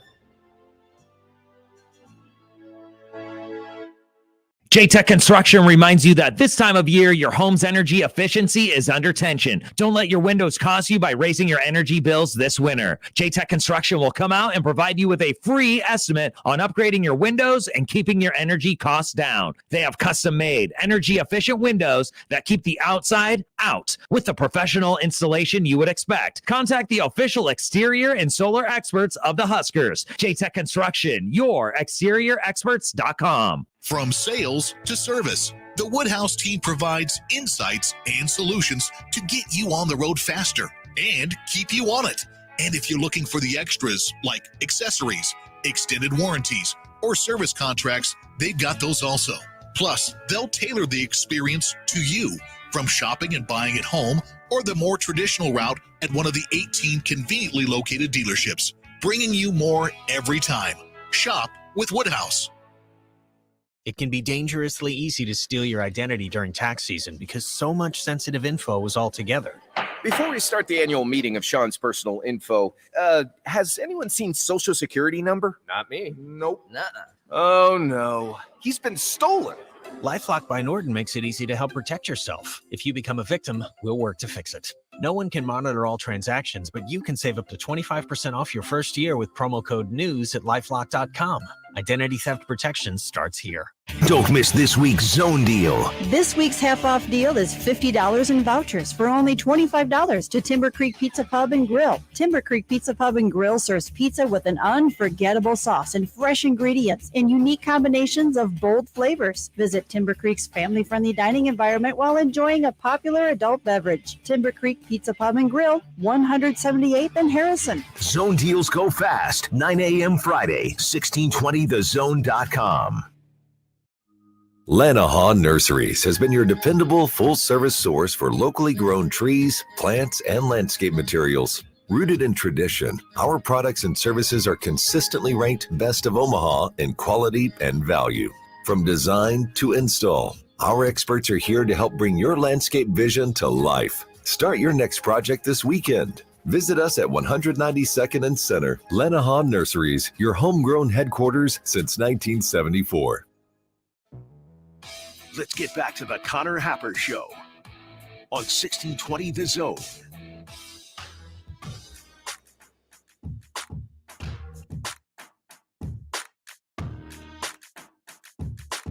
One quick little tidbit here from another Aaron Rodgers stop on the Pat McAfee show. Oh, this guy. What a weirdo. Aaron Rodgers said on Pat McAfee's show that he is going on a darkness retreat. Where, what happens at a darkness retreat? What happens at a darkness retreat, Connor? You spend 4 days isolated in complete darkness. Just pitch black, 4 days, 4 nights. And that is one of the steps he's taking toward reaching a final decision on his playing future. Love that. Not weird at all. Totally normal. Very normal. Very cool. I thought he was really going to go bachelor, like cool guy again. I don't know. Yeah. I thought he was done with the weird self, all that stuff, the hijinks. Did you see what happened when Pat asked him about who's going to win this? He asked for a Super Bowl prediction. Oh, yeah? And Aaron said, well, I haven't read the script yet, so I don't know. Of course he did. Of course he did. What a jack. Oh, man. Packers fans, I feel so sorry for you because he wasn't serious, right? No, he wasn't. no. Yeah, okay. This man lied to you for 10, 12 years and you fell in love with them. And now you found out what a real person Yeah. he is. And you're like, well, I'm kind of stuck with this guy. Like, what do you think about all these Raider fans? He's like, I'm a member of the Green Bay Packers, which people do forget in this conversation. Yeah. He is under contract. He is due to make about $60 million next year. Tough deal to trade. Poll questions. Did Art Howe get a raw deal? You know what? Yeah. Yes, he did. Yeah, he did. I mean, I know he got to be played by the great Philip Seymour Hoffman. R.I.P. But I mean, his reputation was damaged. He had to be very vocal about saying, I was on board with this, okay? What would bother you more about it, though? That they got your personality wrong or that they made you fatter than you were? He's a pretty big guy. I would be very sad if they got my temperament, my intent. Yeah, my intent wrong. Now people do forget about those A's teams, as they had like Miguel Tejada and Eric Chavez. Those guys were not included in the Scott Hatteberg arc, you know. Mm-hmm. But it was a good team. Does Greg Marcus seem like a good hang? Marcus from Marcus Theaters. I don't know. I might have overreached a little bit on that one. He seems like your best friend's dad growing up. Like, this guy's good enough. Yeah, I don't in that way. I'll let him buy me pizza and rent some tapes from Blockbuster, but in that way, he's a good hang. Yeah. 70% say no. Mm.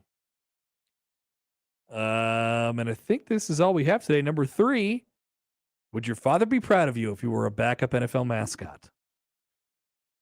I genuinely don't know. I think he would, but I think he would. Okay, why don't you be the starter?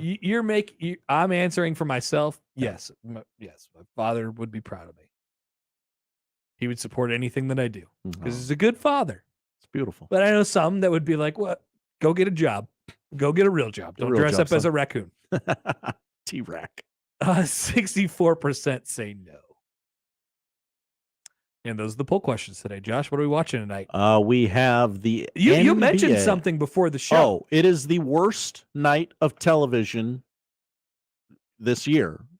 All year, this will be the worst night of television. I don't know that I agree with that. You don't? That week after the MLB All-Star game, Okay. like the Wednesday of that week, that might be the night of the ESPYs. Like the Thursday of that week, there's no baseball, there's no sports whatsoever, nothing going on. Why doesn't a big event move to that day? There you go. Anyway. There's a void in the marketplace. Take it. It's State of the Union night, so at 8:00, every channel will deliver the speech from the president. And reminder: just because it's on does not mean you have to watch it or live tweet it. I don't care. I just don't care. It's not a political thing. It's just I don't care. It's I might boring. jump in with some takes. It's boring. NBA's on TNT tonight, 6:30. Suns at the Nets. Second night of a back-to-back for Brooklyn, if you're a better. Thunder at the Lakers, 9:00 on TNT. LeBron, 36 points away from the all-time scoring record. People forget. He plays the Milwaukee Bucks, Kareem Abdul-Jabbar's other old team, on Thursday. Seems like a pretty storybook night to break that record. Maybe you take the under on LeBron's points tonight. What if Shai Gilgeous-Alexander just shows him up tonight? And he's like, I got to put this kid back in his place, but I can't score too many points. That's right. It gets to a sticky situation. College basketball, you got 4 matchups of ranked teams tonight. Number 10, Marquette at number 21, UConn, 5:30 FS1. Same time on BTN. Number 24, Rutgers, people forget, at number 18, Indiana. ACC Network, 8:00, number 22, NC State at number 8, Virginia. And then 8:00 on ESPNU, number 17, TCU at number 12, K-State. Hockey's on Hulu tonight. Oilers, Red Wings, 6:30. Win over the State of the Union. And if you want to get away from that, on FX tonight at 6:00. Rocky. Close. The Rock. The Rock. With Sean Connery and Nicolas Cage and Ed Harris, one of our most underrated actors. Oh, that's a good take. Yeah. Good take. Thank you, Josh. Thank you, Connor. That is what we are watching tonight. If you missed anything, you can find it at 1620thezone.com. Before we go, I'd like to remind you of one thing. Chris Stapleton comes to Omaha in July. Did you know? Have you seen this? Have you heard about this? Hell yeah. Chris Stapleton with special guest Marty Stewart. The War and Treaty comes to the CHI Health Center on July 19th. Did you see him at the Grammys this weekend? Oh, he had his big old beard Yeah. and his cool hat. You could be in the same room as him this summer. Tickets on sale this Friday, February 10th through Ticketmaster. We have a link out there floating on our social media pages. Or you could simply listen to Unsportsmanlike Conduct this week for a chance at tickets to the show. If you want more information, find it at 1620thezone.com. Live from the Host Coffee Studio, this is 1620 The Zone.